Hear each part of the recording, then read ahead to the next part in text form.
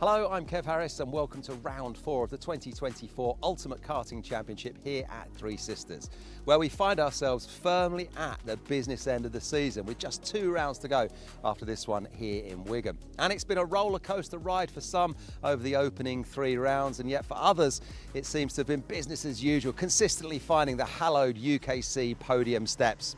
And what of that last round at Warden Law, the circuit that was voted Track of the Year in 2023? Well, for these 5 drivers, it was a great weekend.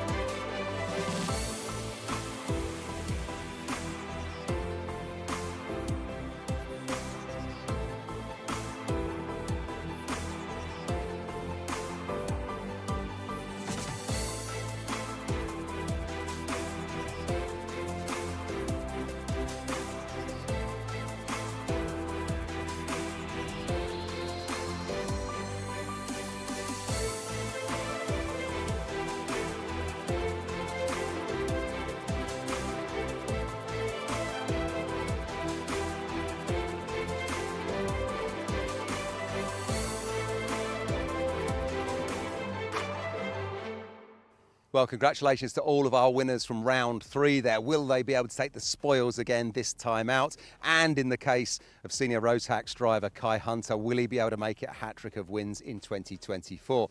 Time will tell. Well, if they're going to do that, of course, this is the circuit they're going to have to do it on. Three Sisters kart track here in Wigan. It's the centrepiece of a country park that takes its name from the coal mining colliery spoil heaps that were left here after the site ceased production in 1958. And this weekend, the UKC drivers will be doing battle around what is called the Valley Circuit. It's almost 1,200 metres of fast flowing tarmac with some corners that are iconic in the world of karting. So to take a look at it, we thought we'd jump on board with a practice lap from Dan Holland racing driver Lizzie Mentier, who podiumed here in 2023. So we picked Lizzie up at the end of the Conrod Straight, passing the timing hut on the left and the start-finish line there then.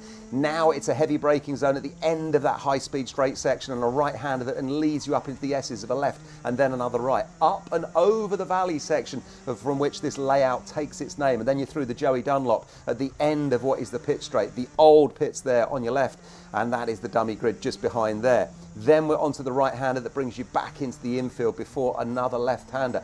Get your timing right here because you want to carry plenty of speed onto what is the Rogerson straight, which we can see now. And again, foot flat to the floor because you can carry all this speed through the left and then the big sweeping right-hander that is Luna. Once you've gone through Luna then, oh boy, look, we're back around already. And that is a lap of Three Sisters as you cross that start-finish line once again.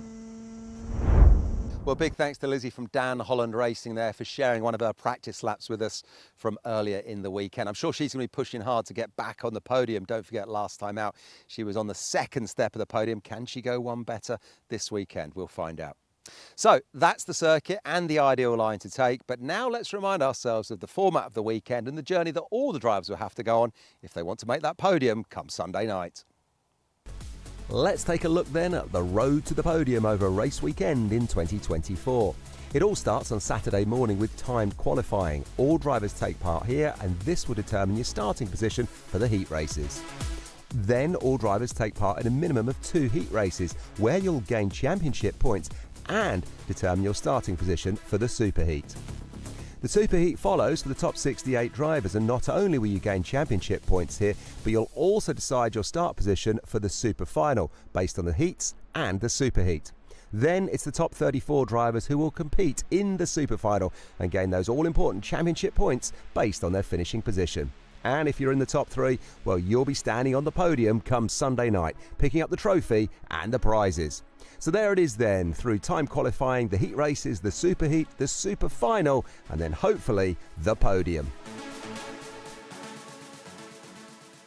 So that's what a driver is going to have to do if they want to make the podium come Sunday night. And with that in mind then, it's high time we go and join the action, kicking off with the first of 2 Junior Rotax Superheats this morning then, with your commentators Kai Bacchini and me, if I can leg it up to the commentary box fast enough.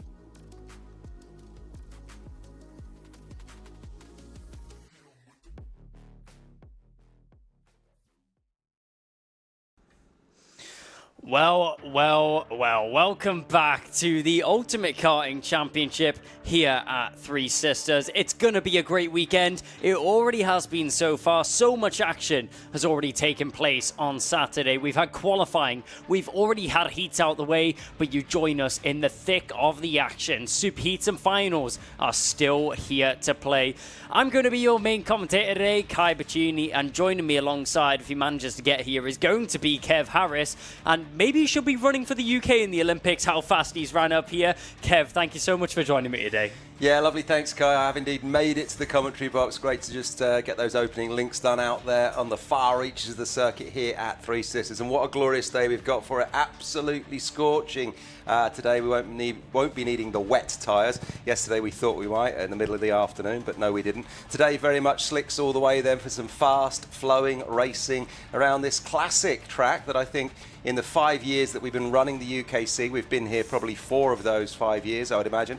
A circuit that the drivers love. All of them just comment on how nice it is to drive. You've got high top speed. You need to carry a tow, especially round through Luna and onto the Conrod Straight then to get those maximum top speeds. Drivers reporting sort of 3, 4, 5 tenths a lap quicker when they get a nice tow on the fastest sections of the circuit. So we can expect some fast racing and some fun racing once again as we now approach what is the business end of the season as well, Kai.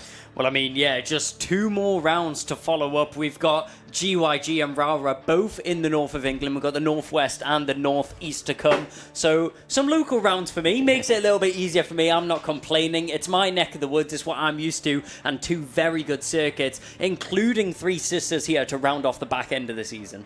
Yeah, Three Sisters here is a great one that we're looking forward to. But like you say, we're off up to the northwest after, well, north of what we got? We've got GYG, North Wales. Yep. And then we've got Rowra up in Cumbria. So yep.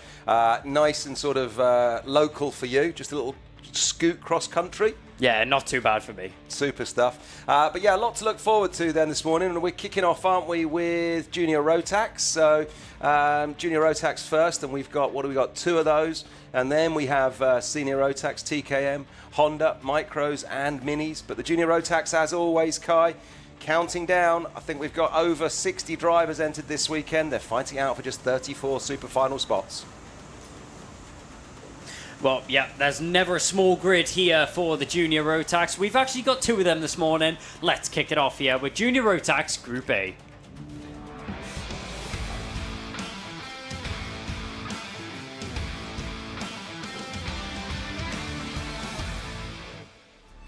Well, drivers aplenty are going to be here on the Junior Rotax grid, and it's going to be a very competitive one indeed, with multiple drivers taking heat wins over the course of the day so far. But it means that Jack West starts on pole position, with Leon Hasty joining him alongside. Harry Bartle, our last round's winner, on the second row of the grid, with Joshua Smith alongside him. Then Ellie Badan and Jensen Pritchard round out the 3rd row of the grid. Cameron Nelson and Kai Clark then follow up from Daniel Kilpatrick, Benjamin Baker, Addison Smith and Vlad Tomanchuk in 12th position. 13th is Jack Thompson from James Philip King, Toby and Alvarez, then Mikey Walker, and row 9 is Oakley Garthright and Daniel Whitfield. Then it's going to be Elliot Powell and Owen Wallace in the top 20, then Jake Woods, Aryan Bansal, then it's going to be Callum Foster, Jake Gruffity rounding out row 12 from Stanley Clark, Daniel Hartley, Joseph Murray and James Kell on the 14th row of the grid, rounding out the 28 drivers here for Junior Rotax Superheat A. I mean, Junior Rotax, it's been so competitive all season, and we actually joined them where we're going to go racing straight away, I'm pretty sure. Nope, never mind. We're going to have a Battenberg. They're going to give us a little bit of a breather here. We've just came straight out of the grid. We'll be able to catch our breath because it's a false start first time round. Yeah, first time round then, just a little bit of pre-match nerves. Some of these drivers, don't forget, of course, a rolling start in all of these races with the exception of Honda Cadet. So they'll go round back once again, then have to get themselves back in that grid order.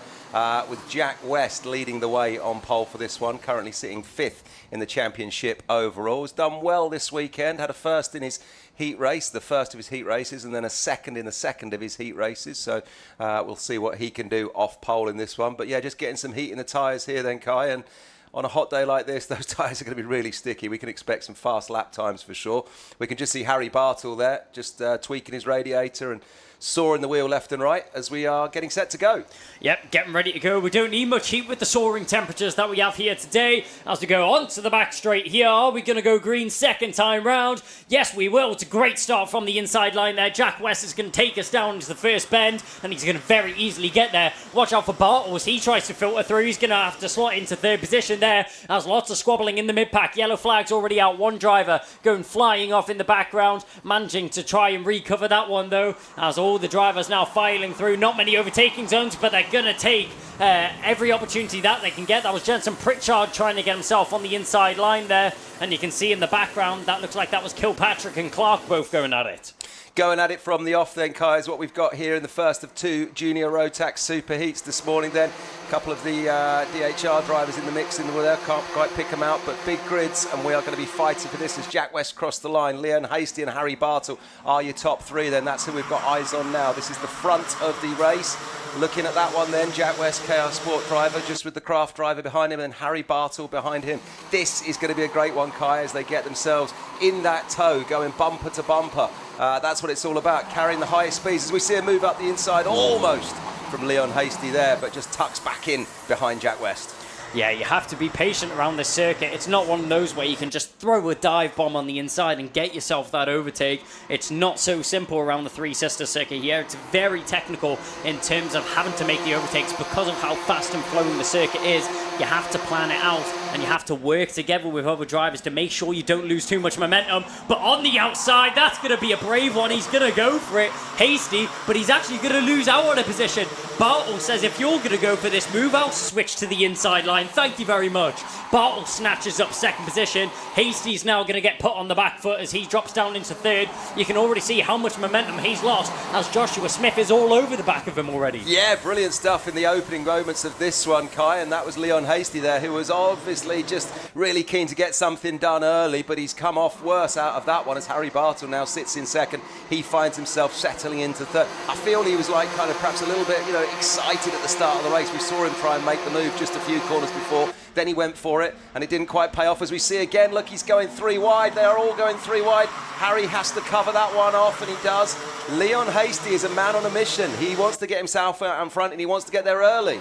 Well, I'll tell you what, Jack West is not feeling comfortable in this lead position right now. He is putting that car to the inside white line, not giving anyone a sniff of that inside line. He doesn't want to even give them a chance or a look at it. But they go 3 wide there, and it's not going to be the outcome he was looking for from Jack West, as Leon Hasty from third to first snatches it up, and now it's a banzai of cars all battling for position as drifting wide, bumping and racing as these drivers try and squabble for positions. Now that was Kilpatrick losing out on a couple there as he drops down into 11th position. 5 places lost in just a blink of the eye, but Leon Hasty from third to first capitalizes on the mistake there made by Jack West, and Harry Bartle manages to get himself in second as well. This is amazing stuff. I was just saying about Leon Hasty looking to get himself out in the lead and get there early, and he's done it. There was a whole melee of action in this opening junior Rotax heat there in the first couple of laps. I mean, crikey, I don't know how many laps we've had, only about 3 or 4, and already look what's going on.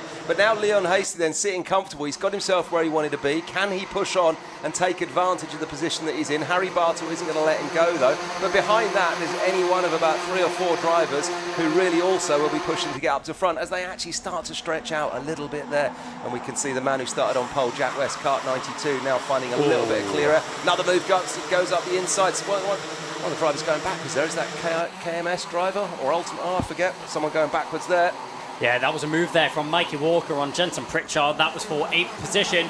Great move there from Walker, just seeing that gap on the inside line, snatched it up, put his kart in the right place, and managed to get that move done. No problems at all, and he's straight back on the attack. Mikey Walker, he's not wasting no time at all, but back up at the front end. Harry Bartle looking to throw a spanner in the works. He's not going to make it easy for Leon Hasty at all. Hasty managed to get himself in the lead. He may be wearing the Lewis Gilbert suit, but it's not going to help him out that much, as on the inside, Bartle's going to get the move done. No problems at all. Oh, and a little tag of the rear wheel there for good measure.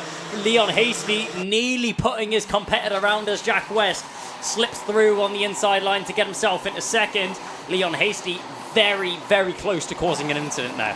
Yeah, that was, he drifted wide, didn't he? We saw Harry Bartle go up the inside, and then in the end, actually, he dropped down to third, didn't he, our man Leon Hasty there, finds himself now in third, as we've got Harry Bartle from Jack West and then Leon Hasty, and behind him then we've got a DHR driver, couldn't quite pick the number out, but I think it's Cameron Nelson. Is it kart number 41? Yep, looks like that. Opening scenes there here in this Junior Rotax. Kai, super exciting. Look, he's all over the back of Jack West once again, but Harry Bartle's the winner because now he's got clear air out in front. Yeah, Hasty just not wanting to waste any time at all in any other position than that P1. Harry Bartle currently has it to his name, and with a 6/10 gap back to Jack West, it's going to be difficult to pull that gap down, especially with how fast Harry Bartle is around the circuit. He had a heat win earlier on in the weekend. That was on yesterday. So he knows he has the caliber to win around this circuit, and he's just looking to use that knowledge to his advantage in this superheat here. And with 4 minutes remaining on the clock, there's still plenty of time for Bartle to extend that gap, which is exactly what he's doing for the time being. The only hope these other drivers have right now is if Jack West and Leon Hasty work together to try and catch onto the back of Harry Bartle.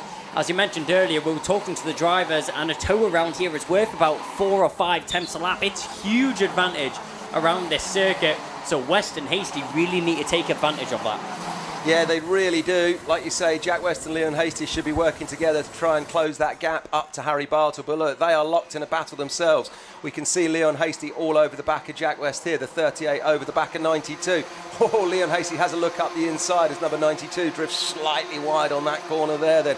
Look, they're bumper to bumper. We've got Jack West looking over his shoulder. Hasty goes wide. Can he go the long way round? No, he can't, as the door gets closed for him. And just behind him then, kart number 41, Dan Holland Racing's Cameron Nelson then, still fully in the mix. Look at this, battling for second then, these 3 karts. The winner though out of all of this, Harry Bartle, stretching his legs out in front.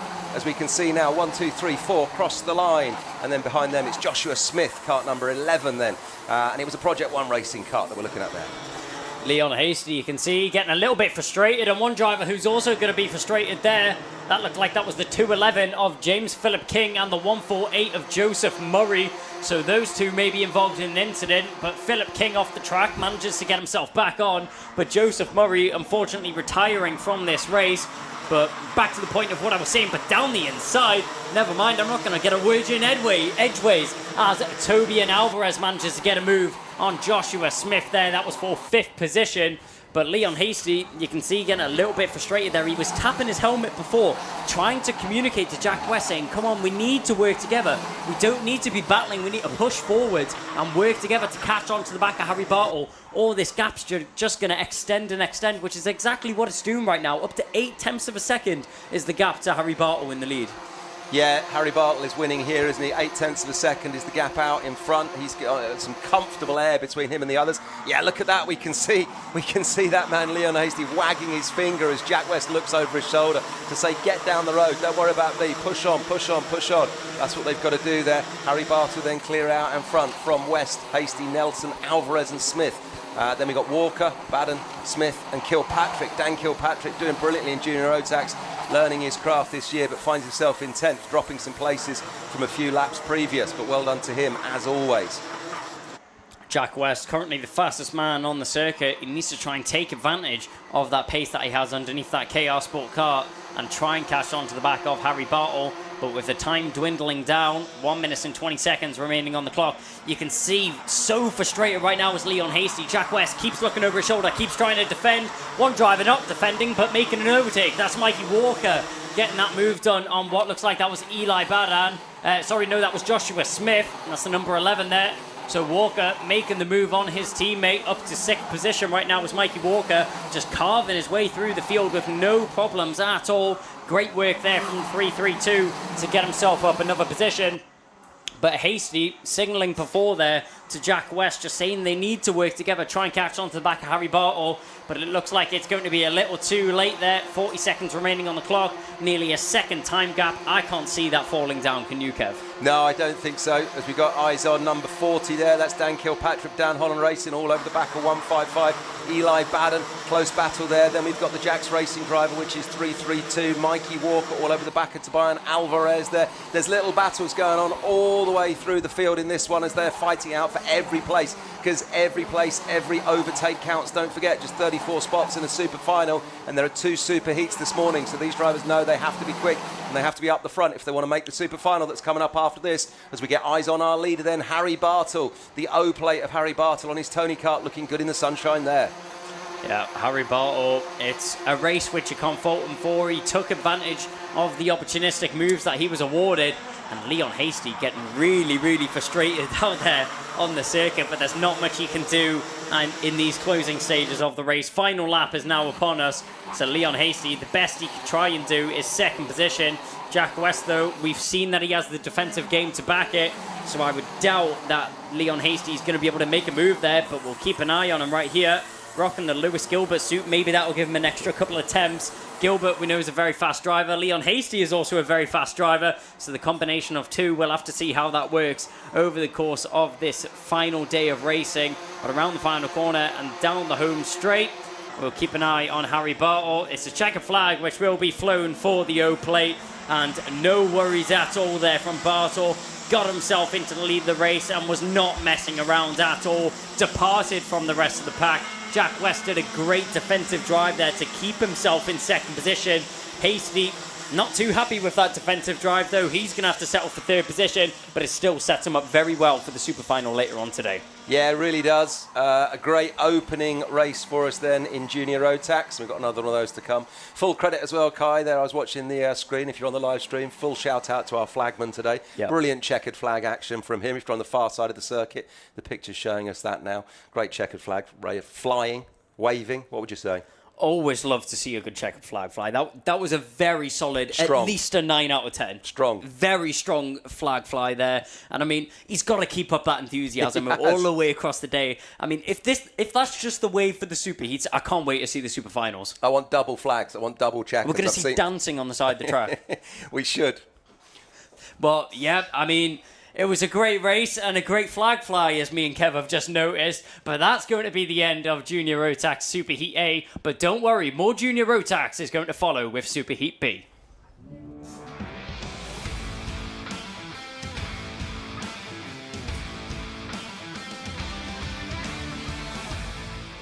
And as quick as one is over, the other one is about to get underway. Junior Rotax Super Heat B is going to be the next race on your screen, and it's one that we can't wait to get underway.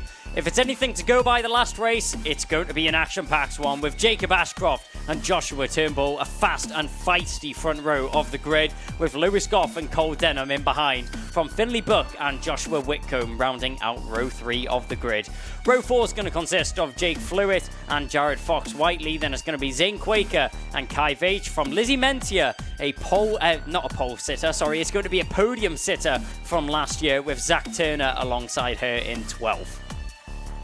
Row 7 on the grid is going to consist of Shane Shandaria, then it's going to be Eric Smith, Sebastian Lush from Charlie Wolfit, Lucas Blanford and Ben Horner in 18th position on row 9 of the grid. Row 10 is going to consist of Lloyd Palmer with Maxim Kirkwan alongside him, then Charlie Benson, Caden Higgins from Luke Sawyers and Henry Cameron in 24th position. Row 13 of the grid is going to consist of Zach McKay from Alfie McBain. Then it's going to be Oliver White and Rachel Turnbull rounding out the 28 drivers here, kicking it for the second of the Junior Rotax Super Heats, which are going to consist of today. I mean, Kev, it was a brilliant first Super Heat. There was battles all the way throughout the grid. Have you got any predictions for this one? Well, I'm looking at that one, and Jacob Ashcroft has put himself on pole. You can't bet against him. And as we look at the championship table overall at the moment, Harry Bartle won the last heat that we just saw, and he's second in the championship from starting near the front of the grid. Jacob Ashcroft leading the championship at the moment, so you've got to have eyes on him. When you look at the championship table online, it's just a flood of gold all the way across by Jacob Ashcroft's name. He's been winning just about everything this season already, but then Harry looks the same, so yeah, you can't bet against Jacob Ashcroft in this one, I would say, but we will see, because to finish first you have to finish, as they say, so we'll see what happens. Yep, and I mean, Jacob Ashcroft, you just mentioned there, he's been on outstanding form this season. I mean, he's only been out of a podium position once this season, and that was the final of last round. I mean, how amazing is that? He's still finished in a points finishing position. He finished in 11th last round, but every single race apart from that, it's been a win. And 1/3, which was earlier on in Heat 1 of this round. I mean, a win every other race is outstanding. Ashcroft has been dominant. Yeah. But we're going to have to see who's going to be the one to dethrone him this time. He didn't win last time round, but will he be able to win this time? Well, we'll find out. We will find out. And of course, that super final is coming up a little bit later on. We know that Harry Barter will be in the mix. Jack West will be in the mix. Who else will be in the mix? Lizzie Mentier might be. She got herself her first UKC podium here 12 months ago, and of course she was podiumed last time out at Warden Law in second. So Lizzie's going to try to go one better this weekend. So we'll see what happens as we see them getting the tyres warmed up then there. All of the drivers with it all to play for. A lot to look forward to in this one. Coming around the final corner then as they start to get ready to get the hammer down and stay in race order, and hope we have a good clean start off and away first.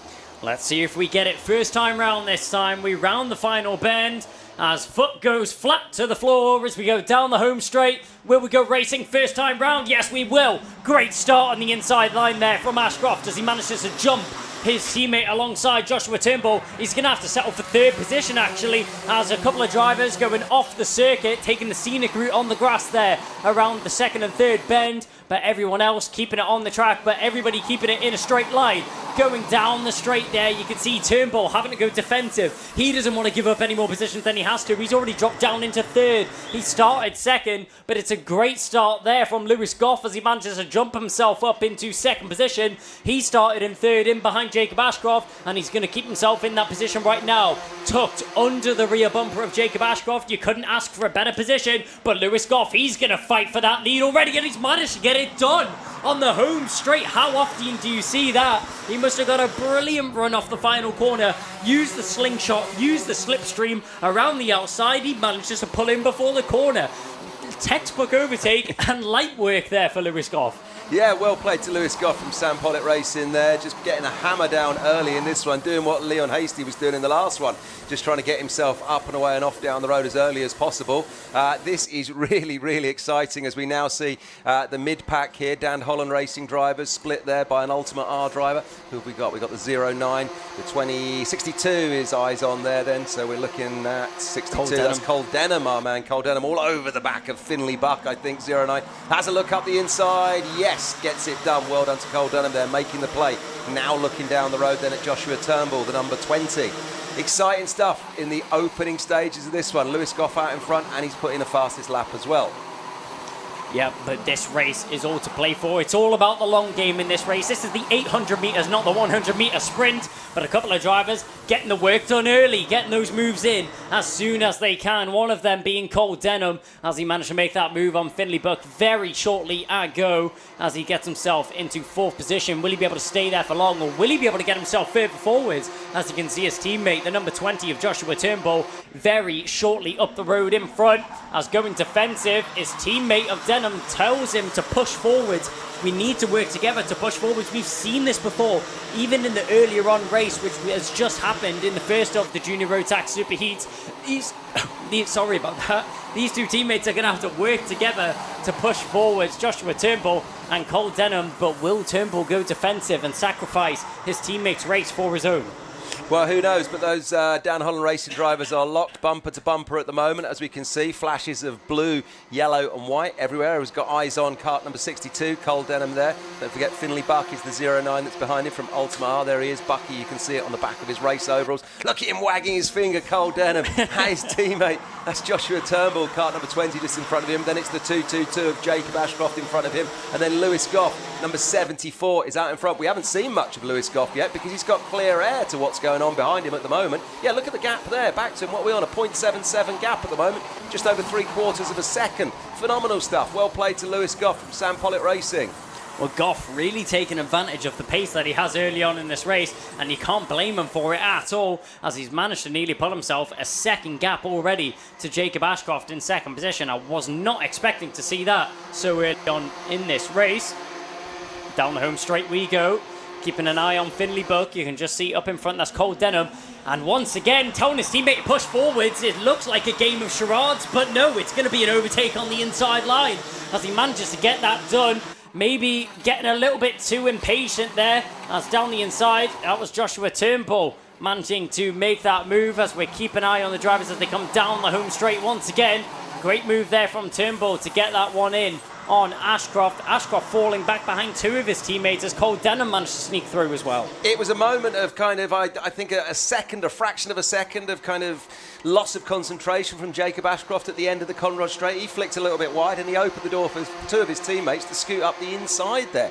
Joshua Turnbull and Jacob Ashcroft, of course. Finley Buck, they're now all over the back as we see Dan Holland Racing drivers go side by side again. Look at this, the three of them are locked in a battle for second place, and then just behind them, Bucky, Finley Buck, 0-9 there. He's just got eyes on, waiting to scoop up the spoils. Can he nick a place or two from these Dan Holland Racing drivers? But out in front again, our camera isn't showing it. Finley Buck's out in front as our second place man, Cole Denham, has a look up the inside of Joshua Turnbull. Well, I'll tell you what, team orders have went flying out the window here in the second superheat of the day. I mean, Cole Denham just really impatient at the moment, wants to get himself into second position, wants to try and push forwards to catch onto the back of Lewis Goff. But the more that these two teammates battle, the more that these three teammates battle, the more that Lewis Goff is just able to pull away. As on the outside, that was Cole Denham trying to get the move done. We'll wait till our camera pans back round. Did he manage to get it done? Yes, I think he has. Cole Denham's managed to get himself up into second position now. So all that frustration, maybe a little bit of a cool down moment there as Denham manages to hit himself into second position, the front of this pack. And look at a pack that it is. That's a train of about 5 or 6 carts. That goes all the way down to 8th position. So 6-cart train here, all battling for second position. And Cole Denham is now the head of it. Look at that battle for second there. Then Turnbull, Denham, Ashcroft, Buck, Flewitt, Whiteley and Mentier, who just puts in the fastest lap. Shout out to Lizzie Mentier there with a 42.69 on her last lap there. But out in front, Lewis Goff is the benefactor at the moment. The gap back to him, or the gap out to front rather, 2.23 seconds. In all that chaos, Lewis Goff has said, thank you very much, I'll just take this one, and he's gone. As now Josh Whitcomb flashes up, a 42.68 on the fastest lap. Yeah, Lewis Goff, no pun intended, but on a Sunday drive right here with absolutely no worries in the world. 2.2 seconds, he can just take it easy. There's no need for him to worry. But one driver that really needs to be worrying right now is Cole Denham, as he's got so much pressure in behind, trying to get that move done. Jacob Ashcroft trying to sneak to that inside line. Now he's going to have to go defensive. Carts all over the place, all over the track. As around the outside, Mentier's going to get a move done. I wasn't expecting that one, but neither was she. She gets it done there on Jake Flewitt. A brilliant overtake for 7th position. As all these drivers still squabbling, trying to battle it out for this second position. Denham gets himself a little bit of breathing room now back to Joshua Turnbull. Turnbull's the one with so much pressure in behind. Ashcroft is furious. He wants to be on at least a podium position, and you can see that by him throwing his cart left and right, looking for any gap that he can find to try and get himself past his teammate.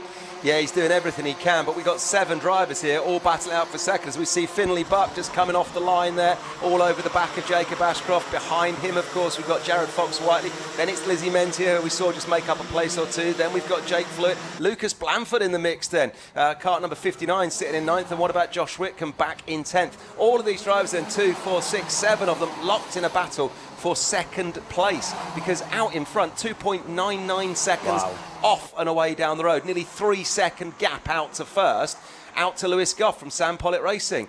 Great action though here from Cole Denham and Joshua Turnbull. The cart number 62 and the cart 20 though are bumper to bumper. It's a slight gap then back to, now we see, I think Ashcroft has dropped back one as the 222. No. Where are we now? Ashcroft's still just there, behind his two teammates.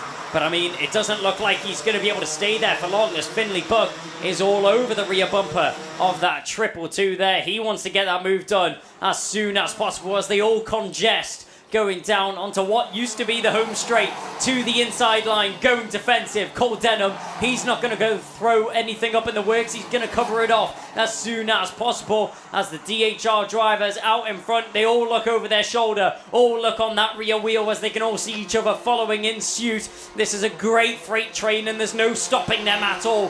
Finley Buck, he's still under pressure. Fox Whiteley's on his rear bumper. The number 42, he looks over his shoulder. Can he get to the inside line? No, he can't. He's not even going to opt for the racing line either. As Lizzie Mentia's joining in behind. Everything's kicking off here in the closing stages of the Junior Rotax Superheat B. But Lewis Goff out in front, 4 seconds of a lead. It's been a dominant display here from the number 74 out in front, and you can't fault him at all. But one driver, which still has a lot of work to do in such a short period of time, Cole Denham, Joshua Turnbull, Jacob Ashcroft, Finley Buck, Fox Whiteley and Lizzie Mentia, all going to work here and all to play for second position. All to play for, and it's a sea of blue, white and yellow Dan Holland Racing colours flashing through this one then. But full credit to Cole Denham because he has been under the cosh for quite a few laps now. Look, and he's just fighting off his teammate there, Josh Turnbull.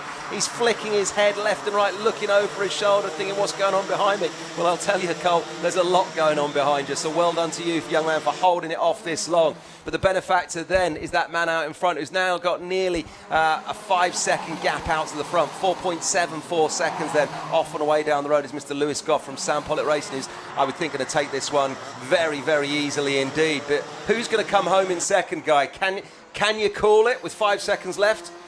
Well, I mean, it's going to be a difficult one, but Cole Denham is making that car as wide as a bus, trying to sneak on the inside line, but it's actually going to throw not in his favour, as on the inside, 3 cars try to get past him. Ashcroft under so much pressure right now is down the inside. Buck's going to make it. Fox Whiteley can't quite get there. Ashcroft manages to slam the door shut in his face as the number 42 can't do anything to get past, but Finley Buck managed to react to that overtake, which tried to be made there by the 222 of Jacob Ashcroft. Buck managed to respond and get himself on that inside line. Fox Whiteley unlucky there to not be able to capitalise on the move as well, but it was a great job there from the number 9 to get himself up in the 3rd position. Ashcroft, he's got a couple corners to go and I don't think it's going to work for him. Lewis Goff, he's already crossed the line. He's not worried about any of this. Cole Denham, hats off to you. What a defensive drive there from the number 62. I mean, in making that car 3 times as wide as it actually was, parking the bus on the inside apex. Cole Denham pulled out every defensive trick in the book to hold on to that 2nd position there. Yeah, full credit to Cole Denham. Well done to you, young man. You had it all going on behind you, and it could have been any one of about 5 or 6 drivers who could have taken second, but you're the man that did it, so well done, sir. And then behind you, Josh Turnbull, Finley Buck getting that move done on Jacob Ashcroft in the closing stages, finds himself in 4th, and Jacob Ashcroft then ends up in 5th. But wow, Kai. 2 races in to the action here at Three Sisters this weekend, and we've been treated to some brilliant stuff already. And very firm but very fair racing. Yeah, I mean, I haven't seen any malicious overtakes at all, any malicious moves, which is amazing to see that all these drivers are able to race so close together and very minimal contact is even being made between them. I mean, Lewis Goff, he didn't have to worry about contact. He was 5 seconds up the road. It was just a Sunday drive for him. Completely disappeared from the rest of the field. Unfortunately, we did have 2 retirements in that race of Zane Quaker and Shane Shandaria. Unfortunately, didn't catch that during the race, so they will finish at the back of the grid in 27th and 28th position. But that's going to round it out there for the 2nd of the Junior Rotax Superheats. This class will return later on today for their super final, and I can't wait to see that one. But next up, the oldest drivers, the most experienced drivers in the fastest karts. What could go wrong? It's Senior Rotax coming up next.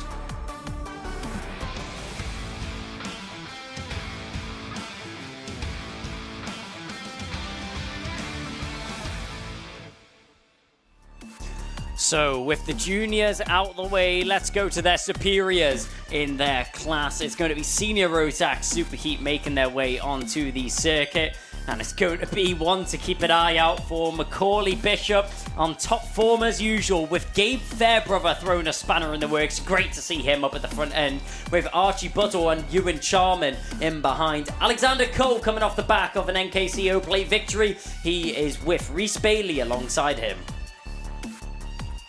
Ryan Ward and Morgan Hudson-Brown on the 4th row. The 5th row will be a Pearson Bullock-Carter and Stephen Duncan. Then John Brown and Alex Duncan rounding out row 6. Rachel Robertson and Aaron McKay from Kai Hunter. A little bit further down the grid than what we'd usually see from the number 1. Ethan Martin is alongside him with Callum Kinder and Ethan Critchley rounding out the 9th row of the grid. 10th row of the grid consists of David Mitchell and Victor Whiten. Then it's going to be James Dunbar, Alfie Bushell, Harry Gilbert and Caitlin Seabrook rounding out the 12th row of the grid. 13th row is Stephanie Hobeka, then Harry Lamond. Then it's going to be Jay Pearson, Gemma Hjorns, Sam Kelbrick and Mac McGilvray rounding out the 30th driver on the grid. The 31st and final driver to round out the grid here for Senior Rotax Superheat is going to be Louis Murica, who starts on the 16th row of the grid, the number 72 novice plate. We'll kick it off from there, but I mean, it's going to be a great race indeed. It's going to be so close up at the front end. I mean, drivers have been squabbling all the way throughout. Kai Hunter managed to get a heat win earlier on this weekend. He won his first heat, but in second heat finished all the way down in 31st position. So maybe a retirement there for Kai Hunter, but second heat not going his way. He's got a lot to play for. There's still 2 more races to go in the weekend for him, so he has plenty of time to get his work done once again, and I'll be expecting to see him fight his way back through the field. Yeah, it's going to be interesting, Kai. I wasn't quite sure what happened to Kai in his Heat 2 yesterday, finishing in 31st place, but he's going to be starting way back in this one, so it'll be an interesting race to watch to see how many places he can make up. But out in front then, as we would expect, big names, Macaulay Bishop and Gabe Fairbrother, Archie Buttle, Ewan Charman, as you mentioned, just getting a win recently, back with us here at UKC this weekend. Big guns out in front, going to be a good race this one. Reese Bailey, Alexander Cull in the mix as well. Hudson Brown, Ward, Duncan and Bullock Carter rounding out your top 10 as they're slow crawling around then here. All eyes on Macaulay Bishop as we start to get underway in Senior Rotax Superheat. Yep, kicking it off from the front of the grid. You'll be used to the colours by now. It's the DHR of Macaulay Bishop. A great start on the inside line once again. Manages to dive down and keep himself in first, going down into first corner. Stephen Duncan keeping himself in the battle in the mid-pack as he's squabbling 4 positions, trying to fend off the drivers in behind him. But as the rest of the pack now file through onto the old home straight, squeezing to the inside line. That was very close for comfort from Reese Bailey, trying to hold off Morgan Hudson-Brown, as Hudson-Brown is fighting his way through the field, trying to gain a couple of positions from the start there. But as the drivers come around the final couple of corners up at the front end there, that's Archie Buttle who's managed to get himself into second position. Gabe Fairbrother started on the front row of the grid. He drops down into third. Drops down into third then, as we see Macaulay Bishop out in front, Archie Buttle, Gabe Fairbrother, Ewan Charman, Alexander Cull in your top 5 then. Clean racing in the opening stages, nobody doing anything silly, as we would expect from Senior Rotax. They know how to start a race, they know how to fall into line, and then they start to work, and then they start to move. So everyone on the black stuff, which is good. Just flowing out line by line as we've got a little bit of movement in the mid-pack there. Can't quite see who that was. One of the Craft Motorsport drivers, I think, looking at the colours there of the overalls, but a little bit of an overtake in the mid-pack. But out in front, it is as we started. Yeah, as we have a look at Stephen Duncan there in a jack sandwich right now as he manages to make his way around the circuit on the home straight though, down the inside, using a little bit of curb to his advantage. John Brown manages to make his way past his teammate of David Mitchell. But there, we're keeping an eye on Stephen Duncan, the A plate right now, in between Ryan Ward and Pearson Bullock Carter. As those 2 drivers, Pearson Bullock Carter trying to get in behind his teammate of Ward. Ward has a little look over his shoulder there, down the straight. As they make their way into the bend there, nearly going sideways. Bullock Carter tried to squeeze on the inside line of Stephen Duncan. Didn't work out for him. Where is Kai Hunter came from? He's now into this battle as he's in 12th position right now. On the back of Bullock Carter, on the back of Ryan Ward is Stephen Duncan right now. The A plate is all over the back of the Tony Kart suit in the Jax Motorsport car. Ryan Ward pinning it to the inside line. He's going to have to try the long way round. So is Kai Hunter. And pushed out wide, Bullock Carter. He's going to lose a lot of momentum there, which means that Kai Hunter is able to sneak through. Stephen Duncan just banging wheels there with Pearson Bullock Carter round the first couple of corners. Kai Hunter says, thank you very much, I'll take advantage of that one. Gets himself up a couple of positions as he now finds himself in 10th position, in behind Stephen Duncan. Duncan just trying to get that move done on Ryan Ward. He wasn't able to get it done that time round. We have a look up back at the front end of the field, down the inside, trying to get it done. He did it on a previous lap. Wasn't able to do it again though. John Brown trying to get on the inside of Ethan Martin. As down the inside, that looks like that was the number 25 making an overtake in the background. That was Morgan Hudson-Brown making a move on Reese Bailey. So Bailey now drops down into what is going to be 7th position as Morgan Hudson-Brown manages to make his way through up into 6th. Drifting a little bit wide there, dancing with danger is the number 25 of Hudson-Brown. Nearly exposes that inside line, but manages to hold on to 6th for now. Yeah, phenomenal stuff from these senior Rotax drivers, Kai, and just mentioning another Kai there, number 1, Kai Hunter, now in 10th. Cameras are on him. He picked up the fastest lap a moment or two ago, so he is making his way through the pack. Look, has a look up the inside here then.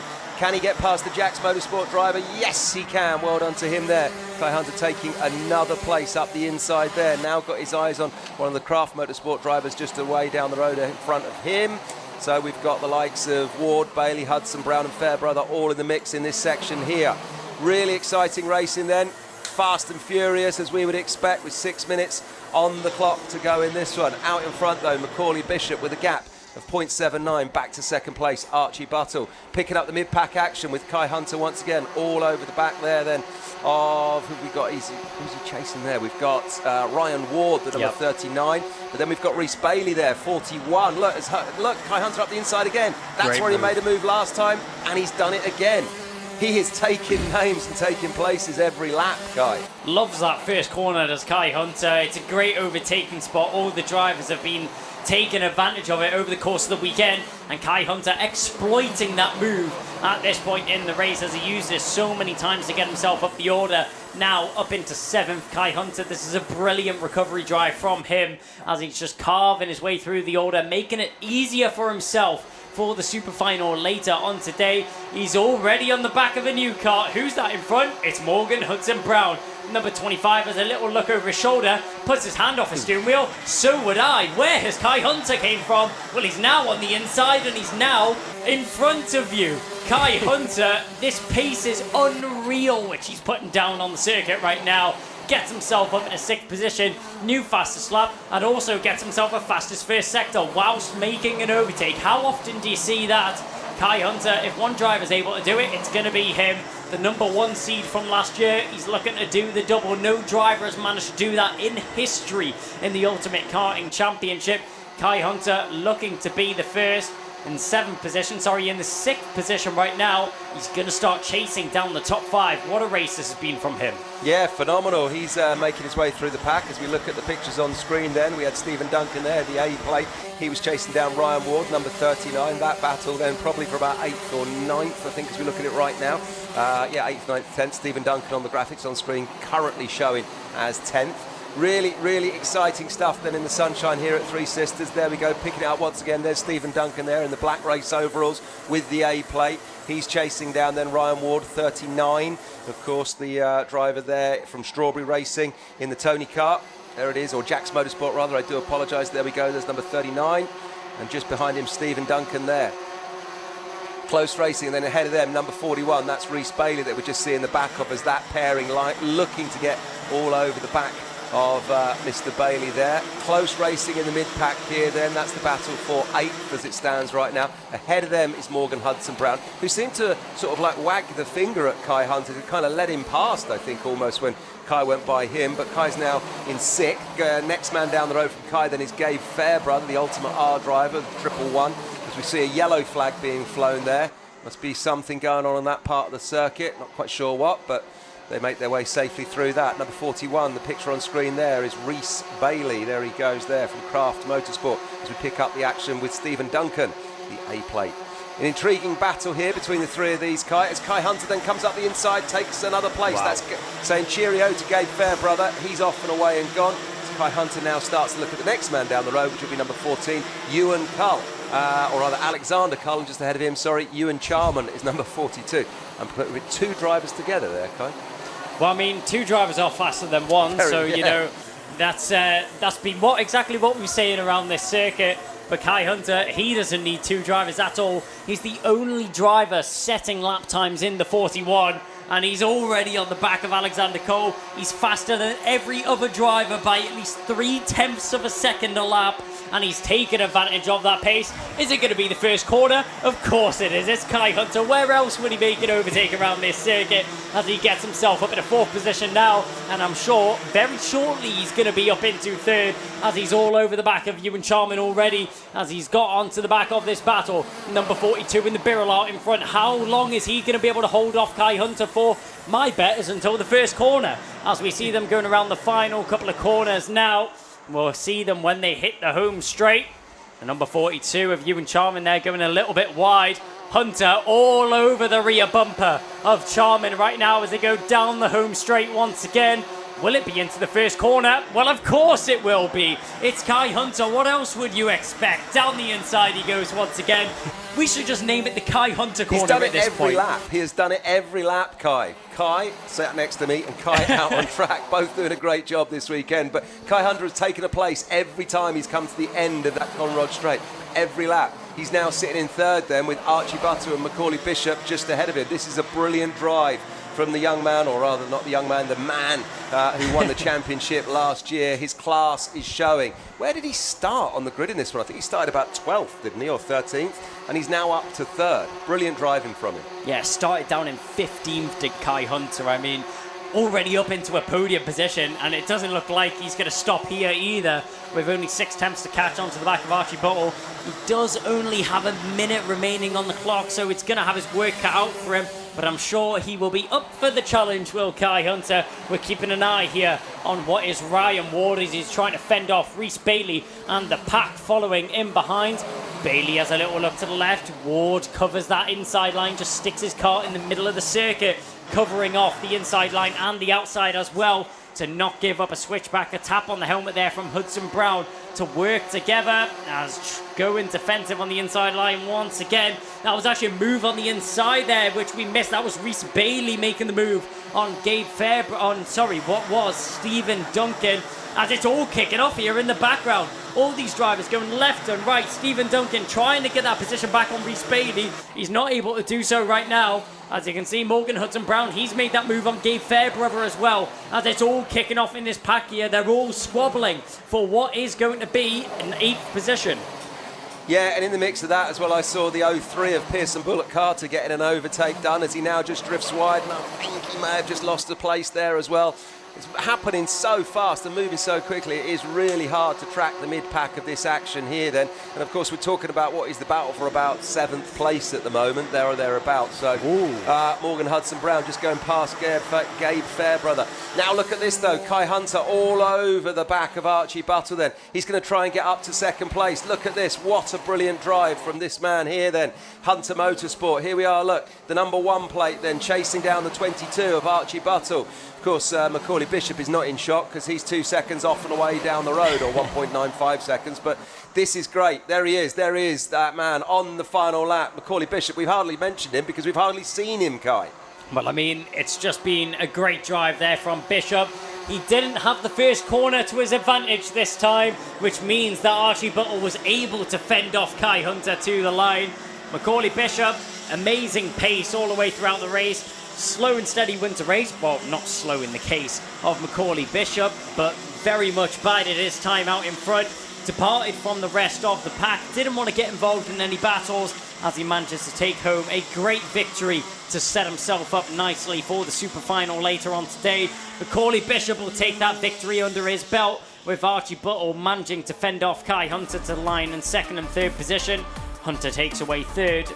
12 positions gained and the fastest lap. What more could you ask for from a superheat? Ewan Charman manages to finish in 4th position from Alexander Cole, Morgan Hudson Brown, Gabe Fairbrother and Ryan Ward just about hanging on to 8th position there as he had so much pressure on the last couple of laps. Stephen Duncan managed to get back 9th there from Reese Bailey in 10th, from Alex Duncan, Pearson Bullock Carter, Rachel Robertson, John Brown, and rounding out the top 15 was Ethan Critchley. I mean, what a race there. Kai Hunter a knife through butter, just carving his way through the field. There was no stopping him. He was a man on a mission, wasn't he, Kev? Yeah, he really was, and that was great to watch. Brilliant driving from him, so full credit to him. Full credit, though, to Macaulay Bishop for keeping his head and bringing it home in first, giving himself the best possible chance going to the Super Final. Archie Buttle will be running at the front of that one. Good to see Ewan Charman back in the UKC as well, in the mix up there in fourth. And excitingly, I'm just looking, there was 31 of them in that, of course, super heat there. It means they'll actually all make it to the Super Final because there's 34 spots available. So the great thing is, we're going to see all that again a little bit later on. Well, I can't wait to see how it pans out. I mean, Kai Hunter will be starting a little bit further up the order, so he won't have to put all his effort into carving through the field, so it'll be interesting to see what he's able to do from further up the order. And Macaulay Bishop, will he be able to hold off Kai Hunter at the front end of the grid? It's going to be great to see how these two drivers will battle it out over the front end, with Buttle and Charman throwing a spanner in the works as well. But the juniors and seniors are out the way. Just a couple more races left this morning, and the next up is going to be TKM Extreme Super Heat.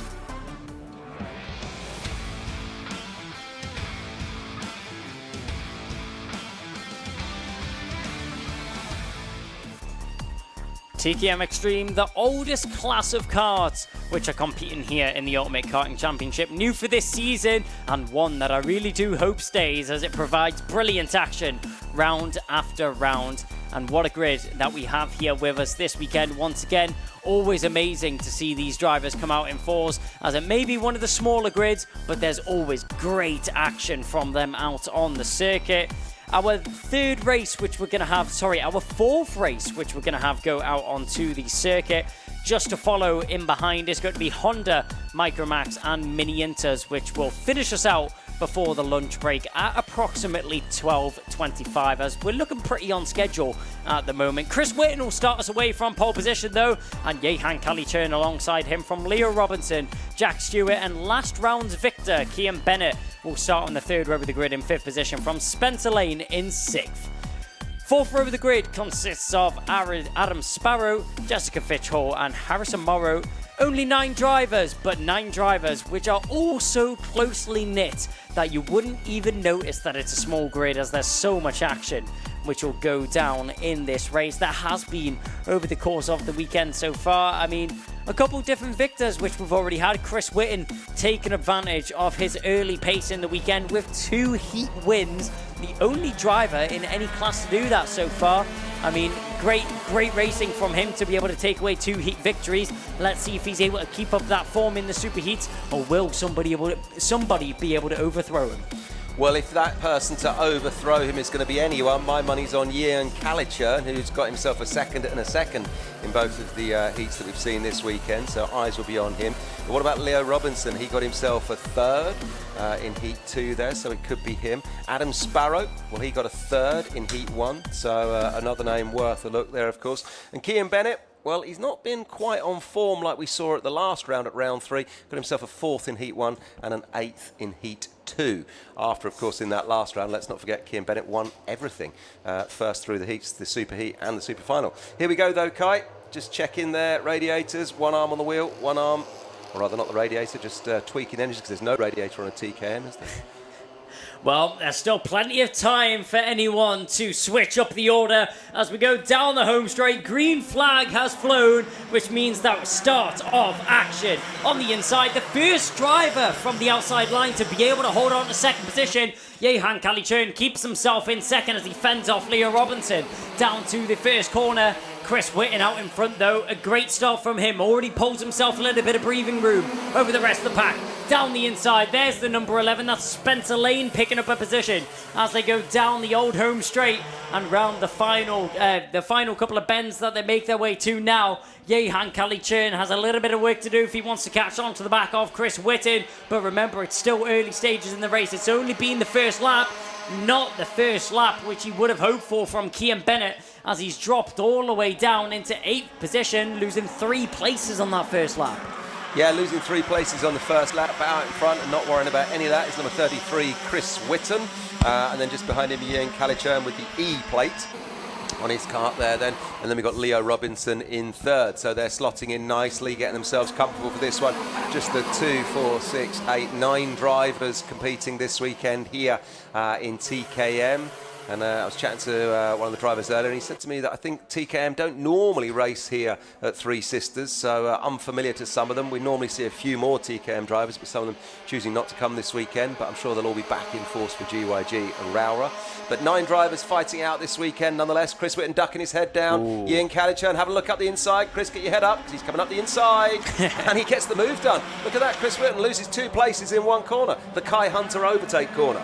But that's why you don't take your eyes off the circuit. Anything can change in the blink of an eye, or the duck of a head in the case of Chris Whitten there, as Calichurn and Robinson managed to make that move on the inside line. Kai Hunter corner, as me and Kevin are now calling it for the rest of the weekend, as we go round the midsection of the circuit, the most technical part of the circuit, hardest to make an overtake round, but very easy to lose a lot of momentum through there.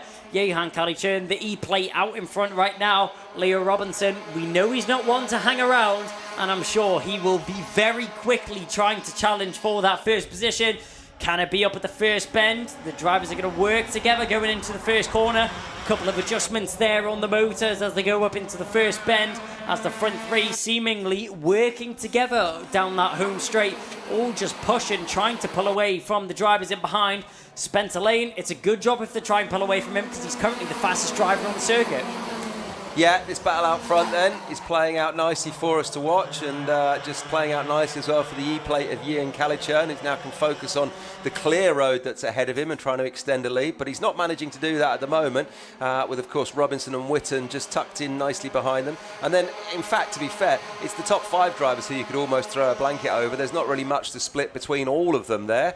As we look at the front 3 then on our screen, they are locked in bumper to bumper, and they might just sit like that for the next 6.5 minutes, Kai, and we'll see it all unfold in the last lap or 2. Just bringing through the back of the order then the likes of Jack Stewart, Cian Bennett, Jessica Fitchall and Harrison Morrow. Interestingly, Cian Bennett has got himself the fastest lap, but currently sitting back in 7th.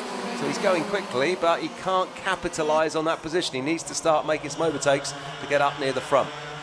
Yeah, he's going to have to start putting a little bit of work in, is Cian Bennett. He may have the pace underneath that car, but he's currently still sitting in 7th position, so a lot of work to do if he wants to get himself fighting up at the front end. I mean, the winner from last round, we know he has the pace, we know he has the racecraft to be up there, as he finds himself in 6th right now, and another fastest lap under his belt, but down the inside, there's a move from Adam Sparrow as he departs of Chris Whitten. Whitten drops down into 4th position. What was the first position and what was the lead not long ago, he's now down into 4th. Not the race which Chris Whitten would have been able to, was hoping to unfold in front of him. But Johan Calichurn doing a good job at holding off the Fortress out in front right now. Leo Robinson not being able to do much in terms of responding to the pace of Calichurn and being able to overthrow him out in front right now. Chris Whitten in 4th, Adam Sparrow in 3rd. Ian Calichurn out in front, then the gap back to Leo Robinson now, 0.12. Look at this, a little bit of a look up the inside from Chris Whitten rather, as Leo Robinson drifts wide, losing space there. So it's actually Adam Sparrow up into 2nd, Chris Whitten now in 3rd, and then I think that man, number 19, Adam Sparrow, just drops back. Leo Robinson back in 4th. Look at this, all squabbling here then, it's a change of the order. So here we go then. Oh, up the inside, more moves taking place here. Great move up the inside. Who did we see there? That was Chris Whitten. That was Chris Whitten up the inside. Of course it was, but Robinson now in 3rd then. So it's Calichurn from Whitten, from Robinson. That's your 1, 2, 3. Exciting stuff out in front. Any one of the 4 or 5 drivers at the moment in that pack, or 6 drivers who seem locked bumper to bumper, could get themselves up into 2nd in a couple of corners here. Yep, 4th to 2nd in a very short period of time, just a couple of corners. Chris Whitten is able to turn his fortunes and switch up his luck as he gets himself into 2nd right now and back challenging for what he feels is his righteous first position. Johan Calichurn, he'll have something to say about that though, as he's out in front right now and he doesn't want to change it. He wants to keep it that way.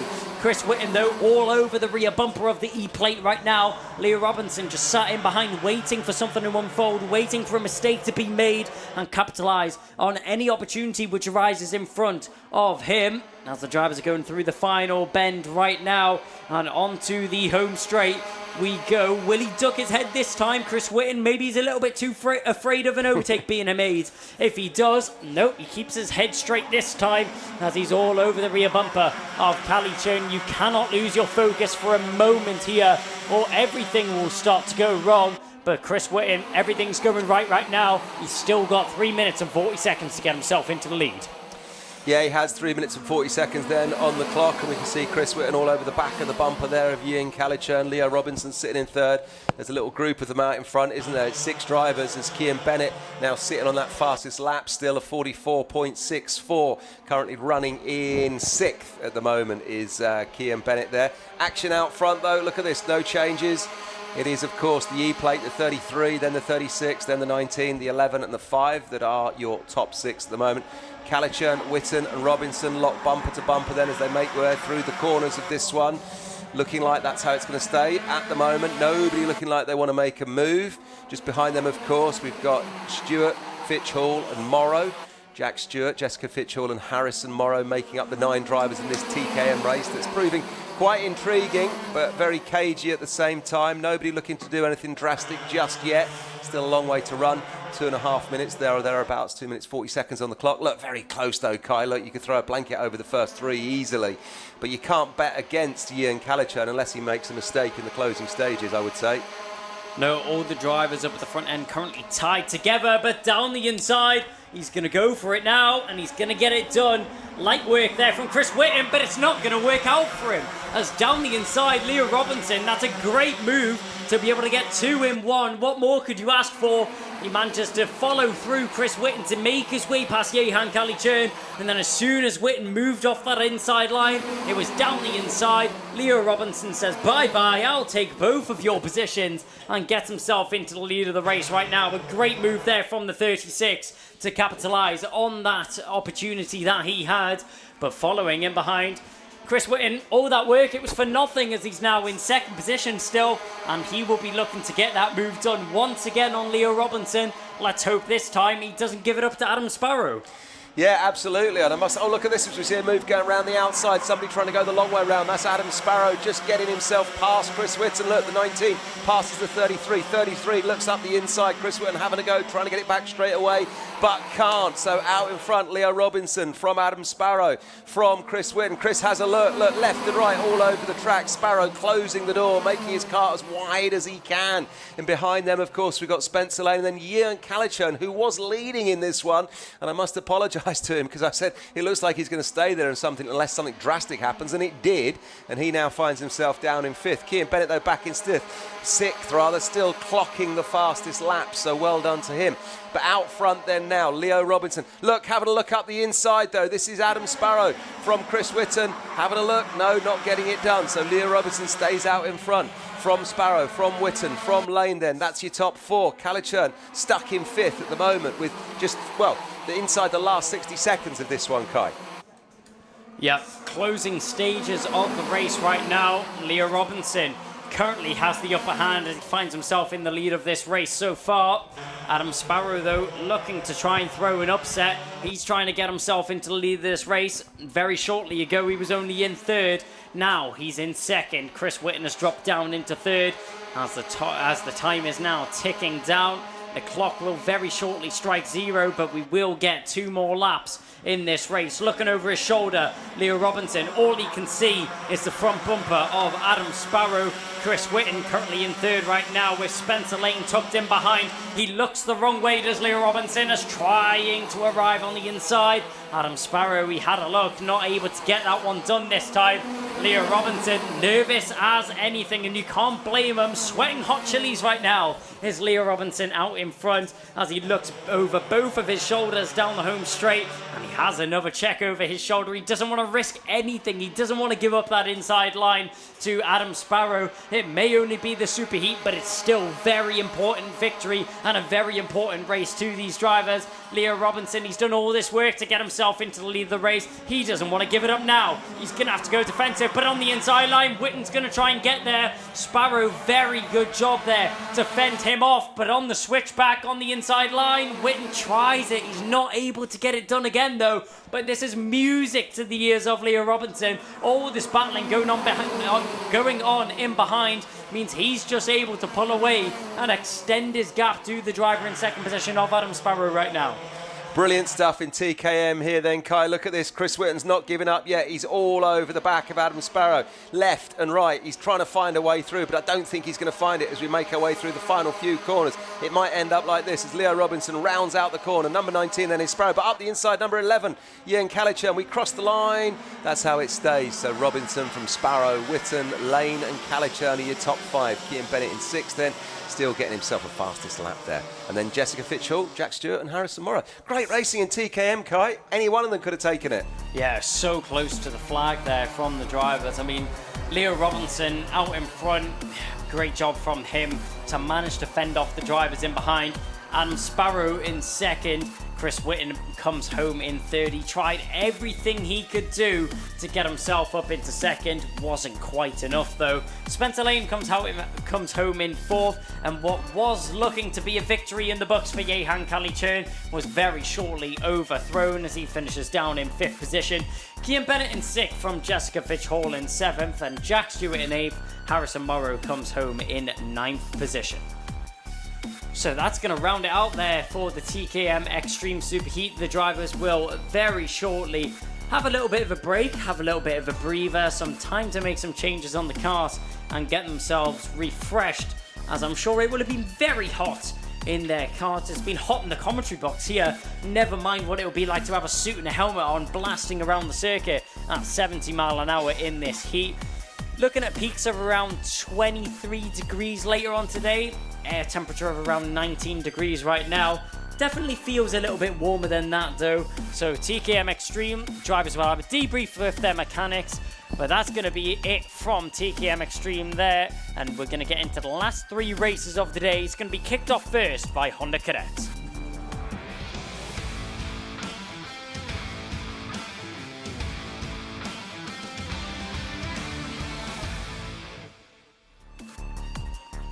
Well, Honda Cadet, the youngest drivers which are going to be competing this weekend, will very shortly make their way onto the circuit. Riley Blakemore is going to start from pole position with Ryan White alongside him. From Ralphie Branscombe, Marjorie Kovacic, then Ashton Horsepool from Theo Hamilton rounding out the 3rd row of the grid.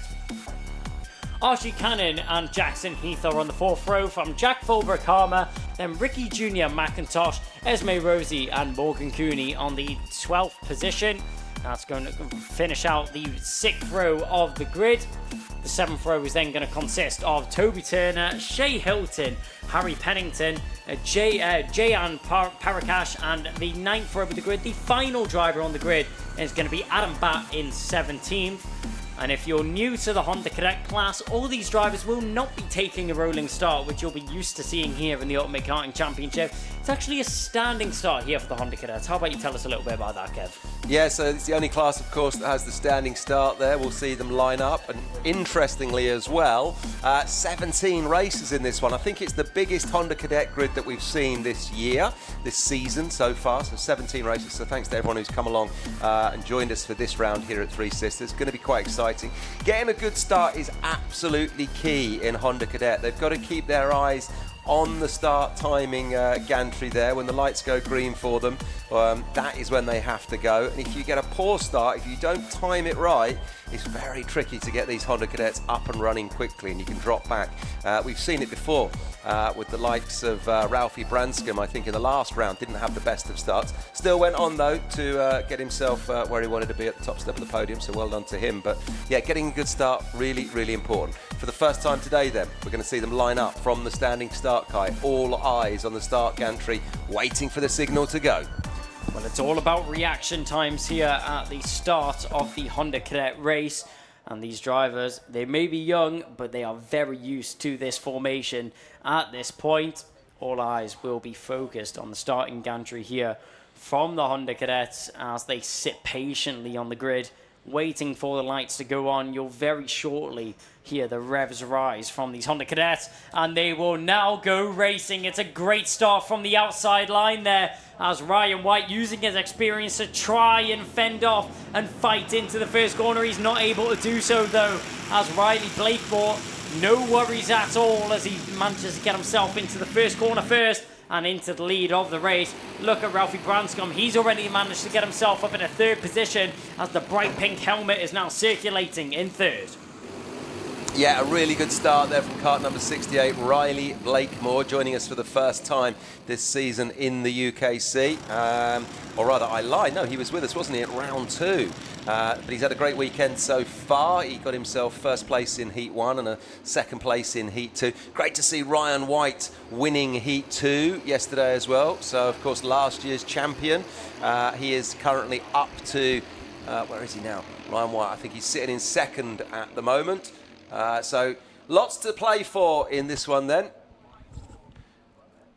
Honda Cadet Super Heat this morning. Looking out in front, here we go then. So I can see, yeah, out in front it's Blakemore from White, from Branscombe then. That's your top 3 as it stands right now. Yeah, as the drivers are now circulating once again, we're having a look as they come through this race right now. Riley Branscombe doing a good job out in front to manage to hold on to that first position as they are now touring the circuit. Ryan White in second right now, trying to get himself into the lead of this race. He still has a lot of pressure in behind though from Ralphie Branscombe. Branscombe, the O-plate, he has a lot of experience in this class and he's trying to get himself into one of those top 2 positions. Keep an eye on the number 15 of Marjoris Kovacic as he's got a lot of pace underneath that car right now, trying to get involved in this battle. Fastest lap goes away of Ashton Horspool. Mistake out in front as riding the curb does Riley Blakemore, and that's really going to throw a spanner in the works as he looks like he's dropped down into second position. Yes, he has. Ryan White able to take advantage of the mistake that was made in front of him as he now gets himself into the lead of the race, does Ryan White, using the experience to his advantage as Riley Blakemore, a short-lived pace in the lead there, and just one mistake just shows how much of a difference it can make. Really throws a spanner in the works. Such a shame there for the 68. Yeah, 68, Riley Blakemore is the young man that just made the mistake and opened the door for Ryan White. Of course, last year's champion Ryan White, and we've seen him leading many, many laps in Honda Cadet, and he's leading another one here then this year in 2024. Great to see him back out in front. He's a great young man and a great young driver, but it's all going on behind him, so he's going to have to work hard if he wants to stay there. Margaret Kovacic, shout out to him then. He's currently in third. And then we've got Branscombe in that fluoro pink helmet then sitting in fourth. But look, Riley Blakemore is not letting Ryan White get away. They are staying bumper to bumper out in the 1-2 positions currently. Behind them it's the 3-4 of Kovacic and Branscombe, as Ashton Horspool, the young driver then, who is in 5th place, currently clocking up the fastest lap, getting himself a 50.11 on the timing screens right now. Fastest through sector 1 though at the moment is Ryan White with a 15.81. As we look at the number 300 there, that is Theo Hamilton. So well done to that young man for keeping himself safely in 7th place. Look up the inside here, Ralphie Branscombe getting the move done on Kovacic. Yes, he does. Just that's the end of the Conrod straight there. Brake late into that one and tuck it in up the inside, and you can make that overtake stick. Well, Ralphie Branscombe taking advantage of the pace which he currently has underneath him in this car. It's a great job from the O-plate right now. The pink helmet, you can't miss him out there on the circuit as he's really pushing the pace right now. Fastest lap was under his belt. 49.62 was the lap which he set on that previous tour of the circuit. Just a couple of thousandths faster there, couple of hundredths faster than Ryan White out in front. So Branscombe has the pace to be fighting up the front end, but let's see if he's able to carry that on and manage to gain up a couple of positions in this race. He manages to get himself into third past Kovacic, as we're having a look at the number 300 of Theo Hamilton right now, who's all over the back of Ricky Jr. McIntosh. McIntosh really trying to fend off the 300 right now for 6th position. Let's see what they're able to do as their battle evolves into the latter stages of this race. Really exciting stuff then in Honda Cadets, and full credit at the moment to the youngsters that are out in front. We've got, of course, there Ryan White fending off Riley Blakemore. That's your 1 and 2. Then there's that battle between Kovacic and Branscombe for second, and at the moment it is Branscombe who's in third and Kovacic is in fourth. Full credit to Margaris Kovacic as well. He's a novice racer, only started karting I think the back end of last year. It's his first full season in the championship, joining us for UKC in 2024, and he's currently sitting third in the championship overall. So well done to that young man for his progress in karting so far. As we now watch a battle on screen that is between the 94, the 64 and the 42. That's Fulbrook Harmer, Heath and Esme Rosie there, having a great little battle, enjoying themselves lower down the order, fighting out for 9th place. Battles all the way through in this one, Kai, as usual. Yep, all the drivers fending it out right now as we're having a look down the old home straight. That looks like it's going to be the number, 94 there. That's going to be Jack Fulbrook Harmer trying to fend off Jackson Heath in behind him. They're battling for 9th position right now as the drivers are making their right way around the circuit. Having a look at Ricky Jr. McIntosh here as still Theo Hamilton all over the rear bumper of the blacked out 44. There's nothing that the 300 is looking to be able to do right now. Theo Hamilton just looking to make an overtake stick, but back up at the front end, it's really closing in now. Riley Blakemore, he did have the fastest lap of this race, and he still has the fastest lap of the race under his belt, but it's not by much, only by 100th of a second to Ryan White in behind, and with that slipstream now coming into his advantage, the number 1 versus the number 68. Blakemore made a mistake earlier on in this race, which cost him that front position, which cost him that pole position. Not the pole position, the lead position, sorry, which he found himself in earlier. But Ryan White looking at overthrow him right now. Ralphie Branscombe just following in behind, keeping it in suit.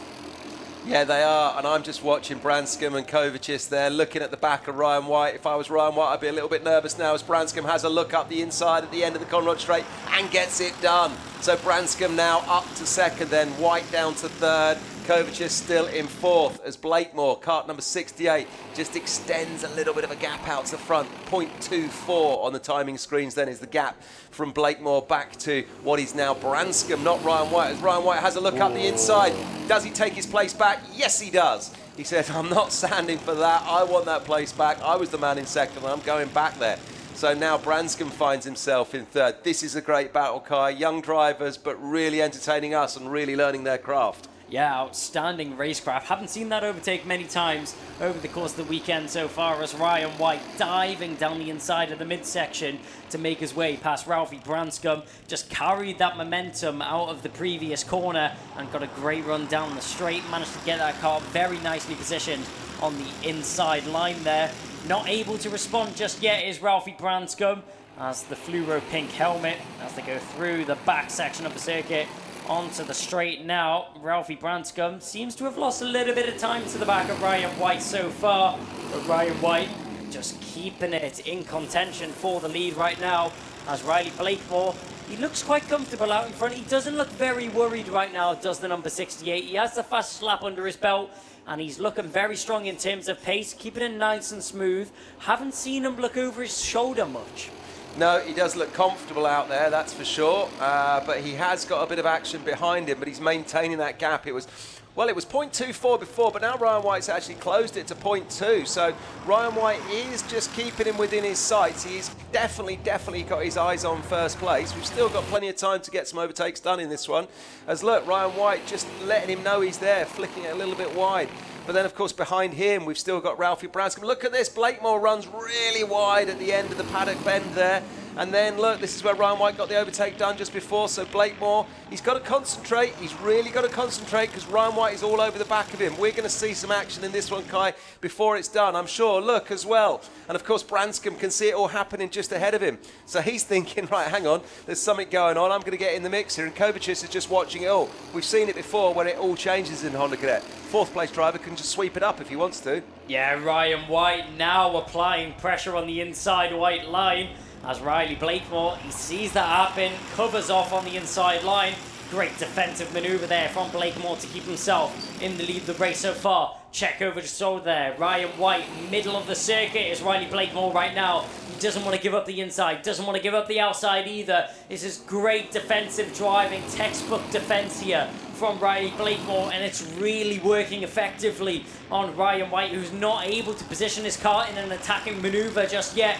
Clips the rear bumper there of the number 68. Now that brings Ralphie Branscombe into contention as Ryan White. Little bit of a mistake there, and Branscombe is all over the rear bumper of the number 1. The O plate and the 1 both going at it for second position. And as the clock strikes 0, when we cross the line, it's going to be the last lap of the race coming up. Little bit of breathing room there for Blakemore. Watch out in behind. Kovac is trying to get involved on the inside line there. White tags the rear bumper of Blakemore as they go nearly sideways. Does Riley Blakemore just about keeping it in the lead of the race so far, as in second right now, Ryan White trying to look for a move on the inside white line. He's not able to get it done. Going very defensive right now as Riley Blakemore, not giving up anything to the drivers in behind. Keep an eye on Ralphie Branscombe. He's trying to get involved as well. So is Kovac in 4th position, just sitting, waiting for something to unfold in front of him. As the drivers all still in the same order as before, round the final bend, and what a final lap that was. Great defensive driving there from Riley Blakemore to fend off Ryan White to the line. He manages to take home the victory here in the superheat, and you can't fault him for it either. The number 68, he made a mistake earlier on in the race which gave up that lead. He then fought his way back, he kept his composure. He didn't lose his head just yet, and he comes home with the victory eventually. A great race there from Blakemore. Yeah, really good race from him. And once again, what we've seen here with those Honda Cadet youngsters, phenomenal stuff, brilliant racing from all of them. And as we've seen in all of these superheats, very clean, very fair racing, firm but fair. Graphics on screen then, Riley Blakemore taking the win, the number 68. In second place, Ryan White is first, so well done to him. Ralphie Branscombe brings it home in third on the O plate. Margaret Kovac there, look, just 0.55 seconds behind in fourth. Theo Hamilton, the 300, gets himself fifth. Then we've got Ricky Junior McIntosh, Archie Cannon, Ashton Horspool, Jack Fulbrook Harmer, Jackson Heath, Esme Rosie, Shay Hilton, Toby Turner and Jayan Prakash rounding out the end of that one. 14 drivers finished. Well done to all of them.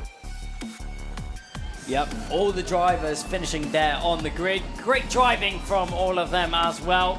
Top 17 all finishing that race. That's what you love to see. To finish first, you have to finish, as Kev mentioned just earlier on, and all the drivers crossing the finish line there, which will move on to the super final later on this evening and later on in this race. We're going to very swiftly take our attention off of the Honda Cadet GX200s and then move on to the next race, which is going to be up next, which is going to be Micromax Superheat.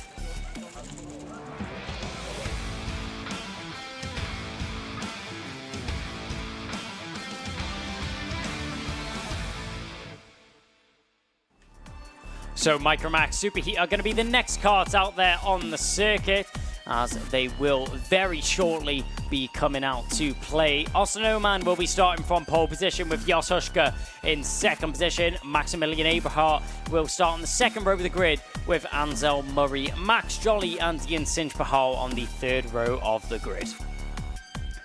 Fourth row is going to consist of Harry Radcliffe from Maria Roberto, then Alfie Garrett, Sebastian Crawford, Logan Stanley Jones and Harris Barber in 12th position. Ralph Martin is going to start on the 7th row and round out the 13 drivers which are competing here for the Micromax Superheat. They've already had 2 heats over the course of yesterday, and how about you have a talk us through the results there, Kev? Yep, so as we have a look at this one, Ian Singh-Pahal getting himself a first place at the end of Heat 2, but the winner at the end of Heat 1 yesterday was Austin Oman. So great to see those two drivers running at the front. Second place in Heat 2 yesterday was Jos Huschka. Well done to him. And third place was Max Eberhardt. Also as well, shout out to Harry Radcliffe, who came second in Heat 1. And then who we got? Jos Huschka again came third in Heat 1. So those are our podium finishers from Heat 1 and Heat 2. Going to be an exciting race, this one. Names obviously running at the front, looking at the top of the championship. Oman, Eberhardt, Huschka, Jolly and Pahal.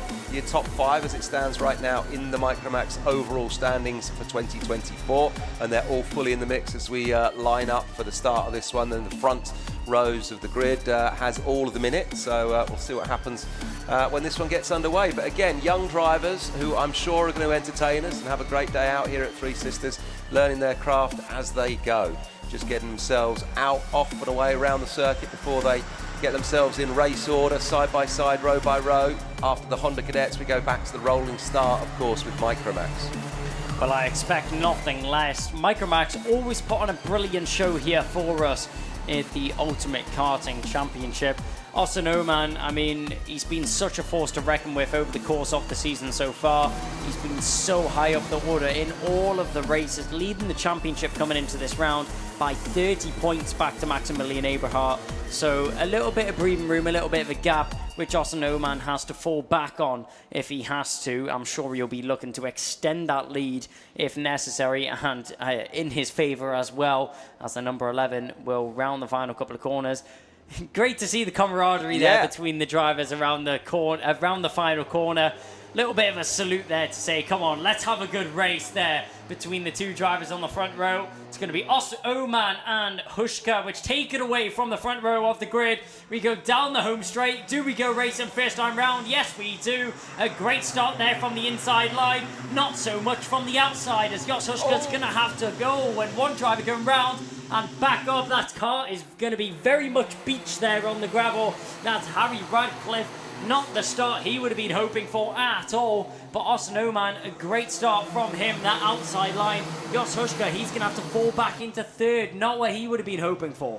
No, not at all. It's the 61 of Max Eberhardt who now finds himself in second place. Then Jos Hushka was just looking across at his teammate Austin Oman as they went round the start process. So they gave themselves a little look at each other, a little wag of the finger to say, okay, let's go, let's get this done. But then I think Hushka was a little bit sleepy getting the hammer down as the lights went out on this one. And in the end, he finds himself in third. So it's Eberhardt then in second. Max Jolly, relatively new to karting, who we see on screen now, then number 14, putting himself into fourth place.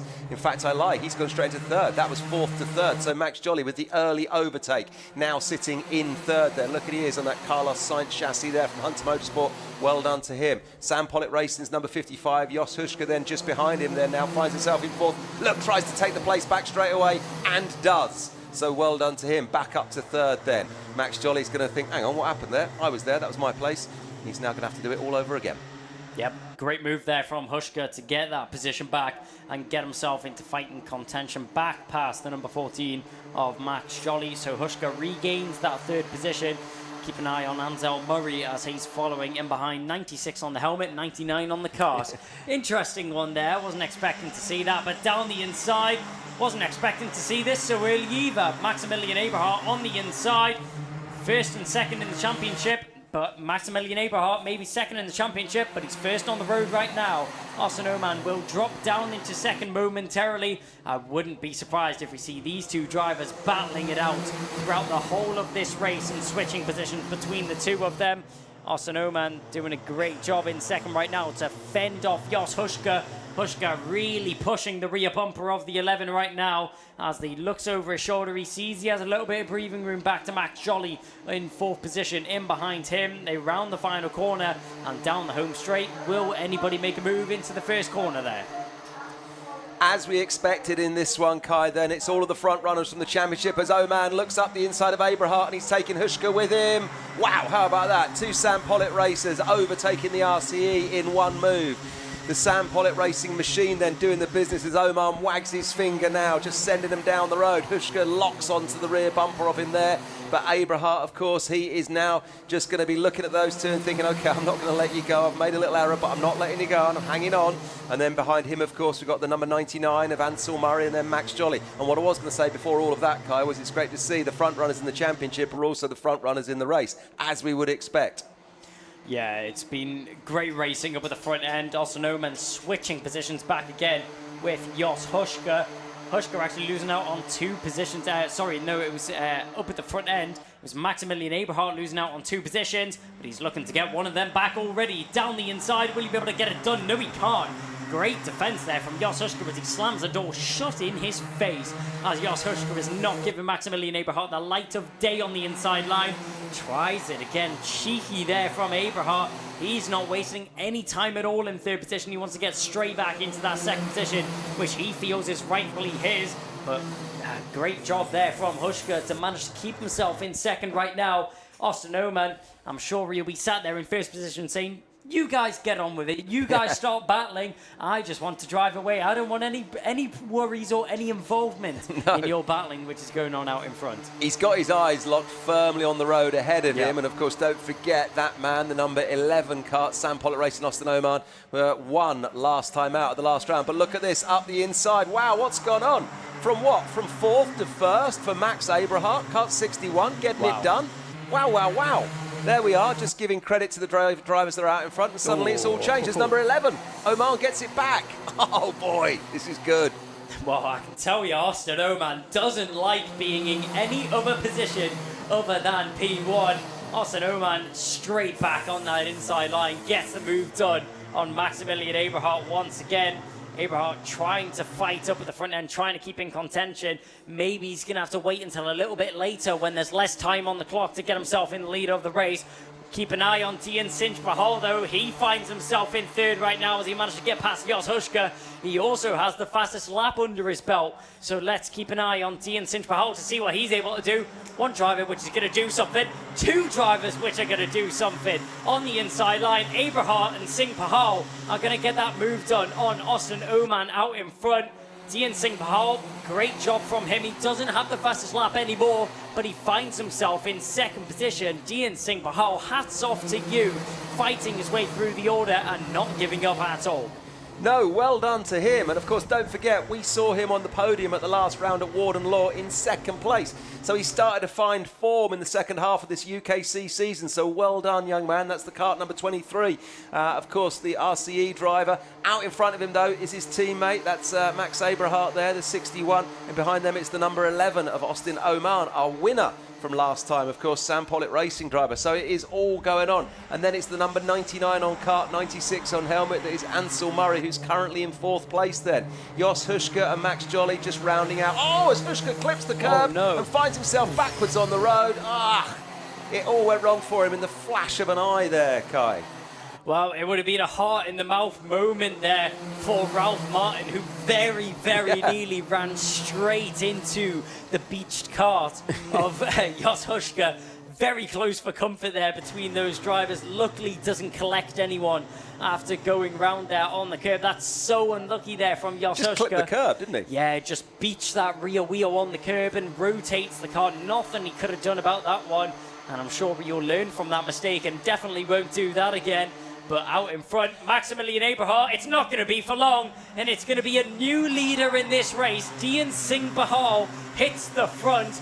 Great racing from the man out in the lead right now. He came from further down the order, fought his way through the field, and now finds himself in the lead of the race. Austin Oman's back into second. Maximilian Eberhardt down into third, but a new leader in the number 23, Dian Sinch-Pahal. Full credit to that young man. Brilliant to see him pushing at the front and brilliant to see out in front. Commentating number 23 then. Dian Sinch-Pahal, there he is, leading the race, getting some clear air to the man that's behind him. That's Austin Oman there, number 11 from Sam Pollitt Racing. Then behind him, of course, Max Eberhardt, number 61. And then there's the 99 of Ansel Murray. So our front four are really entertaining us this morning here at Three Sisters. Is Micromax kart racing your favourite racing in the world right now? I would say it is. This is brilliant stuff. Thanks to all involved for entertaining us in what is just, well, it's just great to watch, isn't it, Kai? Well, it's been non-stop action at all. We've had so many different changes for the lead, and it's not just been the same couple of drivers which have been switching it up at the front end. There is 4, maybe even 5 drivers that have all been in contention for the lead of this race and for this race victory here in the Superheat, and it's not over just yet. You can see the SPR drivers all stood on the top there. That was Ted Bradbury actually watching along there, keeping an eye on his teammates, which are fighting it out in the field. The front of their SPR drivers right now is Austin Oman. Is he going to be able to hold on to second, though? Is down the inside. Maximilian Eberhardt, he had a little look at that inside line without the slipstream. He's not as strong in the straight line though, as Austin Oman was tucked in behind Dean Singh Pahal, using his slipstream to his advantage to keep himself in second place there. But Maximilian Eberhardt showing his intentions in an abundance there as he's keeping an eye on that lead position. He wants to get himself further up the order to be able to fight Singh Pahal for the lead of this race. The lead of this race is intriguing, and yeah, we were just looking a moment or two ago at all of the guys from SPR, Sam Pollitt Racing, still on the top of the truck there. The man with his name above the door, Sam Pollitt himself there, leading the way with that one. So yeah, good to see they're supporting all of their drivers. But out in front though, it's number 23, so somewhere around the circuit, the RCE team will be cheering on Dean Singh Pahal, who is leading this one, leading the race in the super heat that will determine the positions for the super final this afternoon. We've got Austin Oman in an RCE sandwich at the moment, and then behind him is the 99 of Ansel Murray. Then it's Max Jolly, number 14, Hunter Motorsport driver. Like I say, relatively new to karting, but making a great name for himself already, doing his best to just stay on the coattails of the four that are out in front with 23 seconds, 20 seconds left before we start to see the last lap board come out when they cross that start-finish line next time by. Brilliant racing. Will Singh Pahal carry it all the way to the checkered flag? Time will tell, and we haven't got long to find out. Yep, not much time left to tell though, as time is now ticking down on the clock, as it will very soon be worked out who is going to be our victorious driver here from what has been an action-packed superheat. And down the inside, more action indeed, as down the inside, there goes Maximilian Eberhardt as he manages to get the move on Austin Oman once again. Dean Singh Pahal out in front, manages to pull a little bit more of a gap though over those drivers. He's got the fastest lap under his belt now, as the clock has now struck 0. And with the fastest lap, he's able to extend a little bit there. Maximilian Eberhardt now in second. He will have one more lap to overthrow the driver, though, if he's looking to do so. Exciting stuff then as we pick up the action. Here we go, the 23 kart here then leading the way as we are seeing the closing stages of this one then. Oman then is in second. It's 23 from 11 from 61. Singh Pahal with the fastest lap then. The gap back to second and Eberhardt 0.13. And look at that, Max Eberhardt having a look up the inside then of Singh Pahal.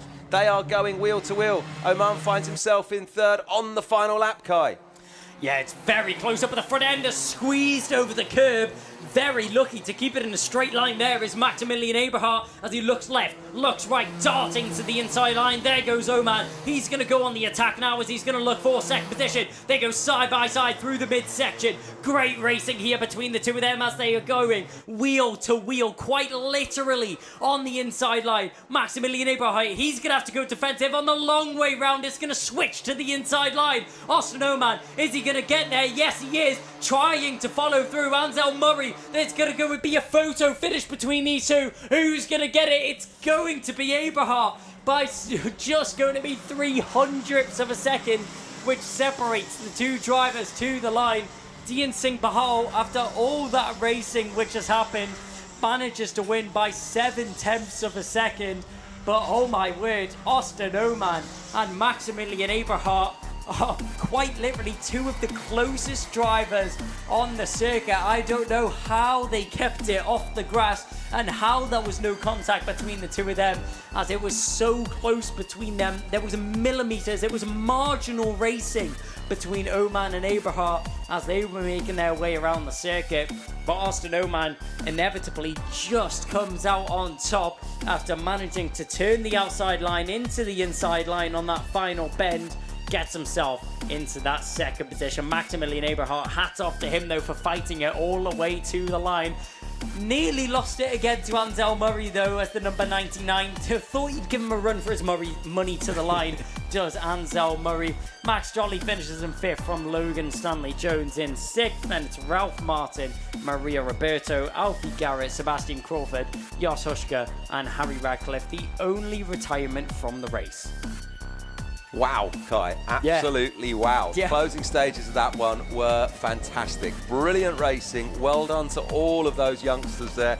As we see kart 52 there, that's Maria Roberto just wheeling her way through the Parc Ferme area as they go past scrutineering. Then we can see who we got there. We've got Sam Pollock Racing Kart, number 52, or rather, who we got there? No, 55. Josh Hushka, there he is, just standing up with the white helmet, of course. He's going to be absolutely gutted. Singh Pahal, it looks like there. Is that who we got? Just kind of just gesticulating? Is that who I'm looking at there? No, that's Garrett. That's Garrett there. Of course, Alfie Garrett just shrugging his shoulders as these youngsters see their dads and their mechanics and try and get their head back in the game, working out what's going on. Look at that. Brilliant to see. Brilliant to see. They've learned a lot. Hopefully they've had fun. Yeah, lovely to see that the drivers reporting the race from their point of view to the mechanics and the dads as well, as if it wasn't stressful enough from the sideline. Have it from a driver's point of view, why don't you? But we've still got plenty of drivers from their point of view for the final race of the morning. As if it hasn't been action-packed enough, I'm going to have no voice left by the end of the day. Mini Inter Superheat are going to challenge us next.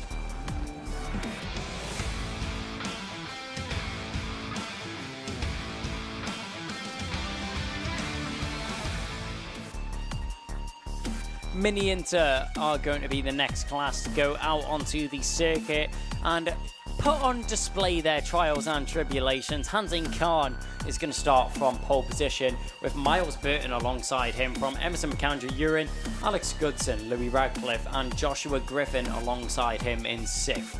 Fourth row of the grid is going to be Zach Starbuck and JJ Lowe, from Ollie Thompson, Daniel Minto, Riley Muro and Thomas Potter in 12th. Seventh row of the grid consists of Blair Smith, from Thomas Jackson, Drew Davidson, Zach Jennings, Loman Wilcox and Charlie Stapleton in 18th. 10th row of the grid is going to be David Hiorns, then Hakeem Bat and Mohammed Hassan Munir, rounding out the 11th row of the grid in 21st. 21 drivers are going to go to battle here on the Three Sisters circuit, just a stone throw away from Manchester. It's very easy to access this location, and that's why it provides such brilliant action. Yeah, it absolutely does. If you look at the 07 there, is that 07 we're looking at there? Yeah, Hunter Motorsport, Hasnain Khan, there he is. So he's the man at the moment that is doing really rather well. Of course, fastest this weekend. He's got himself there a first and a first in his first two heats, of course, or first two heats of the weekend, the only two heats of the weekend. So all eyes are on him. I was chatting to him yesterday, and that Hunter Motorsport team doing a great job for him. And he was very, very good in his interview that we did yesterday as well. A credit to his team, a credit to himself. So can he do the business now on track in the Super Heat? First in both of the heats yesterday. What can he do this morning on Sunday? Super Sunday here then at Three Sisters. I love that one. Super Sunday kicked off by the Super Heats, then we've got the Super Finals later. It's all super on this Sunday indeed here at the Ultimate Karting Championship. Trust Kev to come out with something like this. He's always got the wonderful one-liners. That's why we love having Kev here on the commentary. I'm not going to take credit for it. There is a commentator whose name escapes me at the moment. I haven't seen him own. Rob, who does Scusa out in the USA. Super Sunday is one of his, but I'm not going to steal it. But he won't mind if we borrow it for the day, that's for sure. Yeah, we're just loaning it here at the Ultimate Karting Championship. But I'm sure we will rinse that saying until the end of the broadcast, and it's going to be a good one indeed as the Super Heat for Mini Inter is about to get underway. The drivers are now forming up into their grid position. You can see Emerson McAndrew, you're in there, the number 33, tucked in behind the 7 of Hasnain Khan, who's starting on pole position. Hasnain Khan looks half asleep in the kart there. I'm sure he's just resting himself, as he'll have a very stressful 10 minutes ahead of him as he rounds the final corner. He's about to go down the home straight. Who's going to get the better jump? Will it be the inside? Will it be the outside line? It's been the inside every single time so far today. Will it be the inside once again? They go down, diving towards the first corner, and it looks like it will. Hasnain Khan, he's going to cover off that outside line, but he's still challenging Miles Burton. Oh, one driver spat off in the background there. That's the number 22 of Riley Muro. So unfortunately, Riley Muro will drop all the way to the back of the pack. That's heartbreak for him. But a great start from that outside line means that it's still in contention.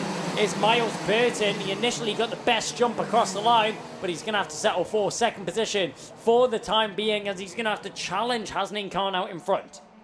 Yeah, he is. Really exciting stuff in the opening stages of this one there. Mini Inter is what we're talking about.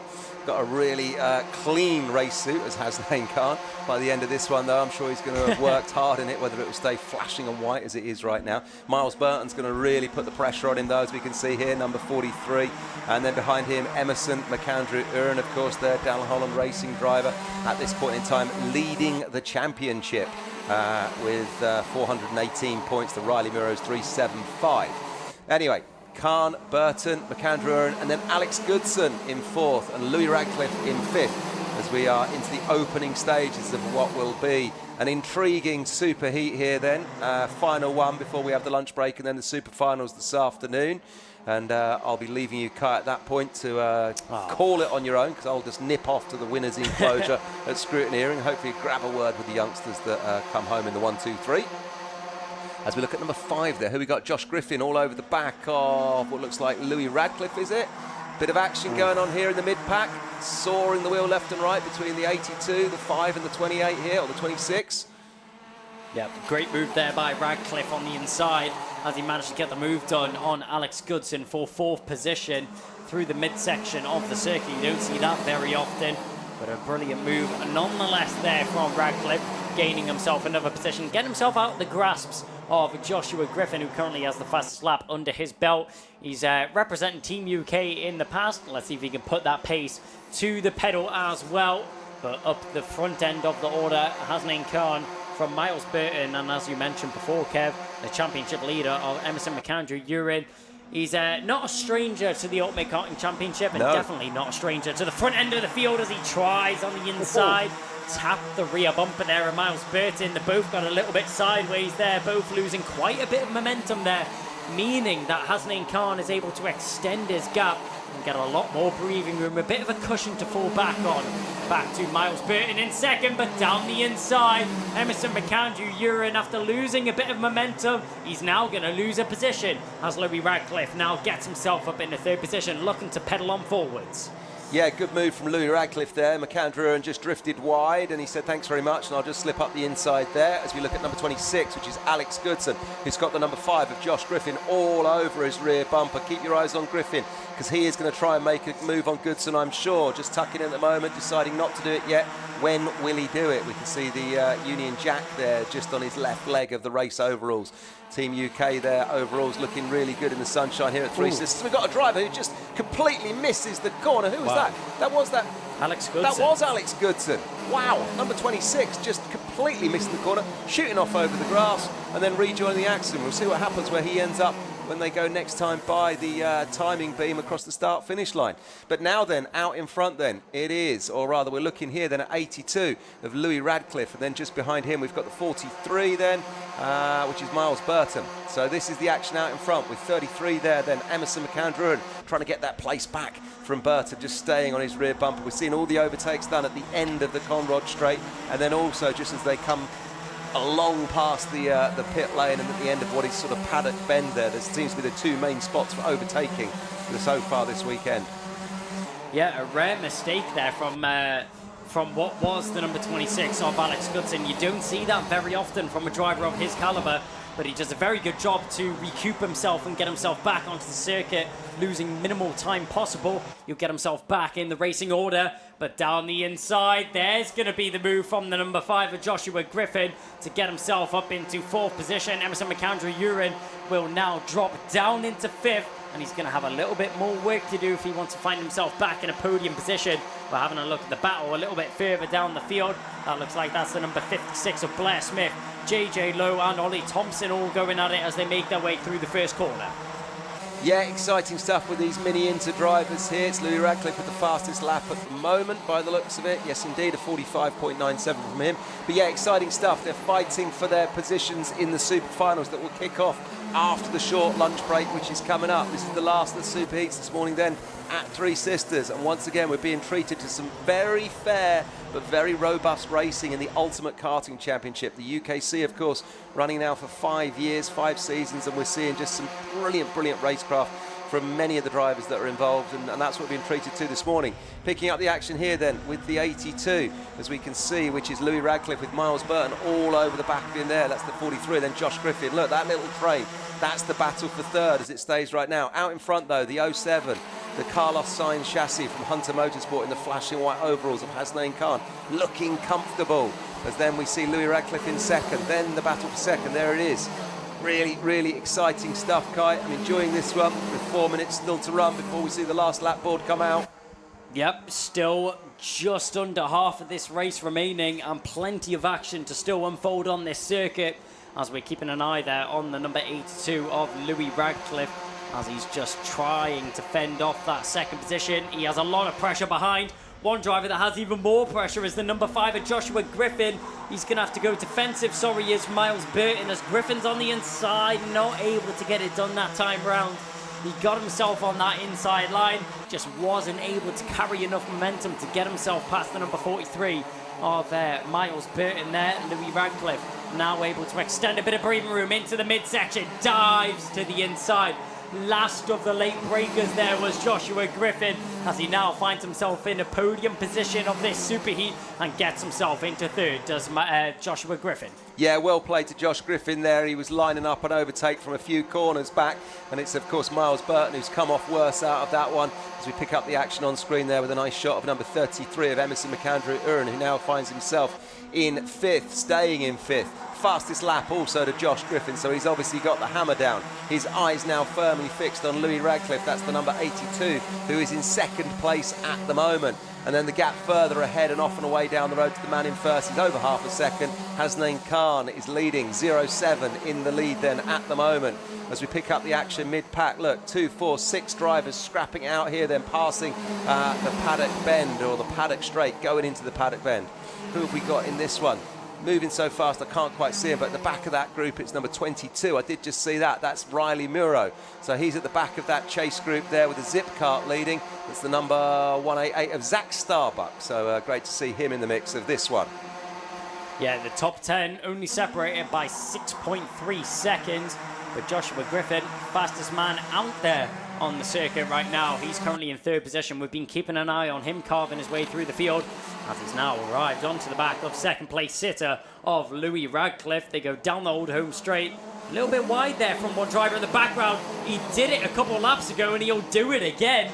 A bit of an unorthodox place forward overtake, but he's loving it, is Joshua Griffin, as he gets on the inside line once again to get himself in a second position now. And Hasnain Khan, he may have been feeling safe out in the front as the time was now dwindling down and he had a little bit of breathing room. But with the fastest man on the circuit now into second place, I wouldn't count your chickens just yet. That was a brilliant move from Josh Griffin because he got the overtake done, then he positioned himself just in front of Louis Radcliffe.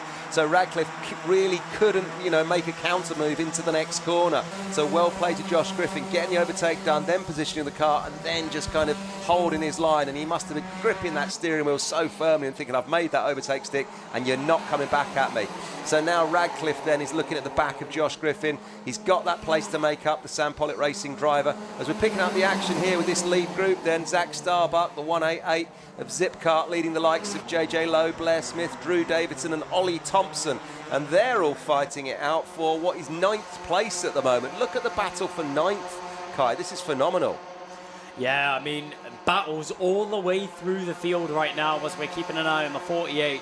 JJ Lowe in the middle of this one. It's all kicking off. That was the 22 trying to go for a move in the background, just in behind them as they go down the home straight once again into the first corner on the inside. Tries to get it done, does the number 56.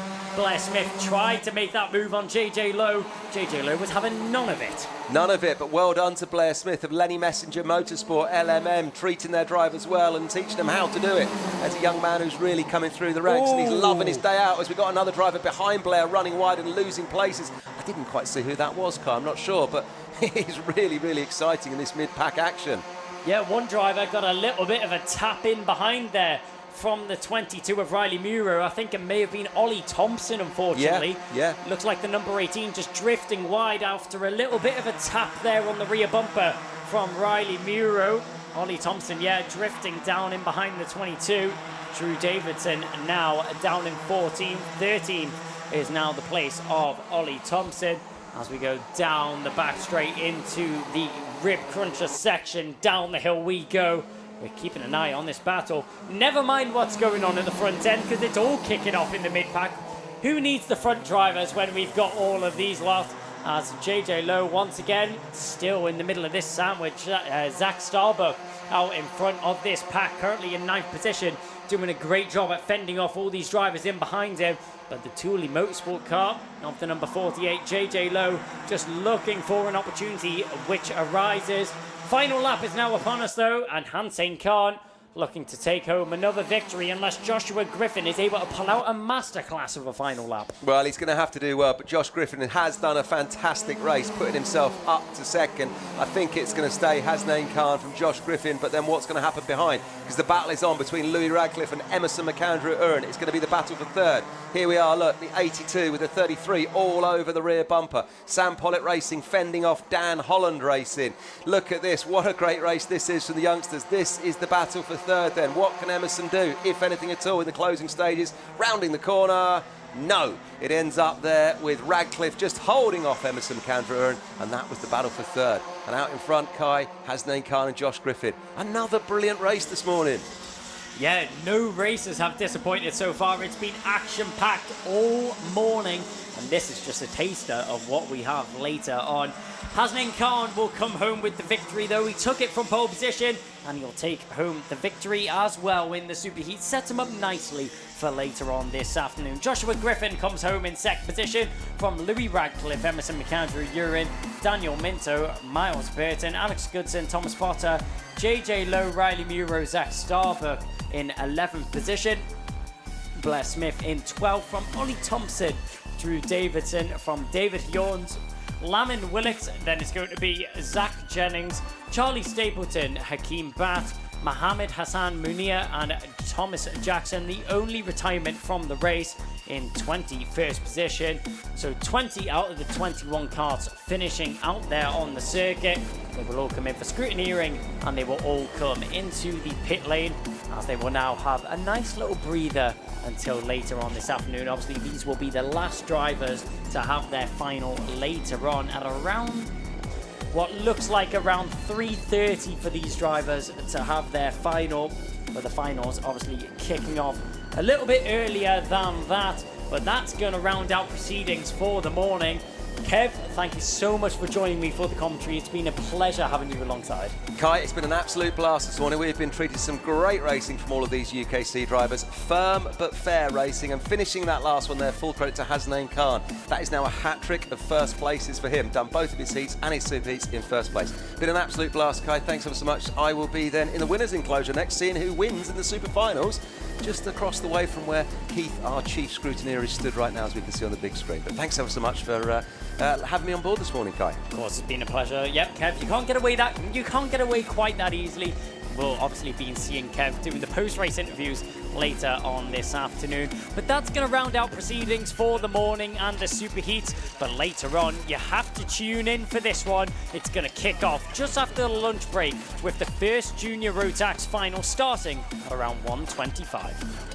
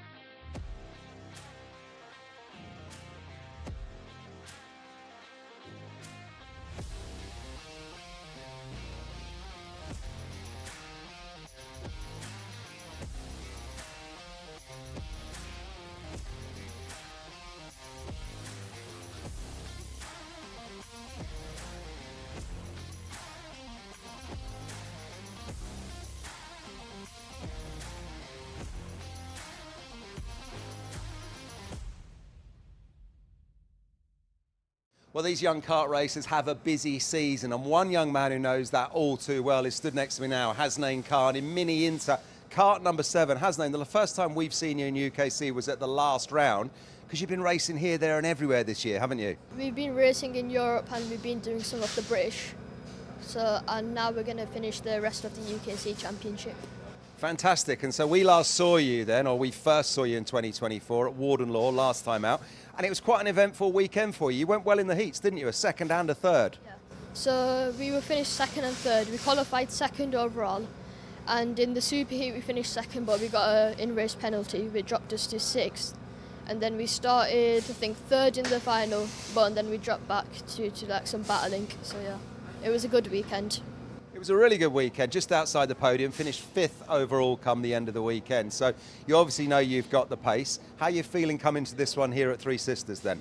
Really confident, as we've been first in every practice yesterday, so we're really good with our pace here. And is this a circuit that you know well? Have you raced here much before? Yeah, it's not really open that often, but I live like an hour away, so it's one of my local tracks, so yeah. So you could call this your home circuit. You might have home advantage? Yeah. And just talk to me a little about the team as well. We're under the Hunter Motorsport awning, and you've been with these guys for a little while now? Yeah, it's been over a year now, and it's really good, as I got Kai and Reese, as they help me with the driving, as they used to drive, but Kai still drives. He's racing today as well, so yeah. So you've got Kai and Reese looking after you. What are some of the bits of advice maybe that they would give you? What sort of things do they say to you as a young driver? Just keep calm and just be smooth. Keep calm and be smooth, I like it. And if you do that this weekend, what are you hoping to achieve come Sunday night? What are you aiming for? Win and get a podium. Hasnain, very best of luck and thanks for talking to us. Okay.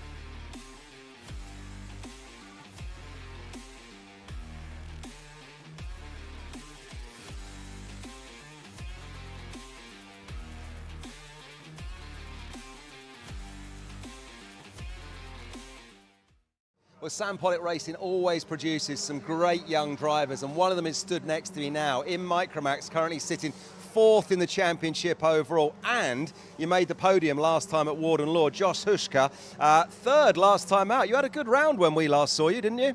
I mean, yeah, should have been second. Didn't really know it was last lap, so a few mistakes there. But coming back this weekend, first time here, hopefully I can produce some good effort and work. Brilliant stuff, a good way of looking at it, very positive, building on the last round, coming into this one. And as you've just said, this is your first time here at Three Sisters. Tell us a little bit about how you've been getting on with this circuit so far, and what do you make of it? I think the circuit's very fast-flowing, probably my favourite track. It's got a few bumps here and there, but the corners are just so flowing that it's just so good. Really flowing. It's already one of your favourite tracks. Did you say I think it's your favourite track? Yeah, I think it's my favourite track. It's just, I really love fast-flowing tracks. They're just amazing to drive on, and it's just wonderful. Brilliant. A ringing endorsement for the track up here in Wingard then. And having a think about the championship, you're sitting 4th overall in the championship. You're in a good place, aren't you, with 3 rounds to go? We've got Three Sisters, then GYG, and then we go to Rowrah. You must have your eyes on the end of season podium overall. I mean, yeah, Rowrah's my local track, so I should do really well at Rowrah. And the championship is like so close. Like, I think it's 2 points between me and Harry. So yeah, just gonna try win the championship. Just got to try and win the championship, not just get on the podium. I love that. And as we talk about this weekend and thinking about Sunday night, what are you aiming for this weekend? What would be a good result for you? I'd say inside the top 3 would be a really good result, but always going for first. Listen, very best of luck for the weekend, and thanks for talking to us, young man. Josh Hushka in Micromax.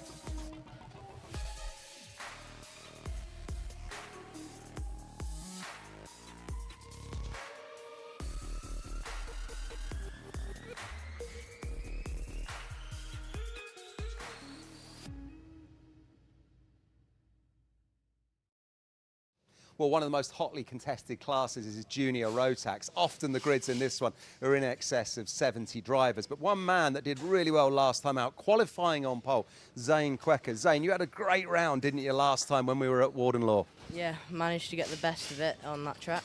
We were struggling for the past few years, but on that one we just went out on our own and just managed to put it on pole overall.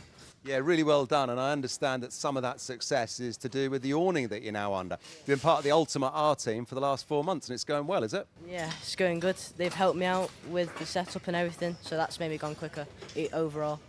So there's quite a difference when you come from being like a younger driver on your own to then joining a team. You notice the difference almost straight away, do you? Yeah, a lot, because they just go quicker as you like go further into the team a lot more. So. Why do you think that is? What's happening under the team awning that perhaps doesn't happen when you're, a one-man band? So we go into the awning and then you get given data, helping you out helping out in the lines that you need to improve on, and yeah, it just needs to get better and better, and yeah. And I guess I imagine under a team awning, like you say, the data, there's lots of drivers all trying lots of different setups, so you haven't got to spend lots of time on your own trying different setups. Yeah, everyone tries different things, and the best one out of all of them just goes with that. So. Looking ahead to this weekend then, we're here at Three Sisters, and you know this track well. Yeah, it's my local track, like 20 minutes away from here, but we know the lines a lot. I'm probably mainly I might be quick around here. Hopefully I can put it on the top step. Yeah, well, best of luck for that. You get a lot of support as well, don't you, with your karting? It wouldn't be possible without sponsors. I think you know all too well just how important sponsors are. Yeah, so O'Grady Electrical helps us out, gave us a sticker kit for free, helped us out, motivated me a lot, and they're going to be here this weekend, so I'm hoping to get good results for them. Brilliant. Well, hopefully you will get some good results. Come Sunday night, what are you aiming for? What is going to be a good result for you this weekend?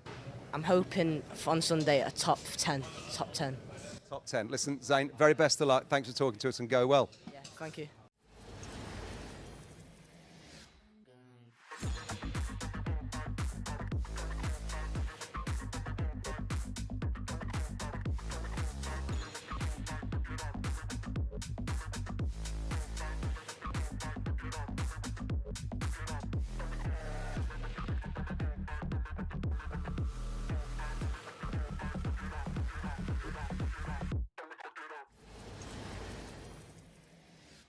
Well, if ever you needed proof that the drive to survive effect is real and that motorsport is a completely gender-neutral sport, I have the living, breathing embodiment of both of those things right here. Caitlin Seabrook, running in Senior Rotax. Caitlin, thanks for taking time to chat to us today. Just tell us about your story and how you got into motorsport. Why are you in karting? So I started watching Drive to Survive on Netflix, and it was watching that really got me into motorsport. And I said to my dad, who's no one in my family has raced, so it's totally new to us. I said to him, I was like, that's what I want to do. So we went up to Knockhill and we done some of just the rental karting, and that's where we started. So we've done a year's rental karting in 2021, and then we met Lenny Messenger, who we're running with now, and we done junior Rotax last year. This is my first year in seniors and doing UKC. Well, listen, really well done, because the senior Rotax field this year in UKC and across the UK is really strong. Tough competition out there in senior Rotax. Definitely, it's been tough. Definitely one of the toughest championships that I've done. I think doing Scotland last year, a lot of the Scottish rounds are a lot smaller than what UKC is, so it's been a big learning curve, but it's definitely made me come on as a driver a lot. Yeah, and coming on as a driver a lot is what you've been doing this season, so really well done. But you've got quite a sporty background, so you're not coming at this from completely being someone who was sitting on the sofa doing nothing. You've got a little bit of competitive spirit in you already. Yeah, so done gymnastics for 8 years, done some running, football, some surfing. No, but I've always been very sporty, and I think definitely from gymnastics it's given you that kind of agility and kind of just niche strength that you need for the sport. My sponsor is Synergy Group Fitness. They've been with me along the way. They trained me when I was a gymnast, and now they're training me as a racing driver, so a massive thank you to them, because I think strength is such a big part in motorsport, and it's definitely something you need.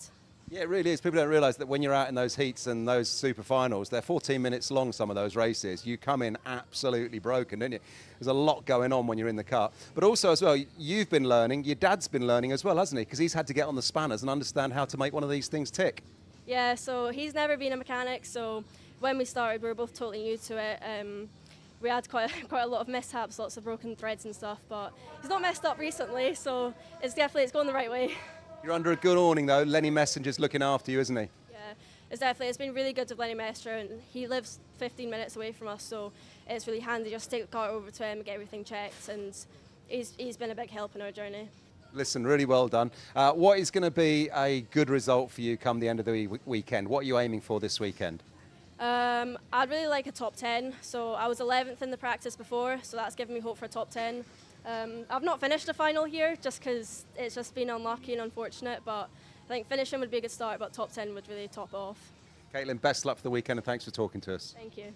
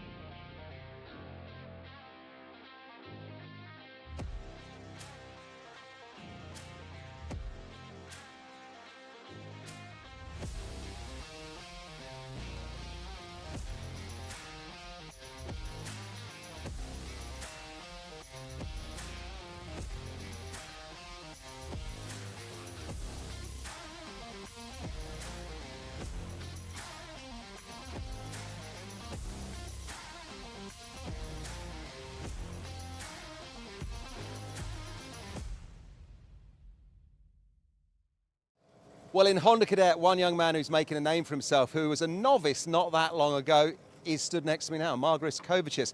Third in the championship overall in UKC, fourth in the British Championship overall, and you are relatively new to all this karting, aren't you? Yeah, it's only been, my first season and it's getting along pretty good, so.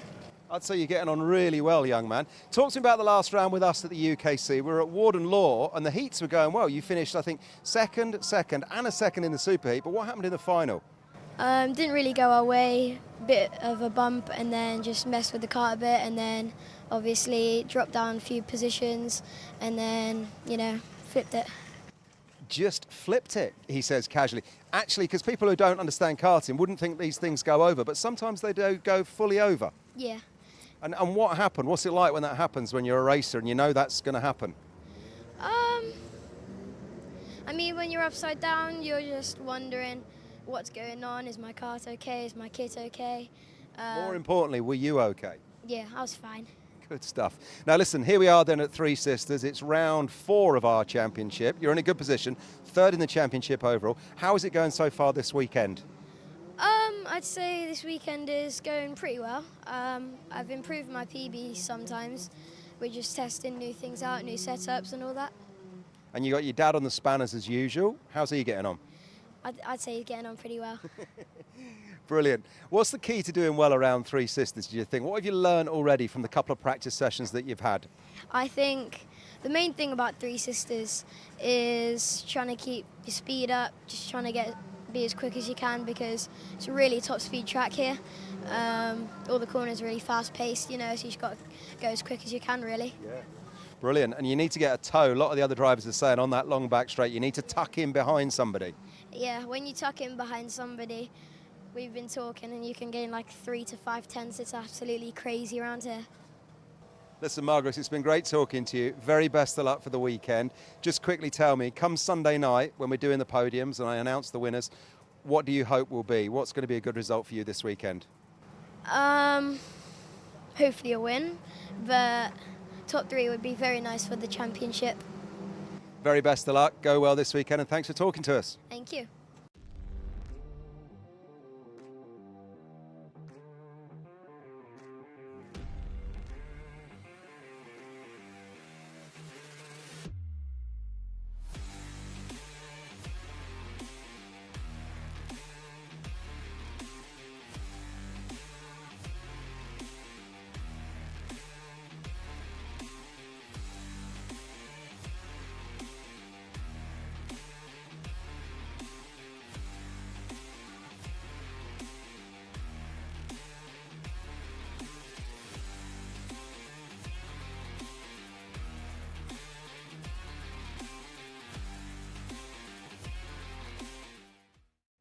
Well, one driver who's been doing really consistently well in her karting and in UKC is Lizzie Mentier, and last time out for round 3 she got her best ever podium position, 2nd place. You must have been really thrilled with that last round with us, Lizzie. Yeah, it was amazing. I just can't wait to get first next. Yeah, exactly, and that first could come this weekend because you've podiumed here as well. 3 podiums now, you've had a third and a 2nd, and your first ever podium was here last year.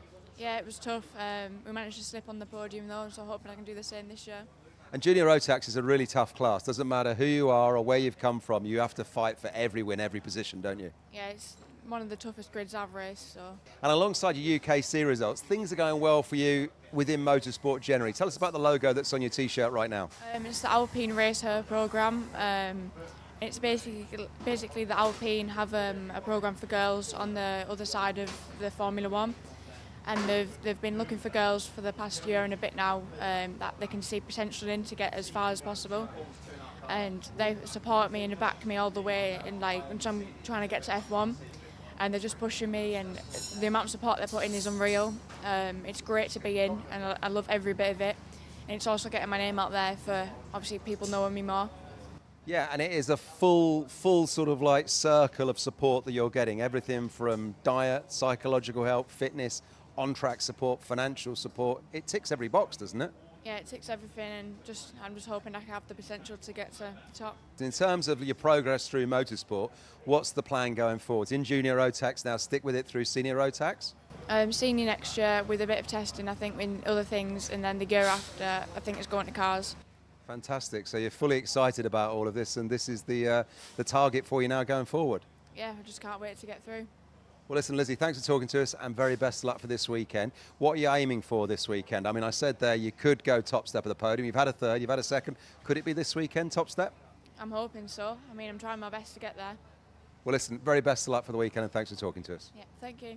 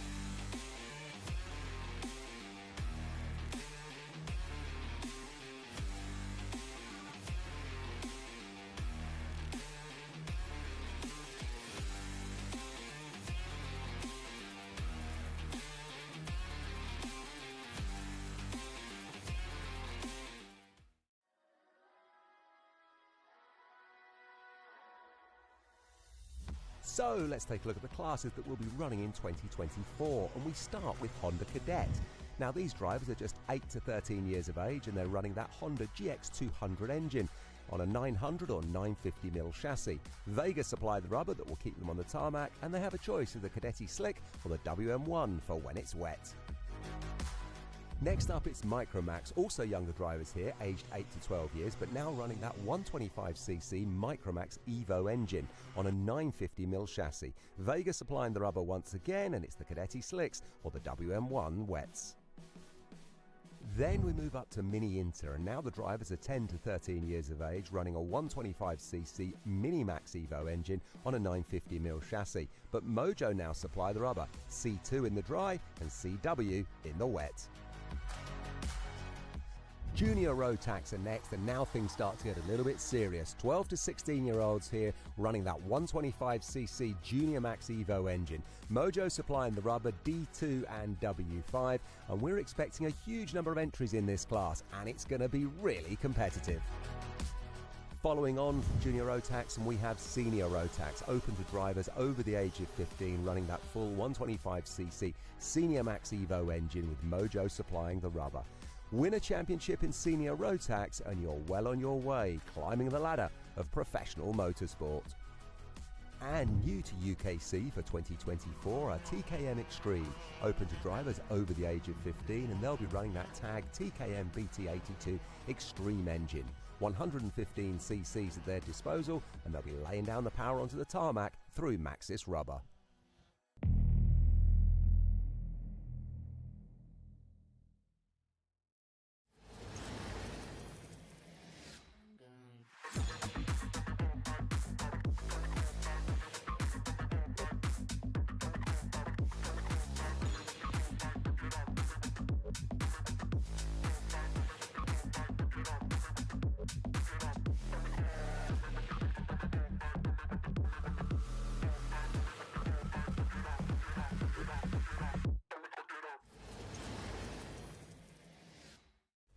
Let's take a look then at the road to the podium over race weekend in 2024.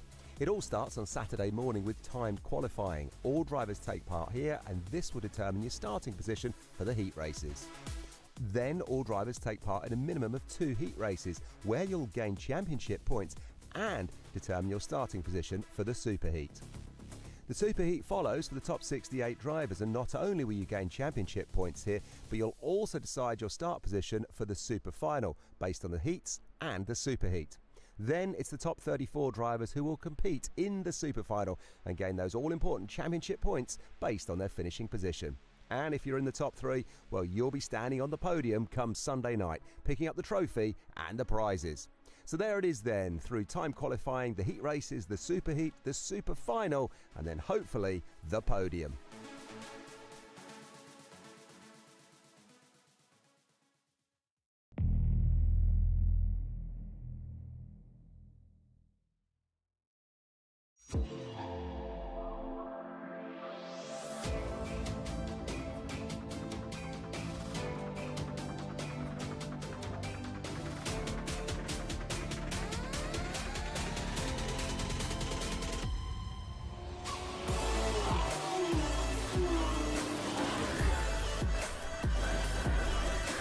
Side by side, who's going to be the bigger man?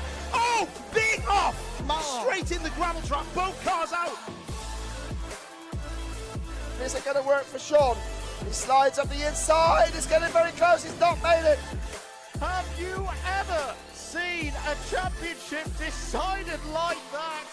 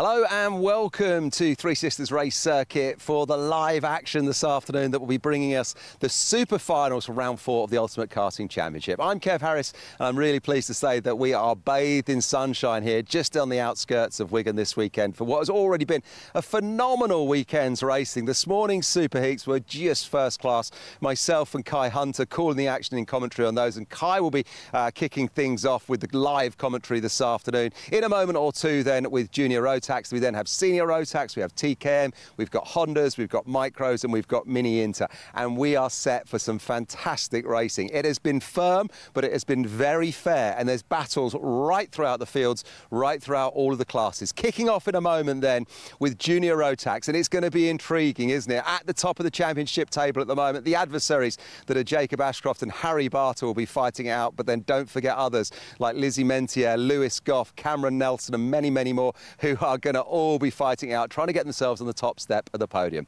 There's lots to drive for, lots to play for, and it's going to be great. So let's get underway.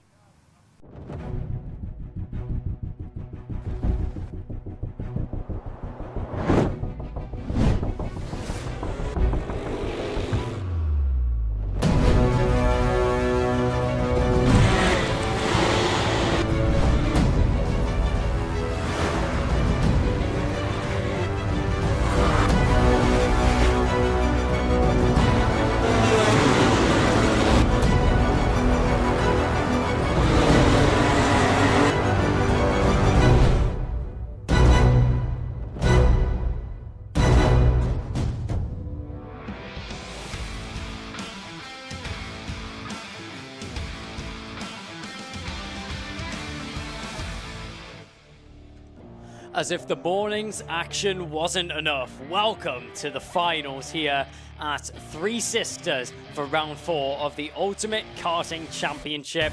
And what a way to kick off the afternoon. Junior Rotax Super Final is going to hit us off first. Jack West is going to be starting on pole position from Leon Hasty in second. Then it's going to be Harry Bartle, Lewis Goff, Jacob Ashcroft, Joshua Turnbull rounding out the third row of the grid. Fourth row is then going to consist of Cole Denham and Joshua Smith, from Finley Buck and Cameron Nelson, then Eli Baran and Jared Fox-Whiteley in 12th position. 13th is going to be Jake Flewitt, then it's going to be Joshua Wickham in 14th. Row 8 is going to consist of Jensen Pritchard and Lizzie Mentier, then Addison Smith and Tobian Alvarez in 18th. 19th is going to be Mikey Walker. Joining him alongside will be Daniel Kilpatrick, then Kai Clark, Jack Thompson, Zach Turner, Kai Page. Rounding out the 12th row of the grid, 13th row is going to be Lucas Blamford, then Charlie Wolfer, Oakley Garthright, then Vlad Tomanchik, Sebastian Lurch, and Charlie Benson rounding out the 15th row of the grid in 30th.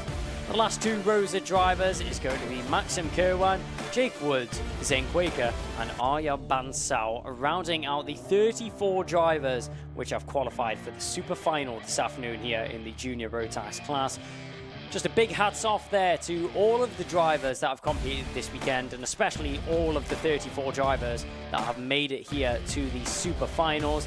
No matter where you finish here, it's already a big achievement to make your way onto the grid of the Super Finals here. And I can't quite put my finger on just one name which is going to come out on top of that. There's Harry Bartle, the O plate. You can't take that name out of your mouth because you know he's going to be doing something very special every so often. Jacob Ashcroft was there, the 222.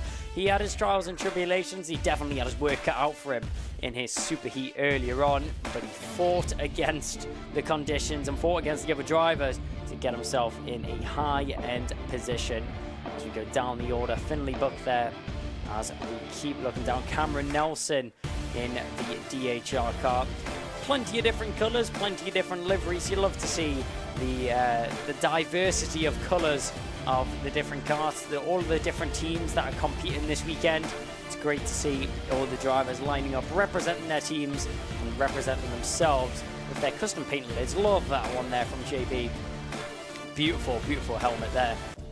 But as we go down the order, just seen before there, Lizzie Mentier, she managed to get herself a podium last year here at this circuit, so she's very acquainted to being up at the front end of this three-sister circuit. Managed to finish second on the podium.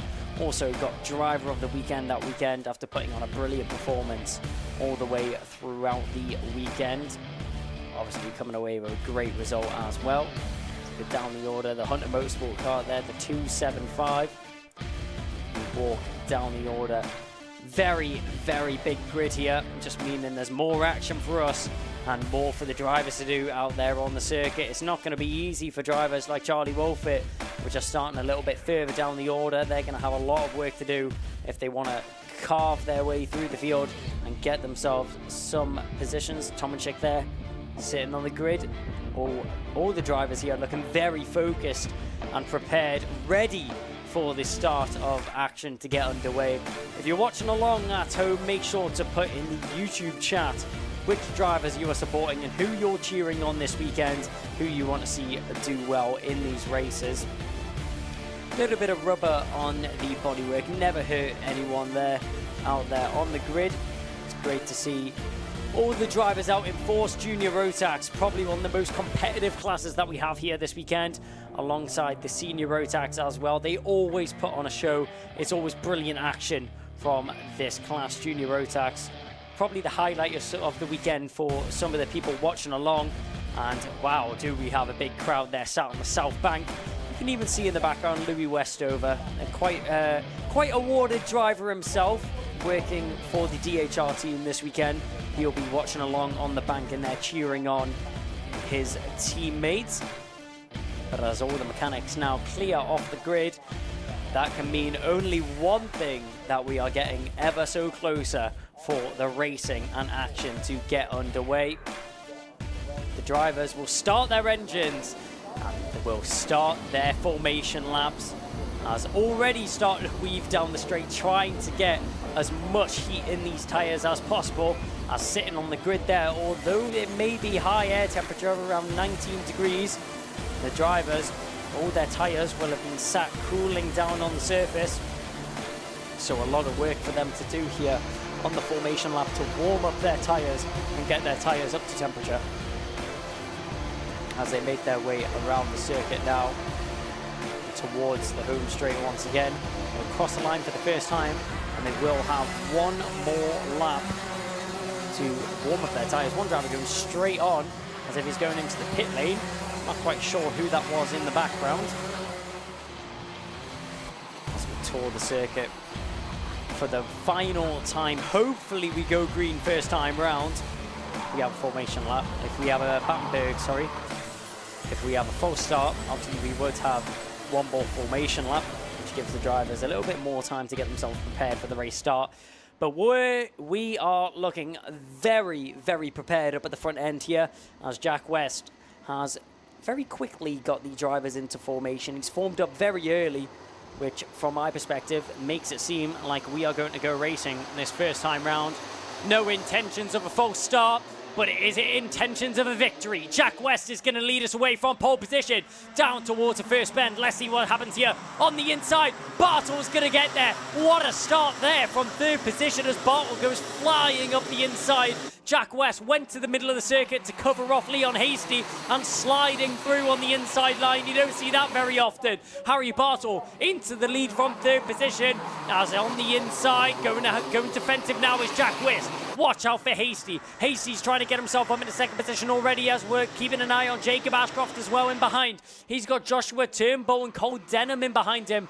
Cole Denham, the two teammates, going a little bit wide there, does West.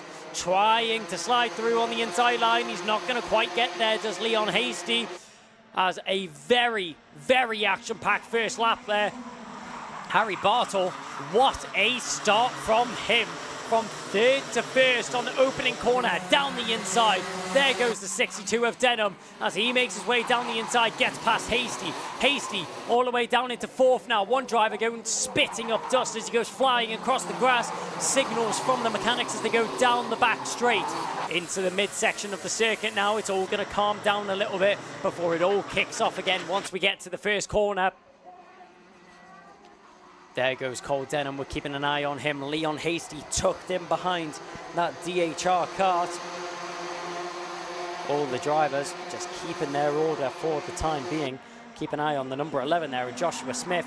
He was getting himself involved in the battle, but Harry Bartle, an outstanding start. I can't express that enough. 1.5 seconds of the gap he's already accumulated for himself. But the fact he was able to jump into first position is beyond me. Bartle with half of the job already done. Half the job he still has to do. All he has to do is keep that car in that lead position. It's a lot easier said than done though. One small mistake there from Bartle and West will be all over the rear bumper of that Birillard kart.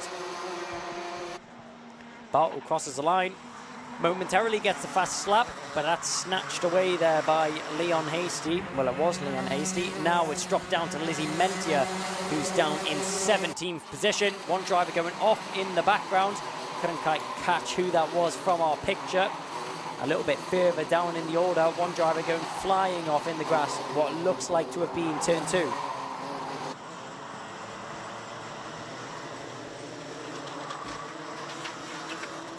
Back up in front though, Harry Bartle. You couldn't ask any more from the man out in the lead right now. The O-plate with a 1.67 second gap has already extended away from the rest of the order. Jack West in second though, he's not going to give it up just yet, we know that. As battling in behind, you can see Cole Denham and Leon Hasty still fighting between the two of them, squabbling for that third position. Hasty hasn't managed to overturn the 62 just yet, but still plenty of time remaining on the clock. Reminder, these are 14-minute races instead. So definitely an endurance for these drivers. They need to keep their tyres in good condition. Overtaking the background, that was Ashcroft making a move on Eli Badan. Ashcroft gets that move done quite nicely. Joshua Smith trying to follow through as well. Just opening the flap on the radiator there was Eli Badan as they went down the home straight. Just letting a little bit more air into that radiator, cool down the engine. Air temperature has now hit 20 degrees. So the drivers battling with the temperatures and conditions, not just with the other drivers on the circuit. Down the inside, that was a late move, but he'll very nicely get that one done. I wasn't expecting that one at all in the background. As back up, we're keeping an eye on Joshua Turnbull here as he's tucked in behind Leon Hasty. Hasty still snatching at the rear bumper of Cole Denham. Denham checks over his shoulder, he checks left, he checks right. They now go diving right into the first corner, down the inside. There's the number 11 of Joshua Smith making a move on Eli Badan. Joshua Smith now gets himself up into 9th position as Badan's dropped down into 10th. Looking out in the background though, that was Lucas Blamford looking forward overtake on Mikey Walker. Blamford looked to have got that move done there on Walker in the background. As we look to have been around 5 minutes into this race, the field now stringing out a little bit between these drivers. We're keeping an eye on Finley Buck in the number 9 kart there. He's tucked in behind the DHR of the number 20 down the inside. There's the move from the 92 of Jack West. Denham momentarily got himself into 2nd position, but it's snatched straight back there from the 92 of Jack West. He's not messing around at all, and he doesn't want to find himself in any position lower than 2nd. One driver which we haven't mentioned much since the first couple of laps, Harry Bartle, just got the fastest lap of the race there and now extending his lead out to 2.98 seconds. 3 seconds nearly is the gap which he's already pulled over the rest of the field. That is outstanding work there from Harry Bartle. Unmatched pace out in front right now.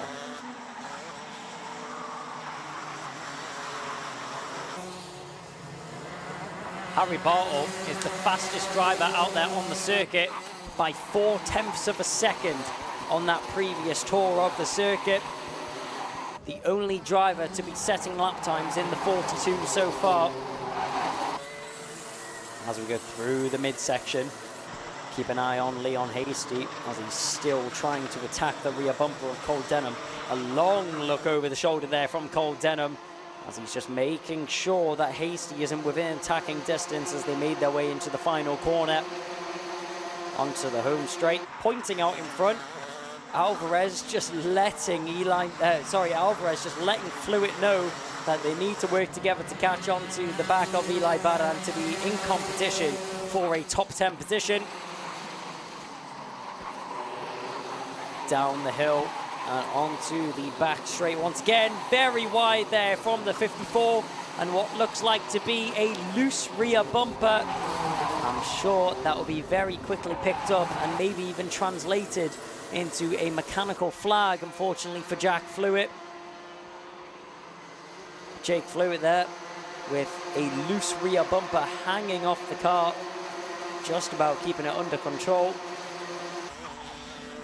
Denham going very defensive now as Hasty is sniffing that rear bumper of Cole Denham right now. Nose and tail are these two drivers.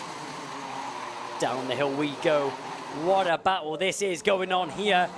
Looks like 7 cars all squabbling for what is a podium position in third. There it is. It was only a matter of time before that came out. A mechanical flag there for Jake Fluid. That's for the rear bumper hanging off, which we just mentioned out before. That's so unfortunate there for Jake Fluid. He's having a great race. He was in P10 for a moment of time, has now dropped down into 22nd as he's pulled into the pit lane.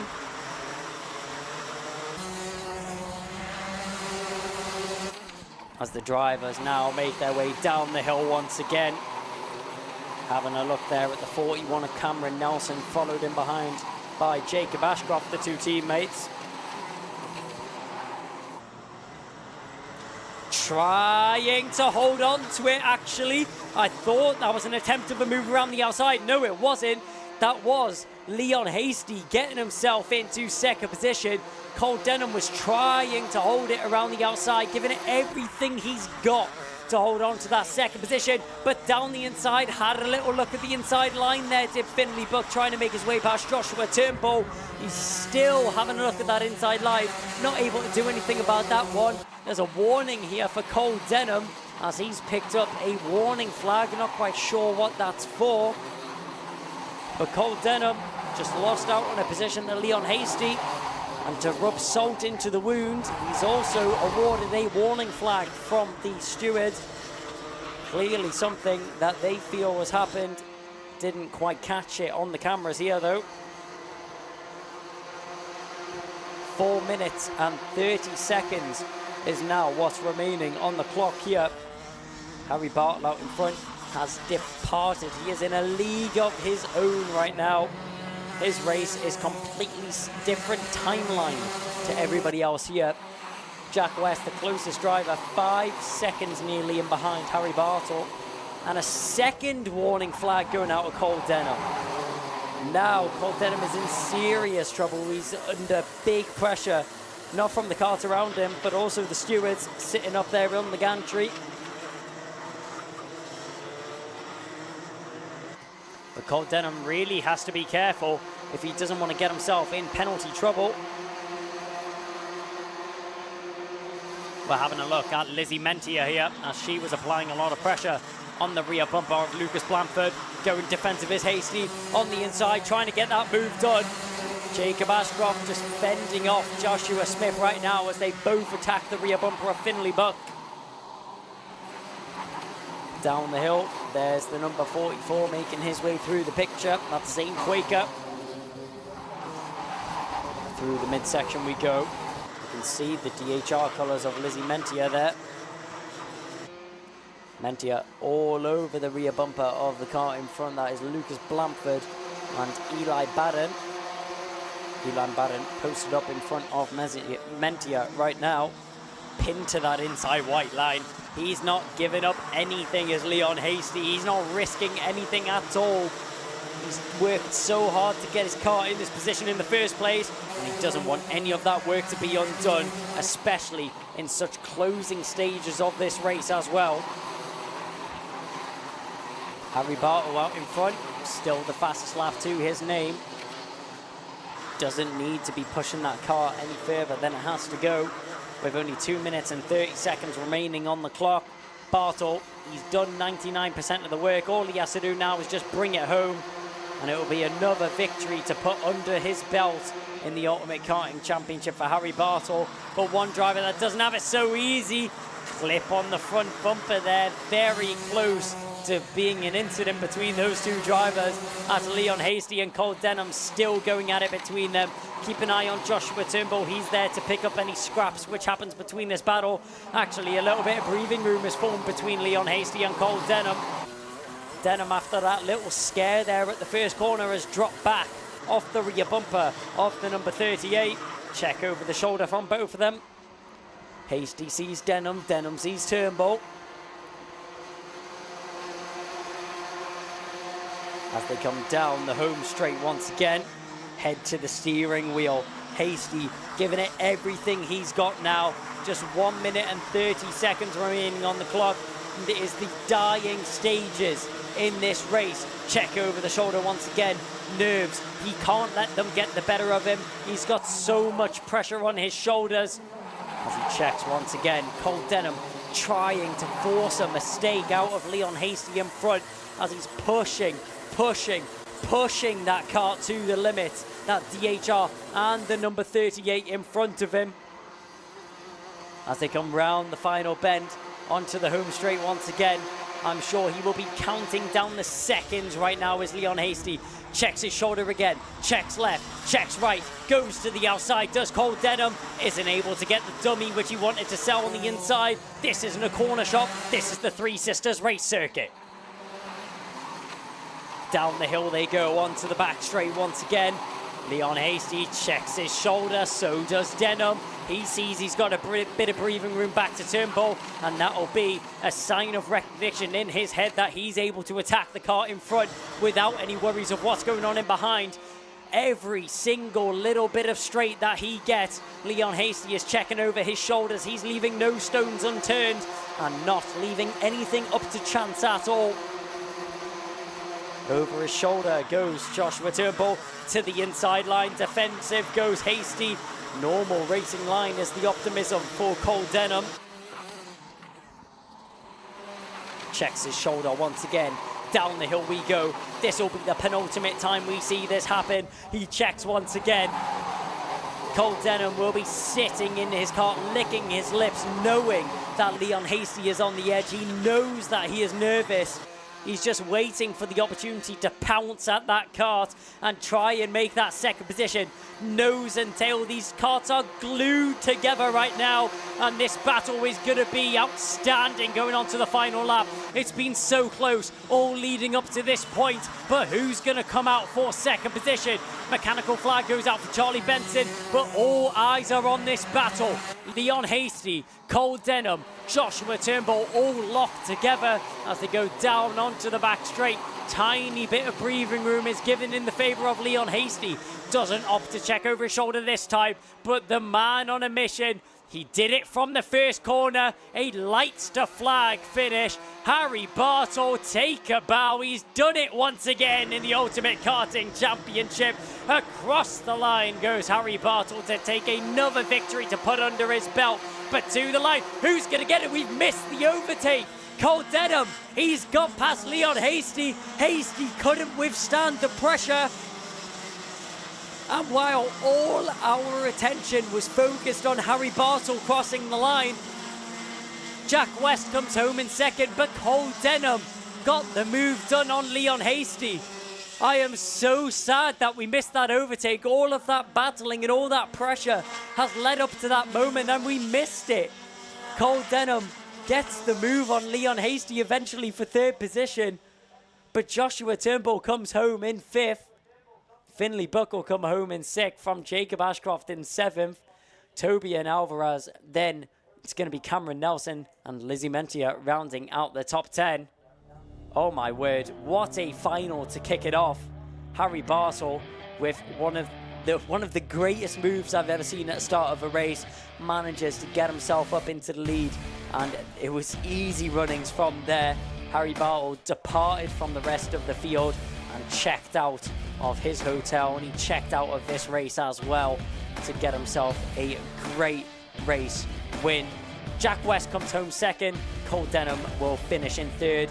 Kev's going to be down there in the Parc Fermé to give us the best of the gossip. He will talk to the top three. So here we are then looking at the weighing scales of Harry Bartle then just receiving the high five from number 92, Jack West. That is your 1 and 2. Harry Bartle in first then. A great weekend for him and a great race from him. Lights the flag victory, as Kai was saying a moment or two ago on comms. And just behind him, the number 92 of KR Sportsman, Jack West in second. Those two youngsters seem to have it all their own way. But then as we look at the scrutineering bay here, number 38 is the man who's pulled in third, and that's Leon Hasty. But I'm wondering if number 62, Cole Denham, was actually the winner from where I was stood. And then behind him here in scrutineering, there's the 222 of Jacob Ashcroft. We'll try and get a word with them just as soon as we can in a moment or two. We obviously got Gary and Keith down here, the scrutineers, who will be doing the business, just getting the weighing scales sorted. Keith's just having a little chat now. I can see Cole Denham walking into the scrutineering bay, as we've got other drivers high-fiving. And see Cole Denham walking across. Looks like he's going to go and have a word with Harry. And we'll get Harry and Jack. And I'm pretty sure on the timing screens, Cole Denham took third at the line. I'll have to double check that one, but that's what I was seeing. So yeah, that's the scene down here. Jack West just wheeling his car out there. And then we're looking at number 38, but we'll get a word with them. We're going to need the 1, 2, 3. We're going to need the 1, 2, 3 back to do the winners' interviews in a moment or two. It looks like it's Harry Bartle from Jack West from Cole Denham. I'm going to welcome up as soon as, in fact, I'll welcome up Cole Denham straight away. Let's get a word with Cole onto the spot. We'll get a chat with him down here. So Cole, just looking at that one, quite a battle that you were having in the closing stages of that, but it looked like you took third place when it was all said and done, come the checkered flag. Yeah, I'm very delighted with that, as it's my first podium in junior, so I'm quite happy to say that now I can finish on the podium, so yeah, I'm delighted. Quite a battle you were having with Leon Hasty in the closing stages. You had your eyes on him for lap after lap after lap, and then you got it done. You were obviously feeling like you could make that overtake. Yeah, Leon's a really good driver. It's tough to compete against him, as he's a lot older, so yeah, it's just amazing to end up on the podium. Yeah, it really is, and it was good to watch. Well done to you. Who's made it all possible this weekend? Who's been looking after you? I'd like to thank Dan Holland, Curtis Gregory, my mum and dad, Mason Bishop on the tools, and everyone supporting me over the weekend. Listen, Cole, well done. Are we going to see you at the next round at GYG, hopefully? Yeah, hopefully. Brilliant. Go and high-five your team. Go and finish up your scrutiny, and thanks for talking to us. Thank you. There goes Cole Denham, the man that finished in second. I'll try and get a word with Jack West next. Let's get Jack straight on the spot. Jack is just here. Here he is. So, Jack, quite a battle going on behind you, but yourself and Harry out in front seem to be pretty much plain sailing for a lot of that race. Yeah, I mean, at the start I made an error and I kind of let him through. And then, like, for the first, 5 laps, I had Cole and Hasty on me. But I managed to back them up into each other. So then, from there, the gap got bigger and bigger as they battled behind. We often see that in karting, don't we? Once you sort of get yourself out in front, what's going on behind you can have a huge difference and you find some clear air. But no chance of you getting up to Harry in that one, don't you think? Nah, because by the time I actually got my own air, he was probably about 5 seconds down the road. Around here, it's not one of those tracks where you can just catch up to someone. It's very even times. Who's made it all possible this weekend? Who's been looking after you? Obviously, my dad, he's done everything for me. My mechanic, Aidan Lee, he's done a lot this weekend to get the car. Obviously, KR Sport Engine, Louis and Connor, they've done a lot for the engine. Ash, KR, they've done a lot for me. And Martin Smithers on the TM. Brilliant, well done. And hopefully we're going to see you at the next couple of rounds. We've got GYG and Rowra coming up. Are you going to join us for those? Definitely, because I think I've moved up to third after this round, so definitely just want to go for it now. Brilliant, really exciting stuff. And thanks for talking to us. Well done. Yeah, thank you. And then we'll get a quick word with Harry, the man who came home in first. So let's welcome up Harry and get some congratulations from him. Strawberry Racing man. Put it on... took the checkered flag rather, sorry. Took the checkered flag in the super heat, and now you've done it in the super final. Must be really thrilled, Harry. Yeah, obviously the pace has been outrageous all weekend. We had a bit of a off-in the second heat, which I couldn't do anything about. But I still put it back in 7th, so it set me up for the super heat, which I won. And then third in the final was a good starting position. I got into the lead and controlled it from there. Yeah, really good. And once you got yourself out into these, you were controlling it for there. And as Jack was just saying just before you, once you get out into it, it's difficult for people to catch you unless they're on a bit of a toe and got a bit of a chain behind you. Yeah, obviously I can get into a rhythm and just keep putting laps in, and that's what I did, and obviously it worked. Brilliant, well done. And it's done your championship chances, no harm at all taking that win. No, obviously main championship rivals down a bit, so some points clawed back, so good. Brilliant. Harry, well done. Who would you like to thank who's been looking after you this weekend? Shaw Racing, Cream Racing Engines, Jack from Jack's for letting us stay in the awning and giving us some help, and then all my sponsors, all my family that are watching, and everyone that supported me. Brilliant. Huge congratulations. Go and finish scrutiny and high five your team. Well done. There goes Harry Bartle. Exciting stuff in the first one here then at Three Sisters. We can now take a look back at some of the replays with your commentator, Kai Bacchini. Thanks for that, Kev. Great to hear from the top three once again as the drivers we will see take that battle once again. And what a move that was there from Harry Bartle to get himself into the lead of the race, as he mentioned there. As soon as he got into his rhythm, it was pretty much smooth sailings from there. He departed from the rest of the field, got himself a nice little victory under his belt. Just helps him in the championship order. A lot of battling going on all the way throughout the field. A couple of drivers having a couple of moments there, but that pretty much rounds it out there for the Junior Rotax Final. And with no break at all, we will move on to the Senior Rotax Final. The drivers already making their way around the circuit. Macaulay Bishop will start from pole position. Archie Buttle alongside him from Gabe Fairbrother, Ewan Sharman, Alexander Cole, and Reese Bailey. Morgan Hudson-Brown is then joined alongside by Ryan Ward from Stephen Duncan and Pearson Bullicata rounding out the top 10, and Kai Hunter and Alex Duncan on the 6th row of the grid. 7th row is John Brown from Rachel Robinson, then it's going to be Aaron McKay, Ethan Martin, Ethan Critchley and Callum Kinder. 19th and 20th is David Mitchell and Victor Wohan, then it's going to be Alfie Bushell, then James Dunbar, Caitlin Seabrook and Harry Gilbert in 24th. 25th is going to be Harry Lamond from Stephanie Herbecker. Then it's going to be Gemma Heons, Jay Pearson, Mac McGilvery, and Sam Hilbrook. Rounding out the grid. And 31st there, as straight down to the first corner we go. On the inside, can Bishop keep it? Yes, he can. No struggles there for Macaulay Bishop. Will we see a repeat of what Harry Bartle was able to do and just drive away from the rest of the field, as he's already extended himself a little bit of a gap? Has Harry Bartle... Not Harry Bartle, sorry, that is Macaulay Bishop down the inside. There goes Kai Hunter. We knew he would be fighting his way through the field as he makes his way past Stephen Duncan. That'll be for around 9th position there. Keep an eye in behind there as we see all the drivers filing through. Alexander Cole keeping himself relevant within the battle as well. Still squabbling for position are these drivers. Macaulay Bishop out in front though. Already pulled himself around a 6/10 gap back to Archie Buttle in 2nd position. Gabe Fairbrother in 3rd. He's done a great job, has the triple one to keep himself up at the front end of the field as going side by side. That's the number 16 in the background going for an overtake.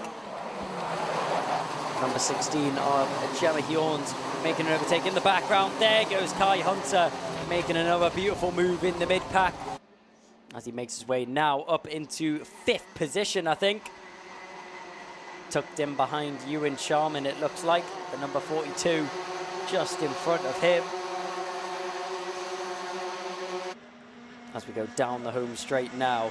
Down the inside. There was the move we were waiting for as he manages to get that done very nicely. As not Macaulay Bishop, sorry, that's Kai Hunter. Carving his way through the field past Ewan Sharman. The driver that was in 3rd position now dropped down into 4th. The next driver that will be at odds and falling into the clutches of Kai Hunter is going to be Archie Buttle in 2nd position. And then after that, the two titans may clash of Macaulay Bishop and Kai Hunter. Macaulay Bishop coming off the back of a great weekend out in Le Mans for the Rotax Max International Trophy. A great top 5 finish for him. As around the first corner we go, overtaking the background. That looks like that was Reese Bailey getting involved. Kai Hunter set the fastest lap of the race. Oh, and 2 drivers off in the background there. Yellow flags down at turn 1 and 2 drivers going off onto the grass. Unfortunately, it looks like the carts were on top of each other, so that may be 2 retirements. Not quite sure who that was involved in the incident back there. But as we see, keeping an eye on Kai Hunter now, has already arrived onto the back of Archie Buttle. Fastest lap goes to Macaulay Bishop. That's snatched away there by Kai Hunter, going defensive on the inside there. Archie Buttle, he's learned to defend at the Kai Hunter corner, which we're now calling it. But it doesn't matter. Oh, up and over. There goes Kai Hunter. Tried to go down the inside. Buttle tried to close the door. And Kai Hunter now squabbling, trying to recover himself any time, which he's able to pull back. I have no idea how Kai Hunter has managed to keep that car in a straight line. A double pirouette there by Kai Hunter and gets the car pointing in a straight line again. And as if nothing had happened, he continues on with the race. Kai Hunter now has a lot of time to regain, but with a damaged car and a possibly bent axle, that car looks very unsettled through the corners. Will he be able to return to the top form that he was on? He's dropped all the way down into 8th position. Down the inside, there goes Stephen Duncan. He'll get the move on Alexander Cole. But an interesting incident there. It'll be interesting to see how the stewards see it from their point of view. Personally, it looked like a racing incident. Both the drivers trying to go for the same part of the track. Hunter on the inside. And just a close of the door there from the number 23. Didn't quite end out in the, sorry, the 22 didn't quite end out in the favor of Archie Buttle. He's dropped all the way down into 24th position. Heartbreak there for Buttle. Hunter somehow able to recover that car, but down the inside, there goes Stephen Duncan. He'll get himself into a podium position now. Duncan putting on the burners and really getting to work as he gets himself up into a podium position now. Round the final corner we go, and down the home straight. Checking over his shoulder there is Stephen Duncan after he's made that move on Gabe Fairbrother. Down the inside, Kai Hunter, unfazed by the incident which has just taken place. It's as if it didn't happen. He's now up into 6th position as he's made his way past Rhys Bailey and knocking on the door of the top 5 already. Kai Hunter, he's built of different material. Down the inside, you'll get 2 in 1, why don't you? Alexander Cole tried to make the move on Gabe Fairbrother. Both of them run wide, and Kai Hunter slips down the inside. 2 positions is better than 1, so he may as well snatch them up as he does so. Up into 4th position goes Kai Hunter. And that big setback which he had before has now been closed down already as he's looking for a podium position. Down the inside, there goes the 41 of Rhys Bailey. He'll get the move done on Gabe Fairbrother for 6th position. So much going on here in the Senior Rotax Final, and we're only 6 minutes into the race.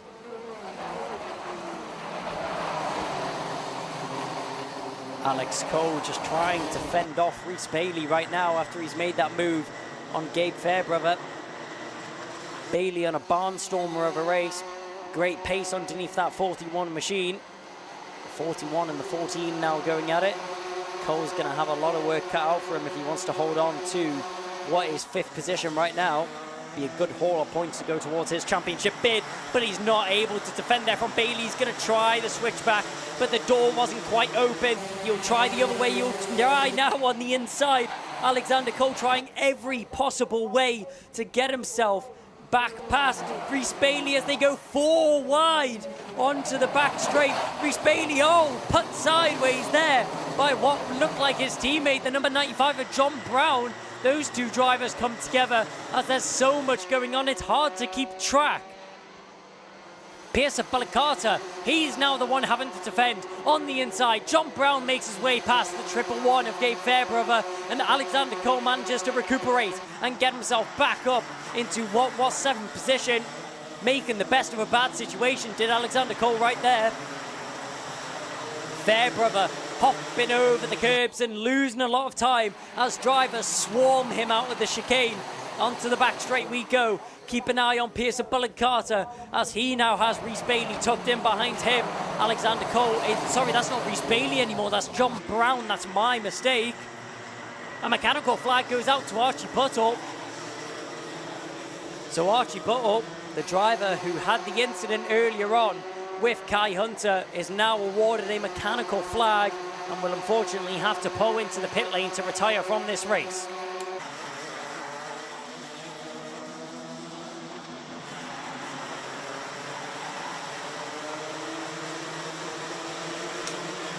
Down through the final midsection we go now. Just shy of 6 minutes remaining on this clock. On the inside, Cole goes over the rear bumper. John Brown tries to keep it on the circuit, but Cole was riding him through the corner. And onto the back of Ewan Charman. Kai Hunter has already disposed of Stephen Duncan. He's already in a podium position. Into Kai Hunter corner, down the inside. He'll do it once again. Hunter gets himself into second position. He loves making an overtake around that bend, does Kai Hunter. Obviously, for anyone watching at home, that is not actually called Kai Hunter corner. That is just the nickname that me and Kev have awarded it for this weekend, due to the amount of overtakes which Kai Hunter has been making around that bend. First corner is a second home for Kai Hunter. Obviously, the northeast of England is his first. But up into second position now. Hunter crosses the line and the positions update. But with 5.4 seconds out to the leader, Bishop, it's going to be very difficult to catch onto the back of him.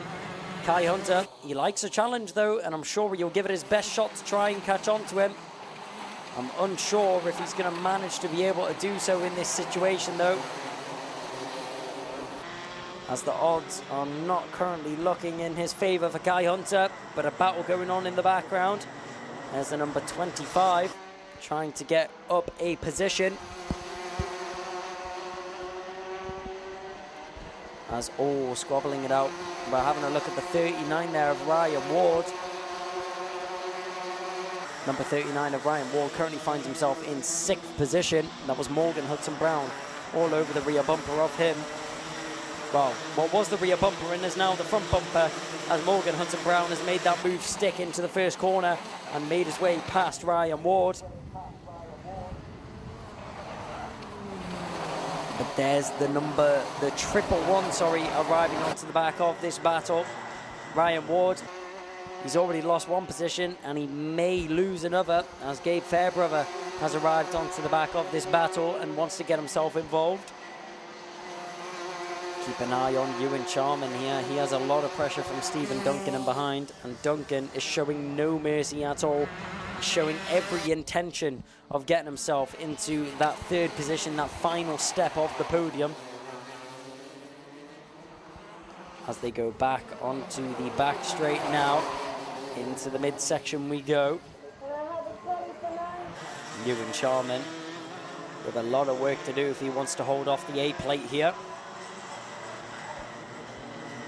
As Macaulay Bishop still with a 5.3 second gap, and with only 2 minutes and 40 seconds remaining on the clock, it's looking near impossible for Kai Hunter to pull down that gap. He's pulling down just a couple hundredths a lap, not much of a difference between the lap times of the two drivers. Maybe if Kai Hunter hadn't have had that incident earlier on in the race, he would have been able to fight up at the front end with Macaulay Bishop and battle it out for that lead. But unfortunately, due to the circumstance that he finds himself in now, doesn't look like it's going to be possible for Hunter to catch on to the back of Macaulay Bishop at this stage in the race. There's a lot of battling going on here. Keep an eye on this one. That was the number 62, just trying to fend his position.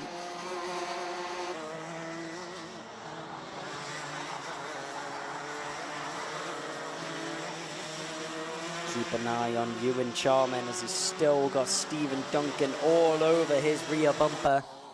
It's not an easy position to be in, is Ewan Charman's. Stephen Duncan really picking up the pace right now. He's putting in great lap time after lap time.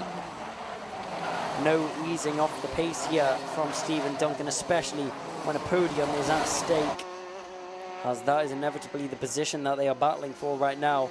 Oh, Charman and Duncan.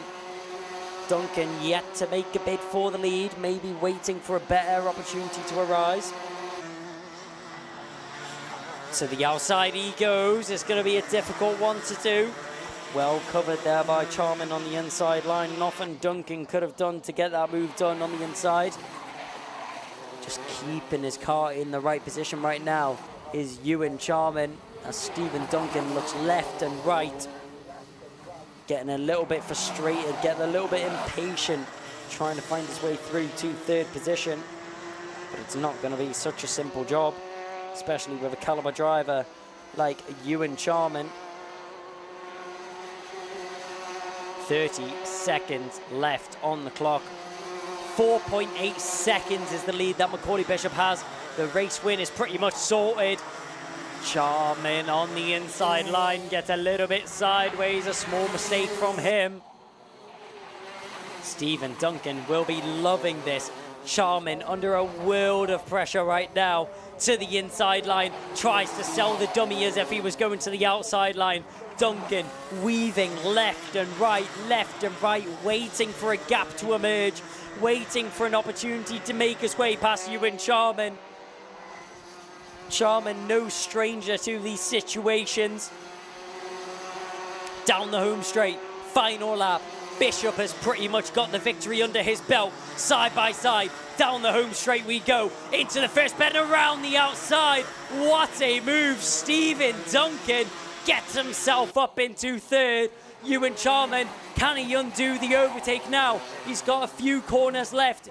7 corners. 6 corners is now remaining here for Ewan Charman, as he's still on the rear bumper of Stephen Duncan, but has he let it go a little bit too soon? Around the final bend and onto the home straight, Macaulay Bishop, a world of his own, takes home a wonderful victory. Kai Hunter, recovery drive of the century, and Stephen Duncan with a wonderful overtake on the final lap around the outside of turn 1. So difficult to do, carrying all that momentum to get the move done on Ewan Charman in 4th. Ewan Charman, hats off to him for eventually managing to come home in 4th position. He fought that one all the way to the end, but unfortunately wasn't able to come home with a podium position. Still brilliant driving there from Ewan Charman. Bullock Carter comes home in 5th, from Morgan Hudson-Brown in 6th, and Gabe Fairbrother, Ryan Ward, Ethan Critchley, then Aaron McKay rounding out the top 10. 11th is Rhys Bailey from Alex Duncan, Alexander Cole, then Alfie Bushell. 15th is going to be Rachel Robertson from Callum Kinder, Caitlin Seabrook, Stephanie Hebecca, Jay Pearson, and Harry Gilbert rounding out the top 20. Wow, what a race. Action-packed from start to finish. Senior Rotax, it never disappoints at all. And what a recovery drive from Kai Hunter. I have no clue how he was able to keep that car in a straight line after having that incident up there in the opening stages of the race. He already had a difficult enough race, starting just down at around 10th position, but he manages to finish in 2nd. Well, Kev's going to talk to him very shortly, as we're going to chuck down to Kev now, as he has the top 3 ready to have a word. So here we are then, picking up the action in the post-race scrutineering area. On the weighing scales then, Kai Hunter, and just before him was Macaulay Bishop. A great weekend for Macaulay. A second, a first, and then finishing the super final with another first. And what about that man, Kai Hunter? What a drive back that was. And then in 3rd, Stephen Duncan just putting himself on the scales there. And it was a great result from him there, getting the overtake done on Ewan Charman in the closing stages. What a brilliant battle. We'll try and go in the order of 3, 2, 1. So I'll welcome Stephen Duncan up to the chat straight away. Straight out of the cart, and we'll get him on the spot. The man's still got the sweat on his brow from what was a brilliant race. And oh boy, Stephen, what about those closing stages in that one? Talk us through it. Well, I just tried my best, and I knew he's one for going off at the end, and I thought, I tried it twice round outside, didn't work, so I thought, right, I'll go again, and made it work. So I don't know. It was really brilliant. The closing stage of that, ahead of you had Kai Hunter. He'd got some clear air. Ahead of him, we had Macaulay Bishop. But then the battle was all about you and Charman. And it was at the end of that Conrod straight, across the start-finish line, looking into that corner. We saw you flick it out wide a couple of times, putting the pressure on him. Yeah, well, I knew if I kept the pressure on him, he'd make a mistake.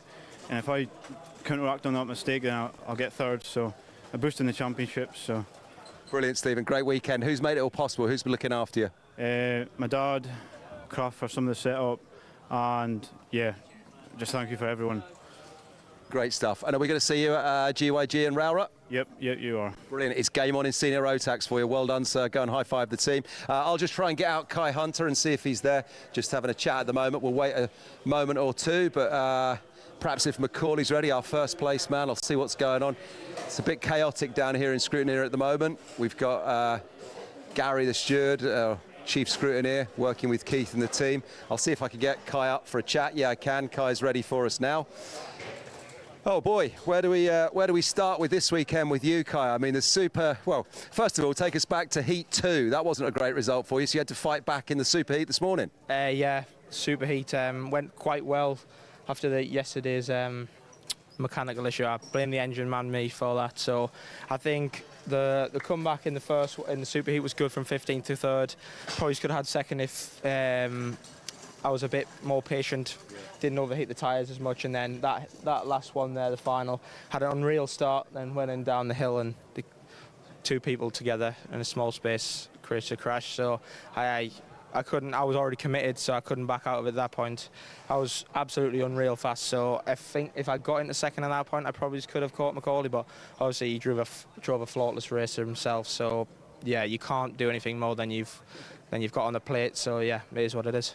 Mate, it was brilliant to watch you all weekend long, and at the end of that start-finish straight, the Conrod straight, our commentator Kai Bacchini and myself this morning, we were calling that the Kai Hunter corner. You were taking a place every time you came into that corner at the end of that back straight. Yeah, the waft up the straight was pretty good this week. Coming onto the straight, I could pass anyone I want anywhere. So yeah, it was just perfect opportunity there. I feel that was the safest part to overtake on as well. Was definitely when you're coming from 15th, it's hard to overtake around here. So yeah, that's all I could have done. Brilliant, excellent to watch, Kai. Really great driving, a masterclass, and especially like saying that last one, you had the incident, you went off, you've clawed it back to second. Who would you like to thank, as always? Who's made it possible? Hunter Motorsport, Venator Racing Engines, Alfie my mechanic, and everyone else. Area 21 Design for doing all the social media stuff that helps us get a load of stuff out there. So all good, yeah. And it's game on then now for the last two rounds as we look towards the end of the season. And this was a season where I think you told me at the end of last season you might not be coming back. Yeah, I feel like it was game on no matter when. I feel like you've got some really good contenders in this class. So no matter what happens, obviously Macaulay's had a few bad rounds. Now I have. So yeah, it's all to play for, and yeah, getting stuck in is the best part. Brilliant, well done, mate. Go and recover and relax, and we'll see you for the next one. Thank you very much. Right, let's welcome up Macaulay Bishop. Let's get him on the spot here, because here's a man who's had a good weekend. He had a second, a first, and then you finished the weekend with the first, Macaulay, and that's why the smile is on your face. What about that super final there then? You had some clear air. It was plain sailing, wasn't it? Yeah, obviously I started on pole. First corner, got a nice little start. Got a big gap, and then yeah, didn't really see anyone for the rest of the race. Just cruised round, and yeah, it's a pretty fun race, to be honest. Yeah, you were leading out in front there nicely and chatting to a lot of the drivers this weekend. If you're not in a group, if you're not getting a tow, it's very difficult to claw back time, isn't it? Yeah, definitely. I think obviously once you broke the slipstream, I think there's not really any advantage unless you're pushing with someone else. I think the leader's always just going to break away and just stay that way. Brilliant. Well done, Macaulay. Who would you like to thank? Who's made it all possible? All of DHR, Dad on the spanners, Dan Holland for setting out the car, and then all my family and friends for supporting me. Well done. Go and give them all a high five. Congratulations and thanks for talking to us. Thank you. So there goes Macaulay Bishop, and we're going to move quickly now straight back to Kai Bacchini, because there's another super final coming up right after this. If my memory serves me correct, where are we going, Kai? Honda Cadets? TKM.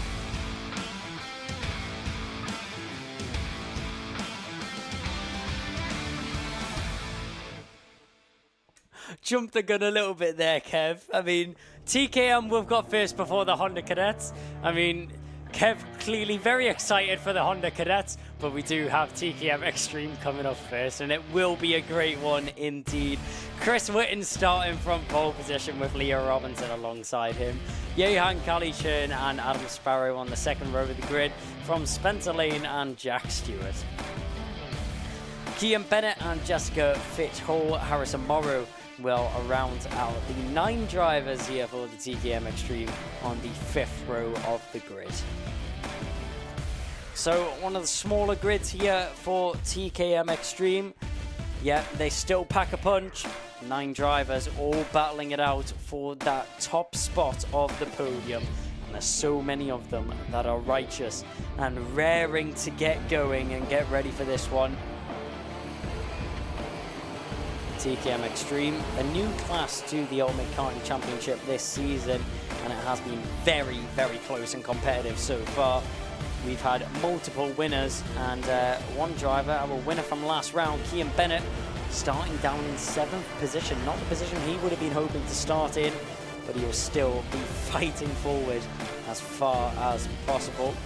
See what he's able to do in this one. All the drivers slow down nice and slow to what is, well, I would say a walking pace. You'd have to be a very fast walker to walk at that pace. But around the final bend we go. Do we go racing first time round? The question is posed to Chris Whitten on that inside line.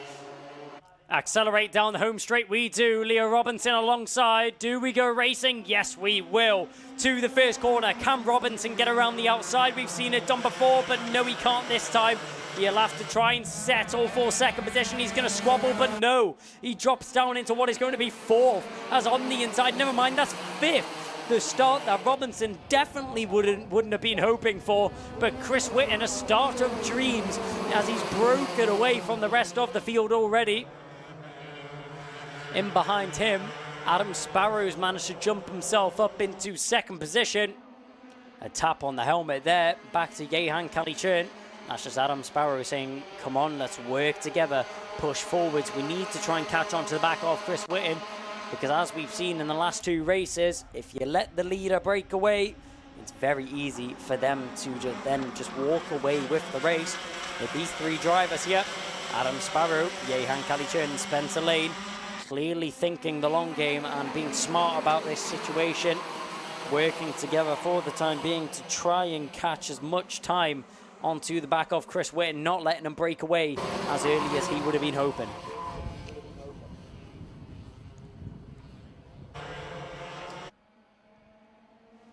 Out in front, Chris Whitten still has a little bit of breathing room back to Adam Sparrow in second position. Chris Whitten, a past winner here in the Ultimate Karting Championship. Adam Sparrow yet to take home a victory. Tucking his head down the home straight. Leo Robinson on the inside. We've seen it time and time again, and he'll get that one done. Easy move there for Leo Robinson, trying to gain back some of the time that he lost earlier on, as he now gets himself up into 4th position. Spencer Lane is dropped down into 5th. Out in front, Chris Whitten, what was nearly a second of a gap, has very quickly been chopped down by the drivers behind him, working together. Very smart of them to work together to catch on to the back of Chris Whitten. Definitely the best idea that they've had so far. Down the home straight, Leo Robinson now just trying to catch onto the back of them and get himself involved in this battle as well. Out in front though, Chris Whitten just about holding on to the lead right now. Sparrow just breathing down his neck though. It's not going to make it easy in the Talco TKM cards. Down the back straight we go. Whitten still leading the pack. Had a look there at the number 11, that's Spencer Lane in behind Leo Robinson. Never mind, in behind Kian Bennett. Bennett's managed to make that move there for 5th position. Kian Bennett, currently the fastest man out on the circuit, and manages to make his way past Spencer Lane for 5th position. At the back of the pack there's Jessica Fitch-Hall. Jessica Fitch-Hall with Jack Stewart in behind her. Through the first bend we go. Now through the chicane. The pack a little bit stringed out now between them. Out in front though, Chris Whitten, he's going to have to keep his focus if he wants to hold on to this victory. It's not going to be easy runnings for him out in front. Not like the last two races, the leader's not going to break away this time. As Adam Sparrow, Yehan Kali-Churn both work together very well to catch onto the back of the 33. Now they just need to get the job done and get that overtake, as that's what they've been building up to. Spencer Lane with a lot of pressure from Bennett. Bennett has a look to the inside. Will he get it done into the first corner? We'll see in the background. Seen them go side by side. Has he got the move done though, Kian Bennett? Yes, he has. Great move there from Bennett, taking advantage of the pace that he has underneath his car right now. As Kian Bennett now gets himself up into 5th position. Great racing there from Kian Bennett to get himself up another spot up the Ordings.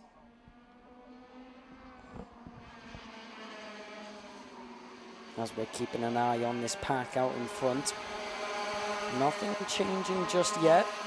Chris Whitten still out in front from the number 19 of Adam Sparrow. Adam Sparrow not yet to make a bid for the lead, not even showing his intentions just yet. Biding his time, waiting for Whitten to make a mistake maybe. Piling on the pressure onto the back of the 33. Waiting for a better opportunity to arise. But the question is, how long does he have to wait? These two drivers have been going at it all race. The 5 and the 11. Kian Bennett and Spencer Lane, they're still side by side. Bennett tried to fend off the number 11 of Spencer Lane, but great action between the two of them. And some lovely clean racing. And Spencer Lane is able to get himself up into 5th position. Jessica Fitch Hall is now arriving onto the back of this battle. She wants to get herself involved. Back down the inside, there's the response from Kian Bennett. He's not going to wait around any longer than he has to. On the inside line into the first corner, that'll be a very easy move there for the number 5.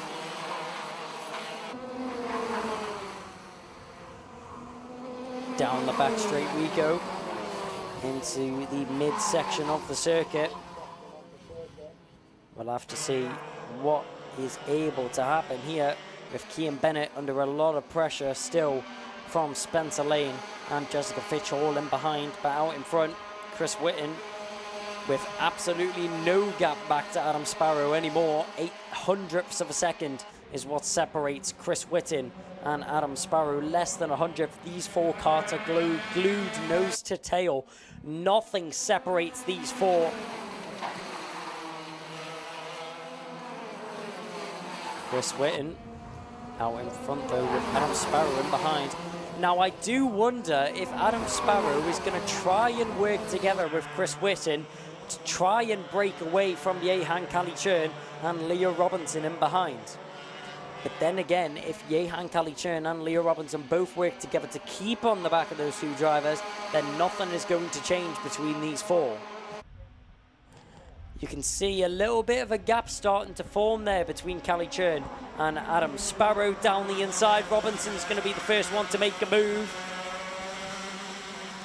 And actually doesn't lose any momentum or time at all, as he's still all over the back of Adam Sparrow. Great move there from Leo Robinson to time it so that he doesn't lose any time when making the move.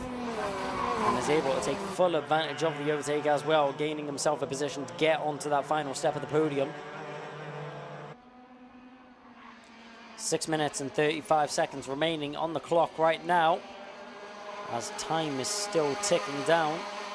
Over half the race has now been completed. 14-minute race, nearly 8 minutes has been completed. Head down on the steering wheel. Chris Whitten still leading these 3. Yehan Kali-Churn starting to drop off the back of this pack a little bit now.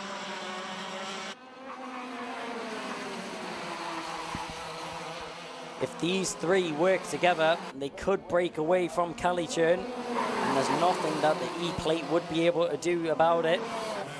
3 karts is definitely going to be faster than 1. Unless Kali-Churn is able to respond and make a move for that 3rd position on Leo Robinson, I can't see anything changing or him keeping on the back of these 3 right now. That being said, all that Kalichurn needs is for one of these 3 drivers to make a move, and it will all kick off. Start a domino effect between these 3. They're currently all just sat very smart, all very well behaved. Pushing and working together right now are these 3 drivers. Chris Whitten, Adam Sparrow, and Leo Robinson. The fastest driver on the grid, though, is currently in 5th position.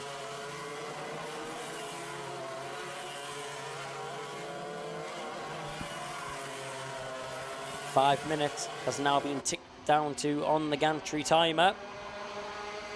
So only 5 minutes is remaining in this race. Nearly 10 minutes has now been completed for these drivers. Around the final couple of bends. Jack Stewart has managed to get past Jessica Fitch-Hall there. That will be in the last lap. Jessica Fitch-Hall still very close to the rear bumper of Jack Stewart right now. Around the first corner we go. Through the chicane. Now down into the midsection. Down the hill onto the back straight we go. Keeping an eye on Jack Stewart and Jessica Fitch-Hall. These 2 drivers probably the closest on the grid right now. As now making their way through the midsection and down towards the final couple of bends before we see our leading drivers make their way up the home straight. Nothing has changed yet, but Chris Whitten not feeling as comfortable anymore. He pins that car on the inside white line, going defensive, middle of the circuit. This now puts Adam Sparrow at disadvantage as well, as he's now fallen into the grasps of Leo Robinson. He's Jehan Kalichurn, as I mentioned. All he needed was one driver to make a maneuver. All he needed was something to happen between these 3, and he would arrive onto the back of this battle. The E-plate is back in contention once again. Let's see what unfolds here. Chris Whitten still out in front, pinned to the inside white line, trying to go the long way round. Thought about it, then he realised Robinson was behind him. Adam Sparrow in a difficult situation here because he can't go a different line to Chris Whitten, or that would open the door to Leo Robinson.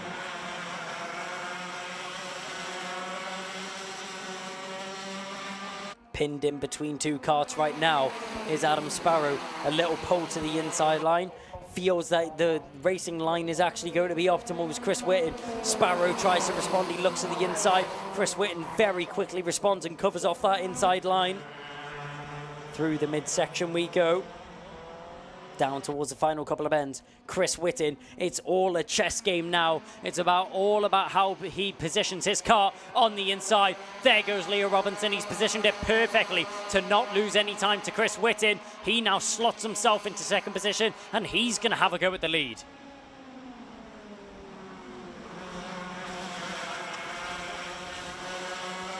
Chris Whitten out in front.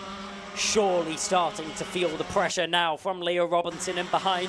He's had to deal with it for 90% of the race so far. Looking over his shoulder, he sees Sparrow. He opens up the inside line. Robinson tries to bite at the bait. Chris Whitten holds on to it. That opens the door for Sparrow. Sparrow gets up into 2nd position. Beautiful move there from Adam Sparrow to respond to the gap opening up. Here comes Kian Bennett on the inside of Jehan Kalichurn to take 4th position. Where has Kian Bennett came from, as he's now arrived onto the back of this battle in 4th position right now. He's just going to sit here waiting for any cookies to crumble, waiting for anything to happen of the drivers in front, and he will pick up the scraps. Sparrow had a think about the move there on Chris Whitten. Whitten dealing with this pressure beautifully. He is not falling for any of the traps from the drivers in behind, and keeping himself very nicely positioned out in front indeed. But Adam Sparrow in behind, trying to get into 2nd. Leo Robinson has a little dance on the inside line, shows his nose cone, just lets Adam Sparrow know that he's still here and fighting for 2nd. Whitten, he opens the inside door, oh, and going round, clipped round there by Leo Robinson into the tyre wall. I'm sure the stewards will have a look at that one, as sent pirouetting round. Leo Robinson clips the rear bumper of Adam Sparrow, sends him flying off into the tyre wall. That definitely wasn't the intentions of Leo Robinson there, but unfortunate circumstances sends Adam Sparrow barreling off into the tyre barrier. But with that being said, all focus is now put on the lead two. It's Leo Robinson and Chris Whitten will duel it out all the way to the end. Don't count out Kian Bennett. He's still in third position. To the inside, Robinson's going to try it. He doesn't quite have the slingshot which he would have needed to make the move into the first corner. On the inside, has another look. Robinson just letting his presence be known. Trying, looking left and right. Whitten, the pressure he is withstanding is unbelievable. Diamonds are made from pressure, but in this case, it's made Chris Whitten. As he makes his way round the final couple of corners to mark the final lap of the race. He'll round the final bend. He just has one more lap to go. Will he be able to hold on to the lead, or will it be Leo Robinson? Will it be Kian Bennett, or will it be Jehan Kalichern on the inside? He's left the door open, and Leo Robinson says, thank you very much. I'll slip down the inside if you don't mind. Going defensive now goes Robinson. He's the one who's going to have to deal with the pressure. Whitten, is his offensive as good as his defensive form? We'll have to find out. Into the midsection of the circuit. He's just got a couple corners left to go. Time is whittling out here.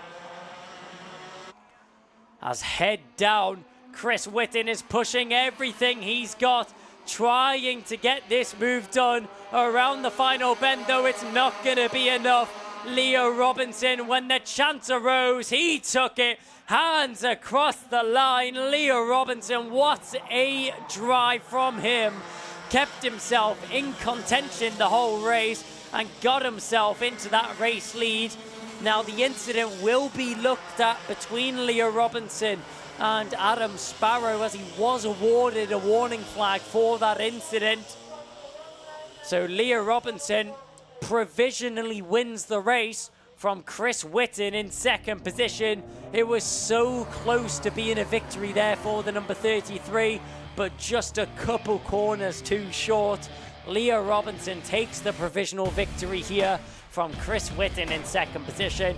Kian Bennett comes home in third from Jehan Kalichern. Then Spencer Lane, Jack Stewart, Jessica Fitchhall, Harrison Morrow, and Adam Sparrow. Unfortunately, an incident between him and Leo Robinson means that Adam Sparrow retires from the race.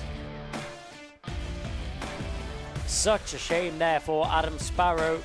What could have been a brilliant result for him towards his championship standings ends in heartbreak and ends in the tyre wall. Nothing Adam Sparrow could have done about that one though.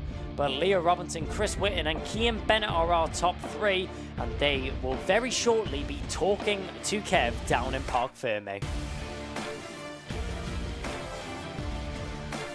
So here we are then in the post-race scrutineering as our top three wheel the carts in and onto the scales. It's the man who came home in second who's first on the scales, Chris Whitten there. Just behind him then, Kian Bennett finishing with a third, cart number 5, making up for what's been a pretty tricky weekend for him. But the first place man is at the back of this line of three, Leo Robinson. There he is, just getting out of his overalls in the background of the shot as it stands right now. Not without incident though. Adam Sparrow was in the mix, wasn't he? But then he went off, and that'll need a little bit of looking at after, I'm sure, but as it stands right now, we've just got these three drivers just as it stands, with Leo Robinson, Chris Whitten, and then Kian Bennett as your top three. We'll get Kian on the chat as soon as he's off the scales, first and foremost. He was our third place man. Chris Whitten, then cart 33, came home in second, and we'll get a word with him in a moment. And then, of course, just looking in the background there, it's cart number 36, that was Leo Robinson. We'll go and have a chat to him, but Kian Bennett, helmet still on, just legging it, just asking for his sponsor's cap, I think, off his mum. Ever the professional. So, yeah, looking good there, but well done to him. Let's get a word with him, because he's had a fourth, an eighth, and an eighth, and then he's ended up with a third. So, Kian, that's a great end to what's been a fairly testing weekend for you. Yeah, it's been a really tough one. We've struggled a bit this weekend, but we've kept going, and we've got a podium in the end, which is good damage limitation, really. So, yeah, well happy. Yeah, I bet you are. All going on in front of you as well. Leo's come out on top and Chris Whitten in second. But as always with TKM, at moments during the race, it looks like anyone could have took it. Yeah, I was quite far back at one point as well. I just kept pushing, putting the laps in. I could see him getting closer. And if there was any opportunities, just about taking them. But, you know, Leo and Chris have done a great job all weekend, so well done to them. And it's one of those circuits where you really need to work as a team and get a tow, don't you, to get the maximum top speeds out there, and you guys were doing that. Yeah, it's a pretty fast one. I think, yeah, some of the fastest laps obviously come in the tow, but yeah, it's massive around here. Brilliant. Who's been looking after you? Who would you like to thank? My mum, as always. She brings me everywhere, every weekend, and always grateful to her. My family at home always supporting, and then obviously Robsall Racing, and, you know, work for giving me the day off as well. So, yeah, thank you to everyone. Brilliant. And now the championship hopes are very much still alive as we go to GYG and then Rowra. Yeah, still 2 more rounds to go. Don't want to get, you know, ahead of ourselves, but we'll keep pushing and see what we can do. Brilliant. Well done, Kian. Thanks for talking to us as always. Go and high-five the team. Let's get a word now, if we can, with Chris Whitten. Let's just bring him up onto the spot, if we can, because he's been in the mix all weekend long. A first, a third, and now a second. So charging hard all weekend there, Chris, but just couldn't get it across the line first in the finish. Yeah, not too bad weekend really, especially better than the weekend we had at Warden Law last time out. So pleased with the points we gained this weekend, to be honest. Just talk us through that one there. Leo Robinson obviously comes out in first. He had a bit of an incident with Adam Sparrow there. Did you see what happened that one at all? No, no. They were all sort of waiting for the last minute, to be honest, because whoever's in the lead can never get away around here because the tow's so big. So they all sort of had a little bit of a tangle behind, which I don't know whether it helped or not really, but I'll have to watch it back. Yeah, obviously a circuit you like though. Like I said, good set of results. Won both your heats, third earlier on this morning in the Super Heat, and then second in the Super Final. You feel quite at home around here? Yeah, it's a good track, to be fair. It suits the way I drive, suits the kart really well, so yeah, it's been good. Brilliant. Who would you like to thank? Who's made it all possible? Thank my mum and dad for everything they do, my mechanic Craig and Alan and Joe and Mark from Talco. Brilliant. And we're going to see you again, final 2 rounds, GYG and Rowra? Yeah, definitely. Excellent. Good stuff. There goes Chris Whitten. Congratulations to him. Kart number 33, taking second place on the end. In the background of the action down here at Scrutineering, we'll try and get a word with Leo if we can. Let's just welcome up Leo to the spot. And here he comes now, Leo Robinson. Let's get him on the spot. We'll have a chat, see what he's saying. So, Leo, congratulations, mate. First place. Were you expecting that one? No. Halfway through the race, you know, I was down in 4th and wasn't really expecting it, with Chris doing some brilliant job defending, but I just managed to get past the final lap and take the win. Yeah, really well done. But you know, don't discredit yourself. Fast this morning, came first in the Super Heat, so you're obviously doing some things right today. Yeah. Who's been making it all possible? Who's been looking after you this weekend? Tim Wilson Motorsport, my dad, all my family, my mum for the amazing support, my grandparents for helping fund, and FF course, because they were giving me media training for this and work on the simulators and stuff like that. Brilliant. Well done, mate. Excellent effort and well done for this. The training has worked. We've now got GYG and we've got Rowra. Please tell me you're going to be at both of those rounds. Yeah, I will. Excellent. Well done, sir. There goes Leo Robinson. Congratulations. Go and high-five your team and thanks for talking to us. Cheers. There he goes, Leo Robinson. Well done. First place on the day. Not without incident, though, so congratulations to him. Let's see what happens when we get the official results, but that's how they cross the line. Leo Robinson, Chris Whitten, and then Kian Bennett. Let's go back to Kai now, because we've got another one coming right up.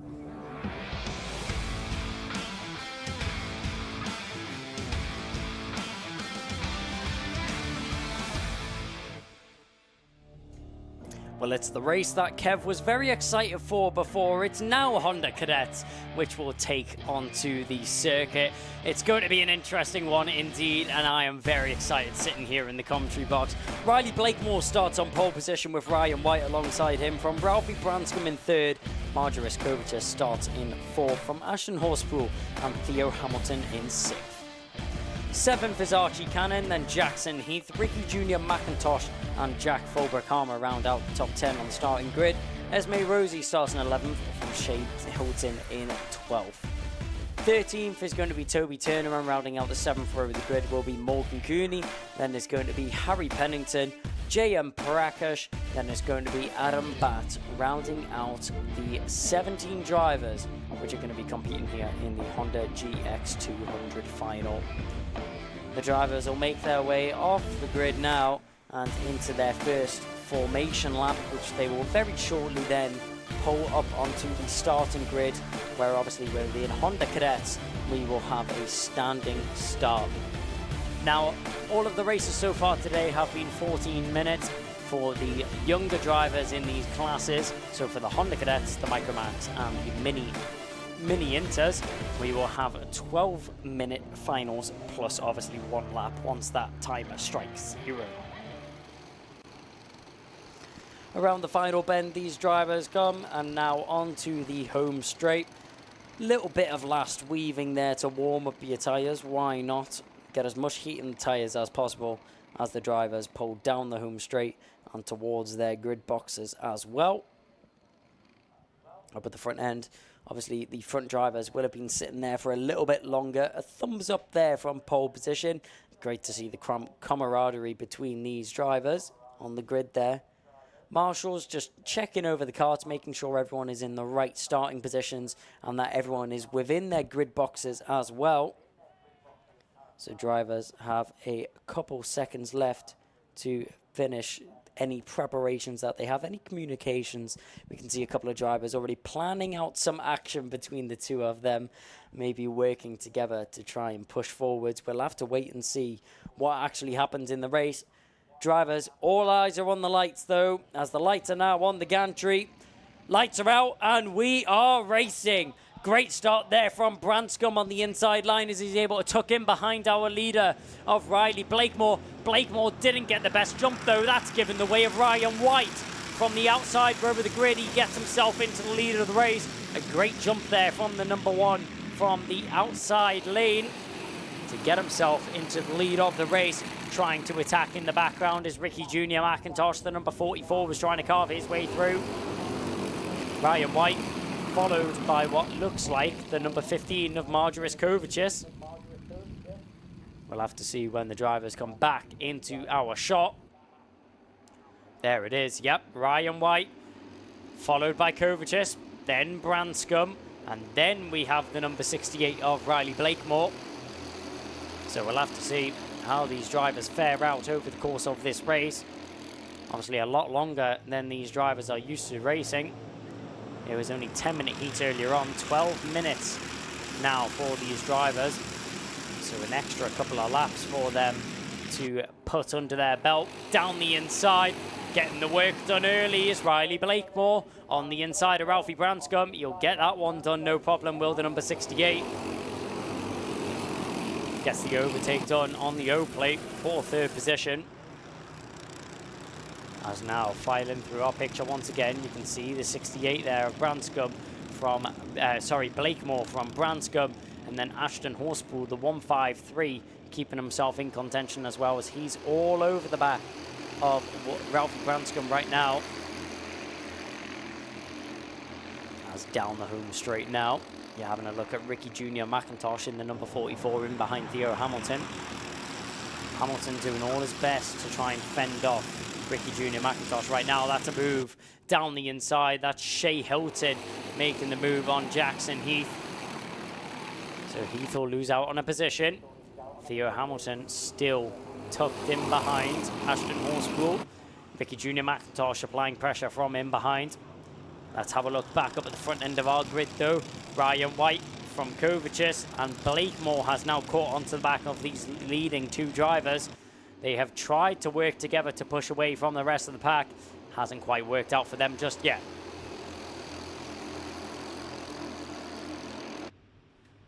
Down the home straight we go once again. Ryan White still out in the lead. Little tuck of the helmet to the steering wheel there, trying to get the aerodynamical advantage over the drivers that are in behind him, which will be feeding off the toe of his kart. You're seeing a little look to the inside there from Riley Blakemore, just letting his presence be known to Kovachis. Kovachis will have to go a little bit defensive if he wants to hold off Blakemore. Blakemore doesn't even give him a chance to think about it. Down the inside, great move there by Blakemore to now get himself up into what is 2nd position. Great move there from Blakemore to get that move done on Marjoris Kovachis. As Ryan White out in front though, gets a little bit of breathing room as a result of that overtake. We'll see if he's able to take advantage of that and try and depart from the field. No, he isn't, because Riley Blakemore is hot on the gun and he's all over the back of Ryan White right now. White has not been given a chance to breathe at all. As Blakemore is fast, and he came very hot and ready for that lead position if he's able to do so. In second position right now, all over the rear bumper of Ryan White. Ryan White is holding on to the lead right now. Blakemore tucked in behind the #1 plate.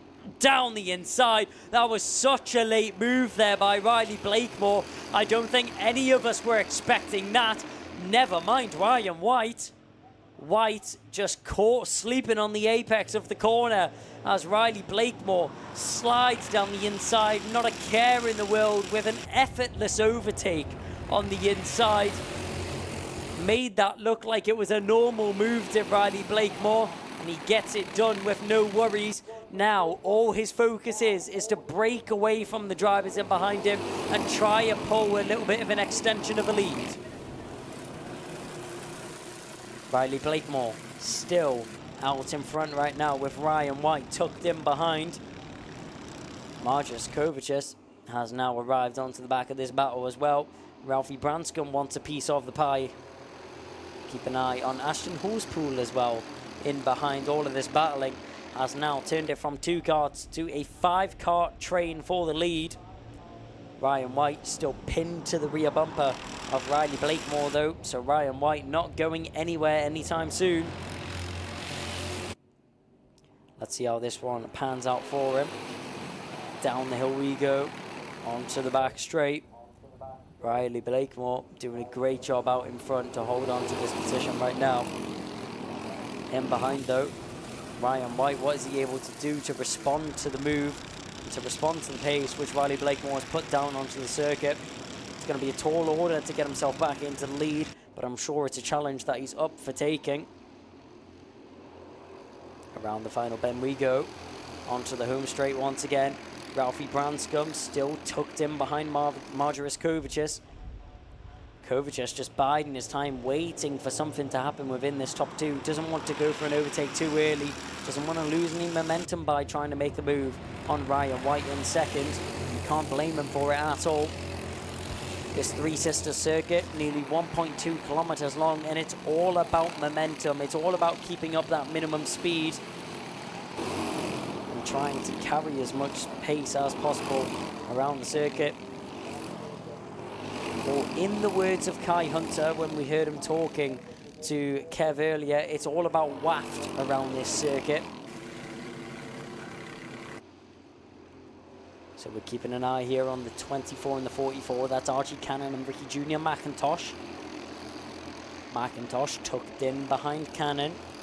Down the home straight. Will he be able to look for a move into the first corner? We've seen plenty of overtakes into the first bend. A thumbs up there from the number 24 of Archie Cannon as they go into the first corner. Not quite sure what the thumbs up was for, but a good job nonetheless.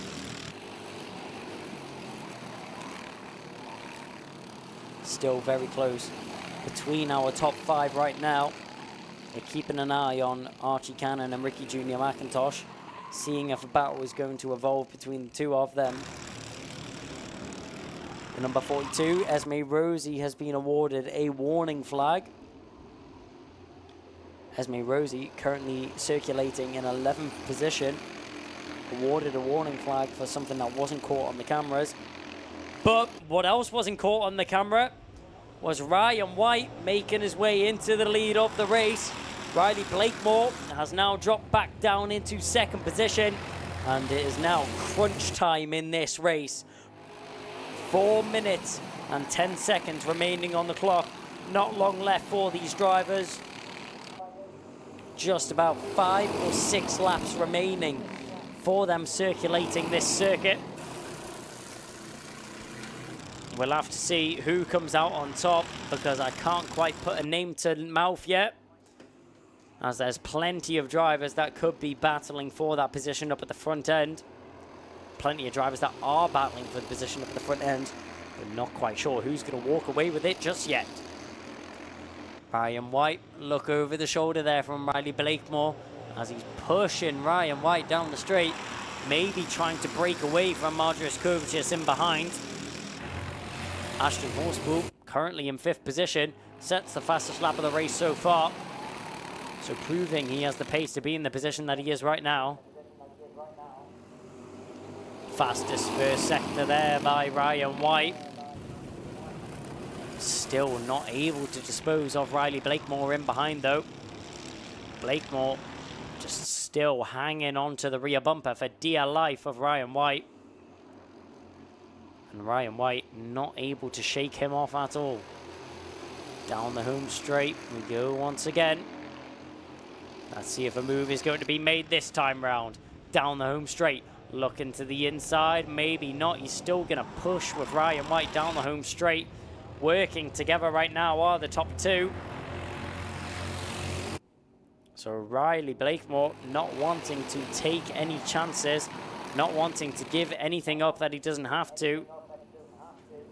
And Ryan White down the inside. There he goes. Caught me off guard there, did Riley Blakemore. As he gets the move on the inside, he'll get that one done on Ryan White. An unorthodox position to make an overtake. Ryan White was definitely not expecting that one to get the move done. Riley Blakemore on the inside line. Last of the late breakers to get himself into the lead of this race. Shy of 2 minutes remaining on the clock. Defensive on the inside line. Doesn't cover it off enough though. Ryan White slides through on the inside line. Mistake in the background. Who was that? That looks like that was Marjoris Kovic is making a mistake. He now falls into the clutches of Ralphie Branscombe as Branscombe now finds himself on the final step of the podium. Looking on the inside, banging wheels. These two drivers really pushing this battle to the limits now as Riley Blakemore is tentative to get himself into the lead of the race once again with such shy amount of times on the track. He is not afraid to go for a gap on the inside, maybe even the outside as well. We'll have to wait and see. Riley Blakemore pinned to that inside white line. So is Ryan White though. Pulls out to the middle of the circuit. Gets himself a little bit more of a racing line. Keep an eye out for Ralphie Branscombe. He's going to arrive onto the back of the top two in very short fashion. Down the hill we go. Onto the back straight. Ryan White, the commander of this battle right now. Through the midsection we go. Ralphie Branscombe still under a lot of pressure from Kovacic and Horspool in behind. 30 seconds remaining on this clock. And as Ryan White rounds the final bend, keeps the car under control and onto the home straight once again for the penultimate time of this race. He will cross the start-finish straight into the first corner. Blakemore doesn't think about it. Blakemore trying to get this move done on Ryan White, just waiting for the best opportunity possible, waiting for the chance to arise and for that gap to open up on the inside line.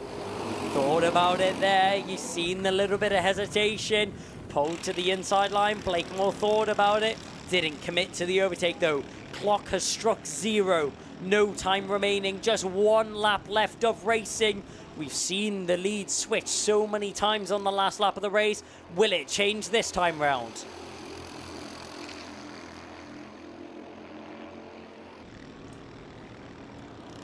Checks over his shoulder. Down towards the first corner. Blakemore not able to do anything down into the first corner. Ryan White covers it off beautifully as they now make their way into the midsection. There is a back marker approaching. Will that throw a spanner in the works for Ryan White? We'll have to wait and see. Adam Batt, will he be able to get out of the way without causing any problems for the leaders, or will he even have to? Looking to the inside line, it's so close. Millimeters are separating these leading two drivers. Ryan White doing a great job putting his car beautifully in the perfect position to defend from Riley Blakemore in second position. Around the final bend though, Blakemore not able to do anything at all. Ryan White with a defensive masterclass. Blakemore's happy anyways, but Ryan White, the #1, finishes on the top step of the podium. Riley Blakemore comes home in second position from Ralphie Branscombe in third. Marjoris Kovacic, after making a small mistake, drops down into fourth. What could have been a podium for Kovacic, a small mistake is what cost him down into fourth position. Still a great result nonetheless. And Ashton Horspool finishes in fifth position with the fastest lap to his name as well. Archie Cannon, Theo Hamilton in seventh from Ricky Jr. McIntosh. Jackson Heath, Esme Rosie in 10th from Jack Fulbrook-Harmer. Harry Pennington will finish in 12th from Shea Hilton. Toby Turner in 14th, then Morgan Cooney, Jayan Prakash and Adam Batt. All 17 drivers finishing the race. Adam Batt just one lap down. So that's going to round it out there for the Honda GX200 Cadet Final. And that is going to be the end of the Cadet races. Just 2 more races now to unfold in front of us. And I'm sure waiting tentatively down in the paddock. We will now throw down to Kev as he will have a word with the top 3. Well, how about that then? That is a sight that we've seen before, but for the first time in 2024, Ryan White coming home in first place, putting this car on the scales. The smile will be back on that young man's face, that's for sure. Well done to him. And then we welcome onto the scales the man that's come home in second. There he is there. We got Riley Blakemore coming home in second, kart number 68, doing a great job of putting the cart on the scales there. He's going to be absolutely thrilled. We only saw him at round 2 when he came 19th, and here he is at round 4, getting the high five. I think that might be Dad there, just giving him the high five. No, it's not Dad, but a well-deserved hug as well. Brilliant stuff. Like I say, we saw him at round 2 when he got a 19th, and now he's back here at round 4 and he's got himself a second. And what a weekend he had.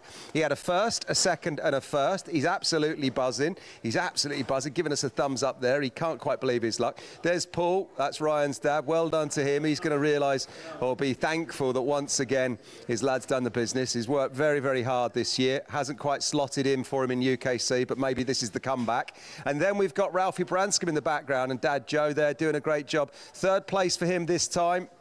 We have seen him do, you know, great things all season long, but he's had a third, and now he finishes in third. So a strong weekend from him. His championship hopes are still very much alive, but that's the way it falls sometimes.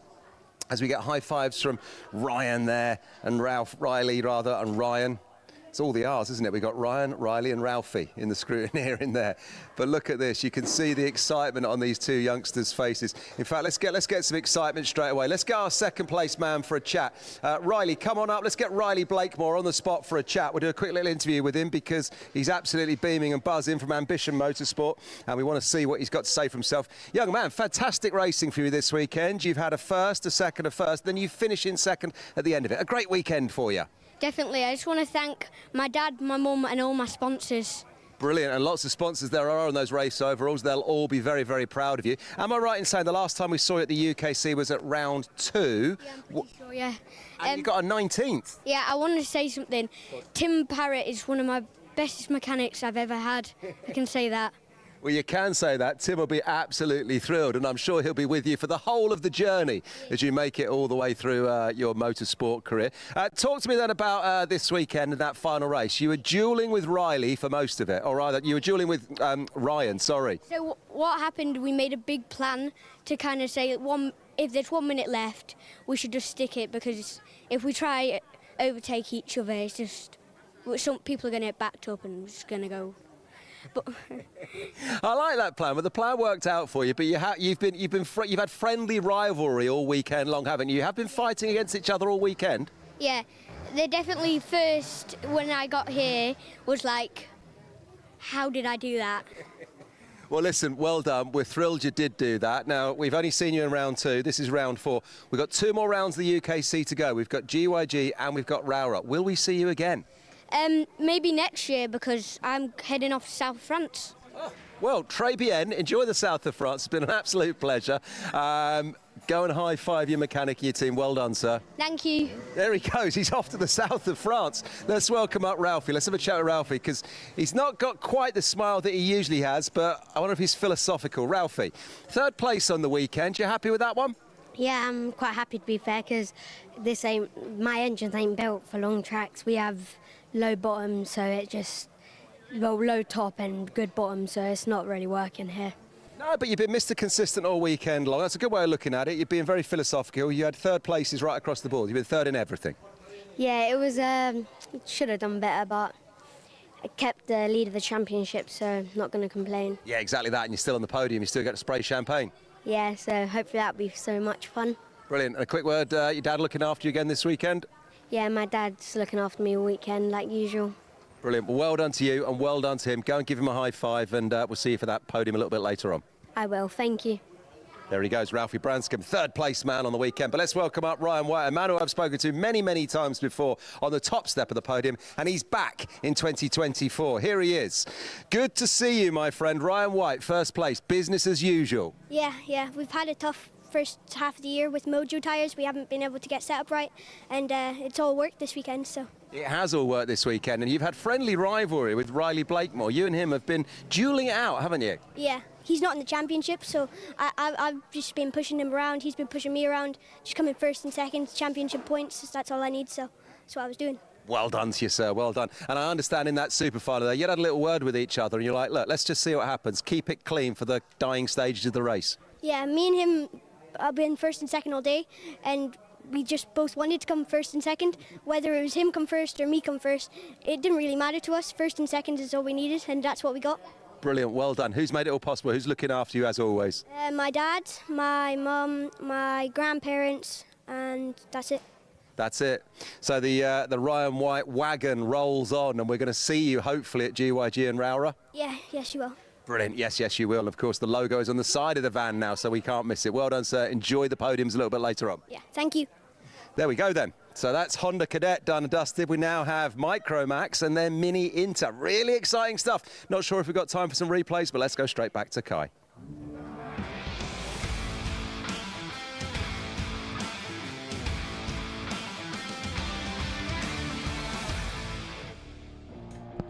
Well, we're not done just quite yet. Micromax Final was up next for the penultimate race of the day, and what a day it has been.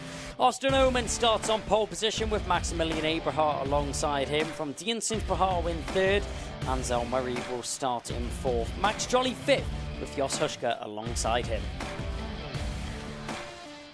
Maria Roberto starts on the fourth row of the grid, then from Harry Radcliffe alongside. And then we've got Alfie Garrett in 9th, 10th is Logan Stanley Jones, 11th is Sebastian Crawford, 12th Ralph Martin. 7th row of the grid, the 13th and final driver joining us on the Micromax grid is Harris Barber, who will start in 13th position. So 13 drivers here for the Micromax final. Once again, one of the smaller grids which we have here at the Ultimate Karting Championship Round 4 here at Three Sisters, but yet still a class which provides brilliant action and non-stop racing between all of them. It's going to be very interesting to see how the drivers will make their way through the order. A lot of drivers which have been having a great weekend so far. Eyes to keep an eye out. Having a look on the grid here, we can see Dean Sint-Bahar a little bit further down the order. He's had a great weekend so far. I mean, just in the superheat alone, put out a brilliant performance. One of the fastest drivers out there on the circuit. Will be interesting to see how Sint-Bahar is able to do here in the super final. The number 11 though, Austin Oman. You can't miss him because of his visor. The AO on the visor, very easy to spot there in the SPR X-Prix chassis. Austin Oman once again has been on top form as usual and has been fighting at the fair end of the field as usual. It was great to see how he's been performing over the course of the weekend. But with 13 drivers that could all take a victory here, as the drivers will now make their way off the grid and now onto their formation lap, ready to get racing. Austin Oman once again takes it away from pole position. Let's see if he's able to hold that place going into the first corner, as the drivers will have, once again, as usual, one lap to warm up their tyres and get themselves ready for the start of this race. Jos Huschke After a couple of issues earlier on in the superheat, he has plenty of time to try and redeem himself here in the super final. Maximilian Eberhardt was once again a great contender up at the front end. Can't forget about Ansel Murray, and joining him alongside is Dean Singh Bahal. There is the number 23 of Dean Singh Bahal as they go down the downhill circuit. The 99 of Ansel Murray, he's got 99 on the kart, 96 on the helmet. There's all the SPR team and Sam Pollitt himself. You can spot Ted Bradbury as well standing on top, and Kieran Murphy, one of the mechanics there for the drivers out there on the circuit. Yellow flags are waved. All the drivers will get themselves into formation, ready for the start of this race. And which way is it going to go? Can Austin Oman do it once again, or will there be an upset on the circuit? Around the final bend and onto the home straight. Will we go racing first time round? We accelerate across the line. Yes, we will. We go racing. Austin Oman darting down towards the first corner. Cuts across Maximilian Eberhardt. Doesn't even want to give him a look of the inside line. Following him behind, Dean Singh Bahal gets himself up at a second position. Great start there from Singh Bahal. He's going to challenge as they go down the hill. He will hit the front. Great start there from the 23 of Singh Bahal as he now hits the front and gets himself into the lead of this race. Austin Oman drops down into second. How will he be able to respond to this situation? Keep an eye on Maximilian Eberhardt. The number 61, he's tucked in third position as well. And then in behind him, the number 14 of Max Jolly. A great jump off the line to get himself into fourth. So round the final bend and onto the home straight for the first time. And crossing the line for the first time of this race, Austin Oman, a beautiful start from him, but Dean Singh Bahal just got the better of him down the inside. Maximilian Eberhardt says he's here to play, up into second position. Great move there from Eberhardt to get himself up into second. And Austin Oman, the man that started on pole, is now dropped down into third position. Not the start the SPR driver would have been hoping for. But Dean Singh Bahal, a start from the gods, a brilliant start from him. Started third on the grid and now finds himself in the lead of the race. Down through the midsection we go and into the final couple of corners. Maximilian Eberhardt already applying pressure onto the back of Dean Singh Bahal. Singh Bahal just about holding on right now as they go down up into the first corner. A tap on the helmet there, saying to his teammate, come on, let's work together, let's push away, get away from Austin Oman in third position. And I think that's what Eberhardt and Singh Bahal are going to try and do. It looks like that plan is already working wonders as they've pulled a little bit of breathing room over Austin Oman in third position. Max Jolly is actually arriving onto the back of the 11 right now as we speak. Keep an eye on Jos Huschka, the number 55 in the mid-pack. Maria Roberto just in front of him. Down the final couple of corners we go. Jos Huschka trying to apply pressure onto the back of Maria Roberto. There's the number 16 of Sebastian Crawford. Crawford all over the back of the 32. Ralph Martin currently sitting in 10th position right now. Let's see if Crawford is able to break into the top 10. Keep an eye on the front of the field here. Still Singh Bahal. Oh, cut across there from Jos Huschka as he collides with one of the drivers around him. Just jumping up in the air there. I'm not quite sure who it was. It may have been Alfie Garrett, but not 100% sure who that was that had contact with Jos Huschka down the straight. Singh Bahal still leading the way from Eberhardt in second. As they go round the final bend, Max Jolly ever so closer onto the back of Austin Oman's kart. And these two drivers out in front doing a brilliant job of working together as they have broken away from Austin Oman in third. Singh Bahal picks up the fastest lap of the race, just for good measure as well. Down into what is going to be the back straight now. Austin Oman just about fending off Max Jolly for the time being. Max Jolly, though, very fast and raring to get himself onto that final step of the podium. The number 14 will leave nothing on the circuit, no stone unturned indeed. So we'll have to see what happens here. Keep an eye on the 99 of Ansel Murray. Ansel Murray just waiting for something to happen between these two drivers in front of him, and he will pick up the scraps of that battle. Jos Huschke checks over his shoulder. You'll see in behind Ralph Martin in 10th. Alfie Garrett just managed to get past Jos Huschke on that previous tour of the circuit. Garrett is now all over the back of Mario Roberto, as you see on your camera. Roberto goes defensive on the inside line. Austin Oman still sitting quite nicely in 3rd, in behind Max Jolly, still trying to get that move done. Roberto going very defensive for how early on in the stages of this race we are. Jos Huschke still trying to apply a little bit of pressure onto the back of Alfie Garrett, push him forwards past Roberto. There's the move. Alfie Garrett made the move on Maria Roberto though. Jos Huschke tried to follow through, but was a little bit too far back off the rear bumper of the 47. Now his helmet to the steering wheel and down the straight, having a think about it. Ansel Murray thought about trying to go for the move on Max Jolly. Jolly wasn't having any of it though, and very firmly shuts the door in the 99's face.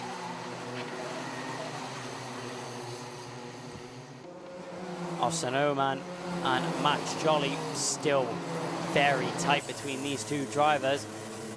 So I'm actually surprised here that Max Jolly hasn't gone for an overtake just yet.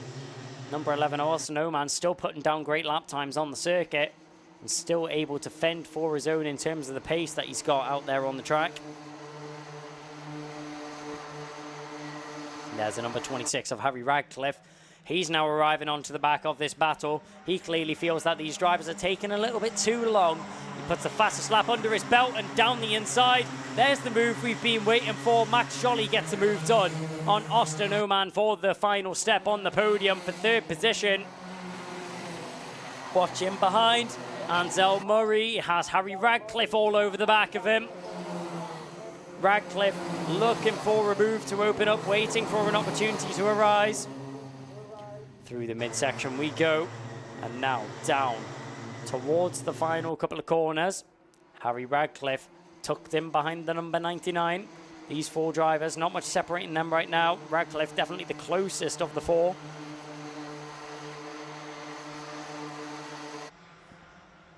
Down the home straight we go. 99 of Ansel Murray very close to the rear bumper of Austin Oman. Oman goes from normal racing line. Thought about it, did Murray.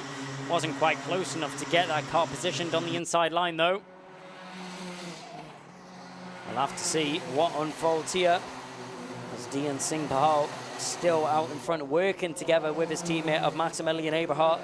Those two have completely checked out from the rest of the field. Nearly 2 seconds is the gap that they've managed to pull out. Keep an eye here though on Jos Huschke as he has a lot of pressure in behind from the 32 of Ralph Martin. Ralph Martin trying to get that move done with a little bit of haste as they go down through what is the final couple of corners and onto the home straight now. Up to the first corner. Oman just about fending off from Jolly. Oman has managed to get the move done on Jolly again though. Sorry, we missed that there on the cameras.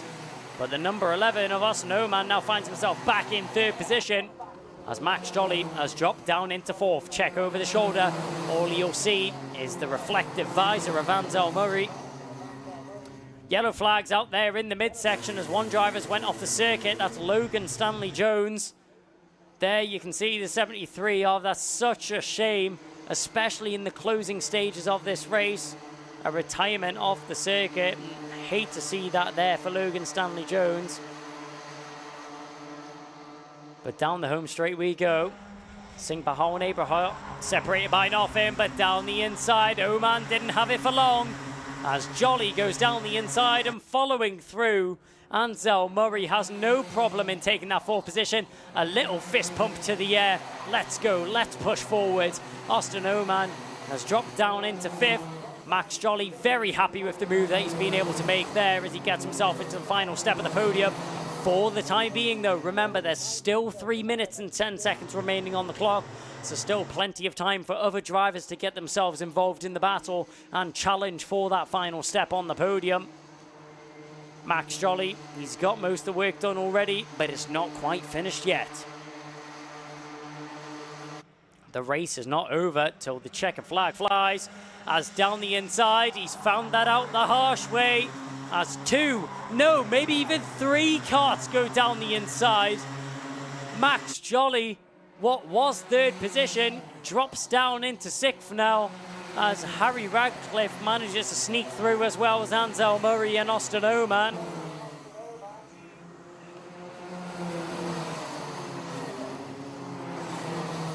That's a great move there on the inside. Dian Singh Bahal, keep an eye on them. As watching through we go. A tap on the shoulder. Ansel Murray taps his helmet. Says, come on, let's push forwards. Let's work together. Try and get away from the drivers in behind. Austin Oman, does he like the sound of that idea? We'll have to wait and see. He is tucked in behind, and that is for the 3rd step on the podium.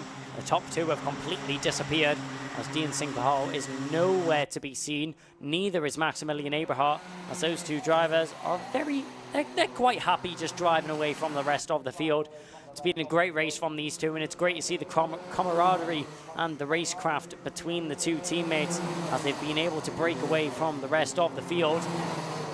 Talking about the rest of the field, that's where the action's going to be at, though, as Ansel Murray has a lot of work cut out for him if he wants to hold on to this final step at the podium. Austin Oman is breathing down his neck, not making this race easy for him at all. Keep an eye on Harry Radcliffe and Max Jolly as well, though. I'm sure they will be in a lovely position waiting to try and pick up the pieces of a battle. 1 minute and 5 seconds now remaining on the clock.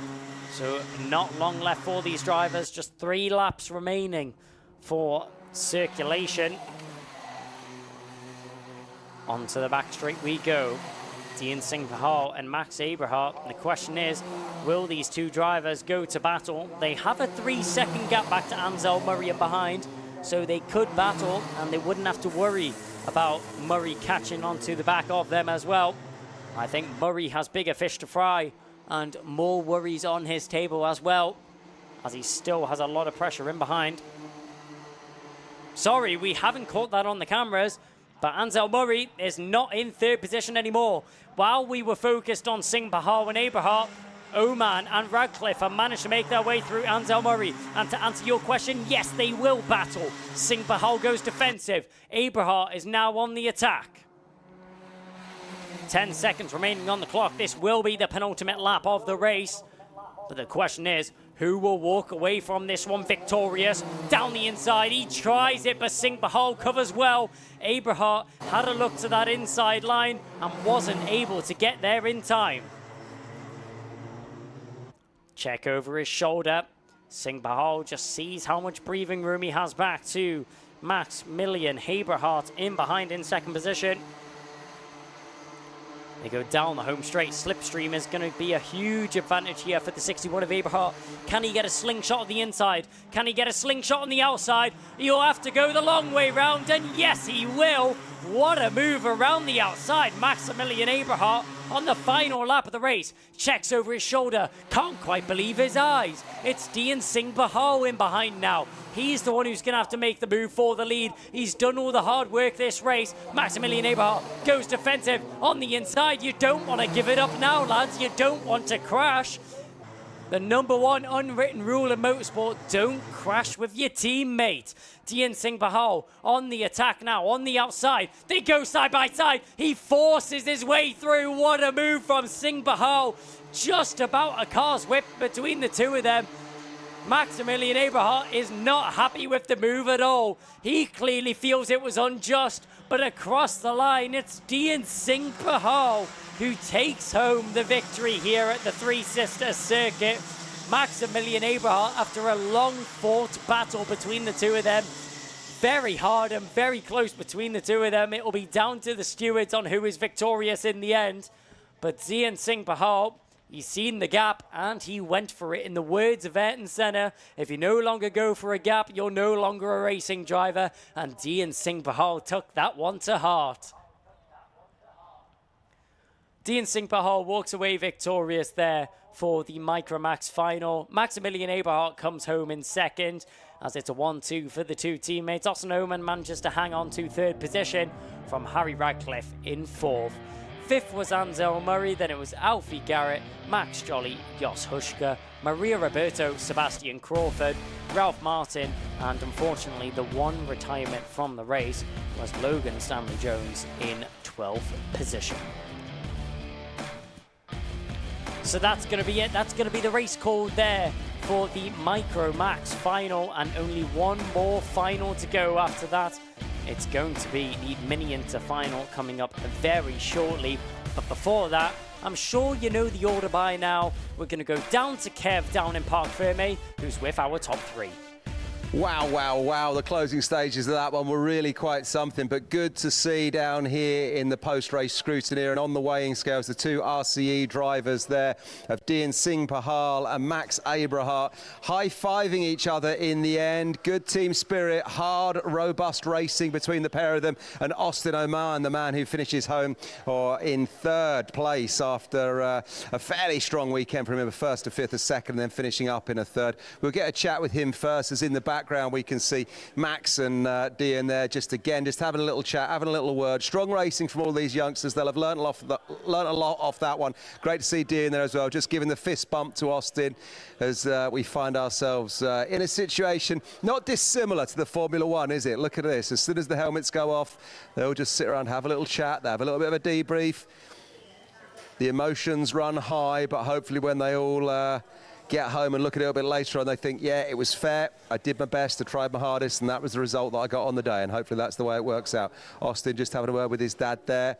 Sam Pollitt Racing been doing a great job for Austin over the last few rounds, and another great weekend from him. I'll welcome him up as soon as he's had a word from his dad, and we'll see what goes on. RCE drivers in the background. Here we go. Dian and Max, look at this, and the dad's fist bumping as well. Got to be a lot of happy souls here in that team, surely. I think when it's all said and done, when we watch it back, like I say, robust racing but fair racing. We've seen a lot of it this weekend, and Austin just trying to work out what's gone on with his weekend with his dad there as well. And we'll welcome Austin up to have a chat with us as soon as he's ready. We'll go in the order of third, second, and first. So it'll be Austin to come and have a chat to me first. I'll see if I can catch his attention.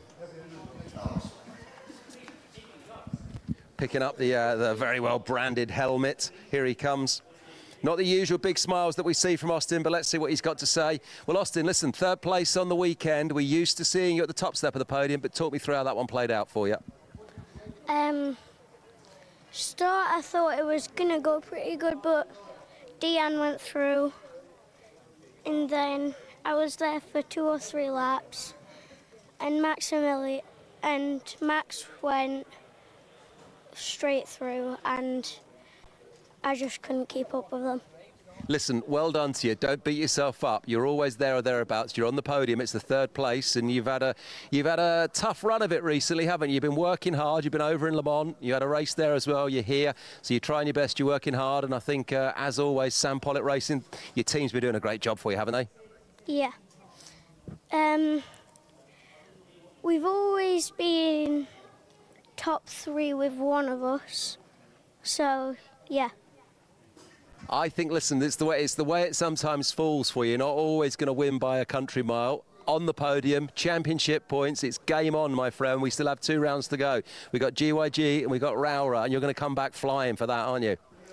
Yeah, we're close. It's close on the points. Everyone's all bunched up, so it's close. It is close, and we've enjoyed watching it, and thank you for entertaining us. Great racecraft, you've learned a lot. Who would you like to thank? Who makes it all possible for you? Sam Pollitt Racing, Nigel Horner, and my mum, my dad, my nan and my papa, and my sister. Brilliant. Austin, well done. Go and give your team a high five, and we'll see you for the podiums a little bit later on. It's always a pleasure, sir. There he goes. Austin Oman of Sam Pollitt Racing. Let's welcome up our second place man now. Then here he is, Max Abrahart, just giving Austin a little high five there. This man's got a smile on his face. So here we are then, Maximilian Abrahart. Max Abrahart, well done to you, sir. You were battling with your teammate through all of that one, but you've got a smile on your face in the end. Good result for you. Yeah, thank you. Talk me through the closing stages. You were wheel to wheel with Dean, weren't you? But in the end, he just nicked you on the last lap. Yeah, it was a bit annoying, but I'll take a second. Yeah, you should, because you've been strong all weekend and we've enjoyed watching you. 6th in your first heat, 3rd in your second heat, 3rd in the super final and 2nd in the super final this afternoon. So not a bad weekend. No, it wasn't. We were very quick all weekend. Who would you like to thank? Who makes it possible? I'd like to thank SNA, the pallet company, Dave from RC Force,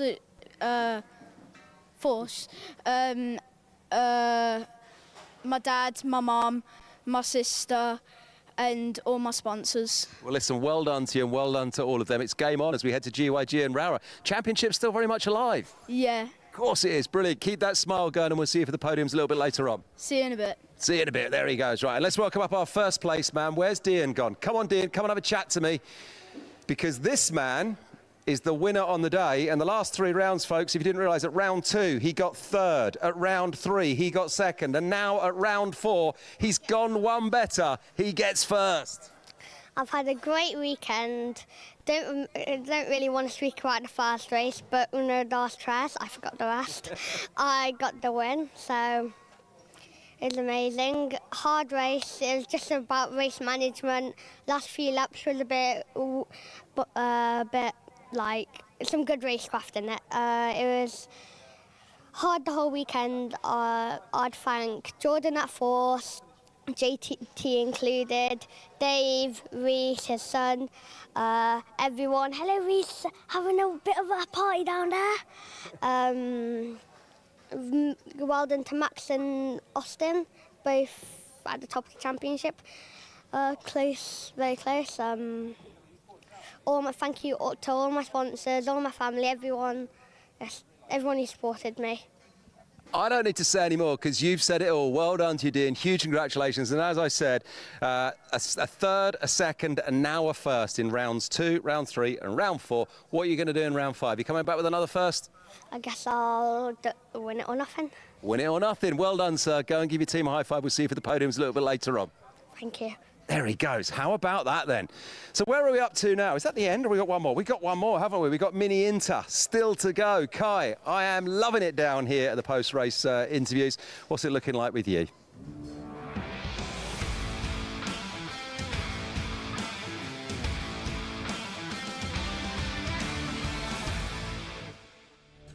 I don't blame you for 1 second, Kev. I'm loving it up here indeed.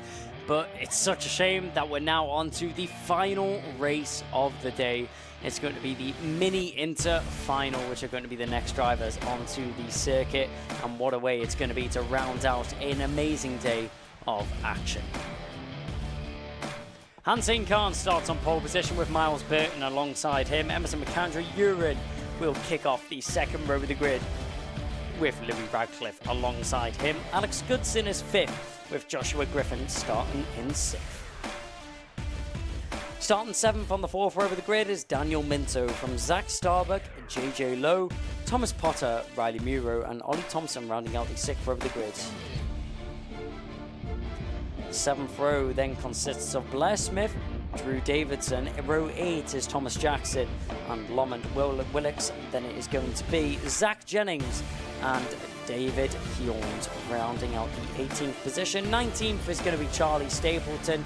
Hakeem Bat rounds out the 10th row. And the 11th and 21st driver on the grid. Rounding out the grid is going to be Mohammed, starting in 21st.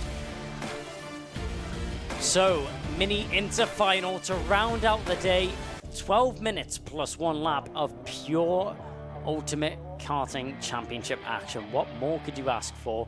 It's definitely going to be close up at the front end. Emerson McAndrew-Urin, our championship leader, has a lot to prove and a lot on the line right now. I'm sure he will be looking for another final victory to put under his belt. But the question is he going to be able to do it starting from 3rd position on the grid? He's going to have a lot of challenge around him. He's not going to have the work cut out for him too easily.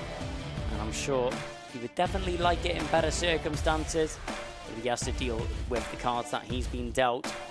We'll have to see what he's able to do over the course of this final. Obviously starting 3rd is still a brilliant position to be starting. Just 2 cards in front of him, which he has to dispose of to get himself into the race lead. And what he would be hoping for is a victory. As the drivers are now just sat on the grid, waiting for the go-ahead from the marshals. It is now 3:29. This race is planned to get underway at 3:30. As the clock now strikes 3:30, we have the hand up there from the marshal and the green flag is waved. To start off the final race of the day, Mini Inter Final is about to get underway. The drivers make their way off the holding grid and now onto their formation lap, getting themselves ready for the start of this race. If you're watching along from home on the Alpha Live YouTube channel, make sure to put a message in chat, say hello, tell us who you're supporting and who you are cheering on going into this final race of the day. A lot of drivers in this one that could walk home with that top step of the podium. It's been very close over the course of the weekend between the Mini Inter drivers. Hansen Khan obviously being the driver which managed to get the jump onto pole position. Miles Burton starting in 2nd. Miles Burton has quite a bit of support in the chat here from Mandy Gibbons. Shout out to Mandy Gibbons cheering on Miles Burton from home. He'll be starting in 2nd position on the front row of the grid, alongside Hansen Khan on that treacherous outside line though. Will he be able to get the jump into the first corner? It's only been done once today. Nothing saying that he can't do it twice though in that KO Motorsport machine. And they round the final corner and onto the home straight for the final time today. The revs rise, accelerating down the home straight. Do we go racing? Yes, we do. Green flag is flown and we go racing to the first corner on the inside. Great start there from Hansen Khan. Nothing that Burton could have done to try and respond to that. Burton on the outside row actually drops all the way down into 4th, maybe even 5th, having a look at the drivers making their way through right now. But a textbook start there from Hansen Khan on the inside line. Couldn't have asked for anything more there from the number 7. Squeeze to the inside line there as the number 22 of Riley Muro just about hanging on to the edges of the track. Manages to keep the car in a straight line, manages to keep it on the rubber as well, up into 2nd position. What a start that has been there from the number 26 of Alex Goodson. Started all the way down in 6th position, now finds himself in 2nd. On the inside, onto the home straight. Will he be able to get the move done into the first corner though? We'll have to wait and see. Drew Davidson trying to make his way past Lomond Wilcox. As we go through the chicane for the first time in this race, Hansen Khan is leading from Emerson McAndrew-Urin, Alex Goodson, Louis Radcliffe, Miles Burton, Joshua Griffin, Zach Starbuck, Daniel Minto, Riley Muro and Thomas Potter rounding out the top 10.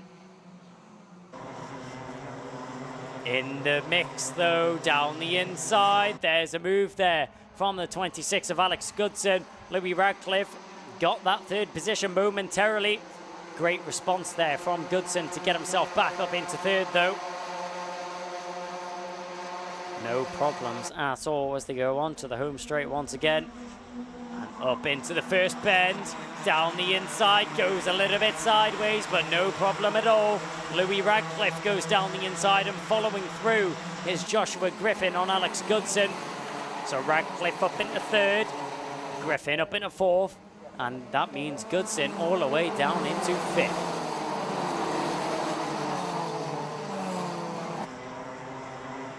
Drivers make their way through the midsection of the circuit right now. Emerson McAndrew, you're in there, you see at the front of your shot, currently in 2nd position. Hansen Khan pulling a little bit of a gap already, about a 2nd is what he has back to Emerson McAndrew, you're in 2nd. But the question is, these two drivers, Louis Radcliffe and Joshua Griffin, will they work together? No, they won't. Down the inside, there goes Joshua Griffin. Gets himself up into third position. But will they work with Emerson McAndrew-Urin to try and catch on to the back of Hansing Khan? Or will all hell be let loose? And will there be a battle endeavoured on the circuit? McAndrew-Urin has been caught by Joshua Griffin now. Griffin in the Team UK colours, representing on the suit.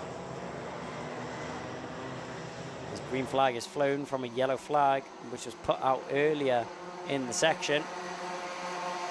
Round the final bend we go, and onto the home straight now.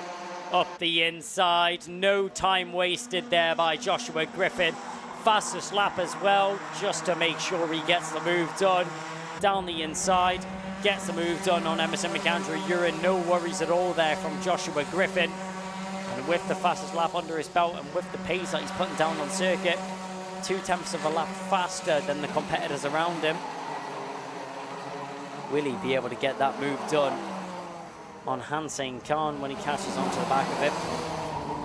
It's not a question of if, it's just a question of when will Joshua Griffin catch on to Hansing Khan, unless Hansing Khan is able to pick up the pace a little bit. Keeping an eye on this battle though, led by Lauren Wilcox. David Hjorn's in behind. Keep an eye on Jennings in the number 69, sorry. Into the first bend we go. Keeping an eye on Joshua Griffin. There's Hansing Khan out in front. 2.4 tenths faster a lap was Joshua Griffin that last tour of the circuit. So very quickly and rapidly catching on to the back of Hansing Khan, who's in the lead of the race so far. Khan has had no trouble so far this race.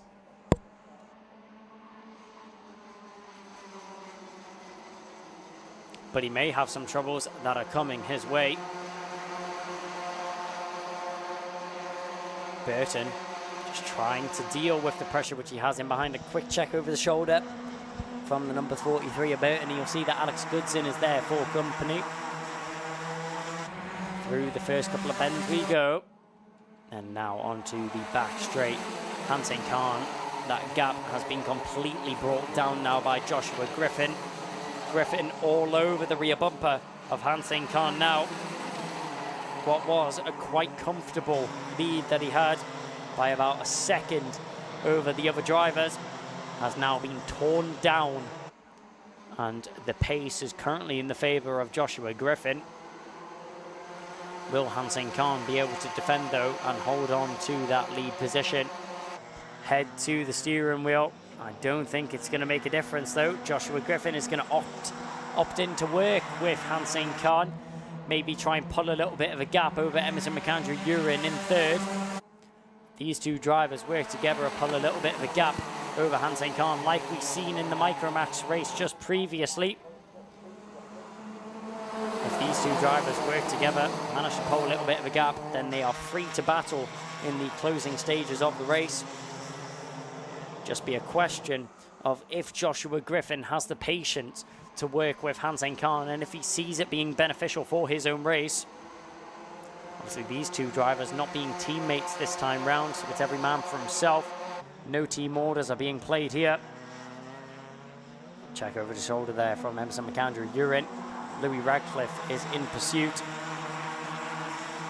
5 minutes and 35 seconds is now remaining on the clock. So over half the race has now been completed here for these Mini Inter drivers. Going down onto the back straight now. You can see there, that's the number 22 of Riley Muro. A lot of pressure being applied from JJ Lowe in behind in the number 48 car. As just in behind them, that is going to be, what is the 74? Or is that the 70 there of Drew Davidson and Thomas Potter? Joshua Griffin, though, still hasn't went for a move just yet. Commentator's curse strikes once again. Here's the move which we're going to see on the inside. Hansing Khan tries to put up a fight, but nothing he could do to stop Joshua Griffin on the inside. A tap of the helmet, a point forwards. That is Joshua Griffin saying to Hansing Khan, let's work together, let's push forwards and try and get in front of these two drivers. And a look on the inside. He had me fooled, Hansing Khan. had the idea to go on the inside line, had the idea to go for the overtake. Wasn't quite in his favor though, actually lost a little bit of time, showing his front bumper on the inside line there, as loses quite a chunk of momentum. Hansing Khan though dropped down into second position now, as Joshua Griffin, fastest lap of the race, as he has now hit the front. Joshua Griffin, the question about him now is, will he be able to break away from the drivers in behind? Hansing Khan still has a little bit of breathing room back to Emerson McAndrew-Urin in third. Louis Radcliffe just tucked in behind Emerson McAndrew-Urin right now, as down through the midsection of the circuit we find ourselves into the final couple of corners once again. The number 82 all over the back of Emerson McAndrew-Urin right now is Louis Radcliffe, rocking the SPR colours in behind the DHR kart of Emerson McAndrew-Urin. McAndrew-Urin, our championship leader coming into this round, no stranger of being up at the front end of the field and no stranger to being on the podium. The question is, will he be able to keep himself in that position, or will he be able to be overthrown by Louis Radcliffe in behind? 3 minutes remaining on the clock now, as Joshua Griffin is still in the lead of this race. Hansing Khan in behind though. Around 4/10 is what separates those two drivers, so a little bit of breathing room for the number 5. We'll have to see if he's able to maintain that gap, or will Hansing Khan be able to use the slipstream to his advantage to catch right onto the back of Joshua Griffin once again and ignite a battle. Feeding fuel to a flame, he manages to pull down a little bit of a gap to Joshua Griffin. Brings down about a 1/10 of a second between Joshua Griffin and Hansing Khan. Griffin's pace just dropping off a little bit now, about 2/10 a lap slower than what we have been seeing from Joshua Griffin previously around this circuit.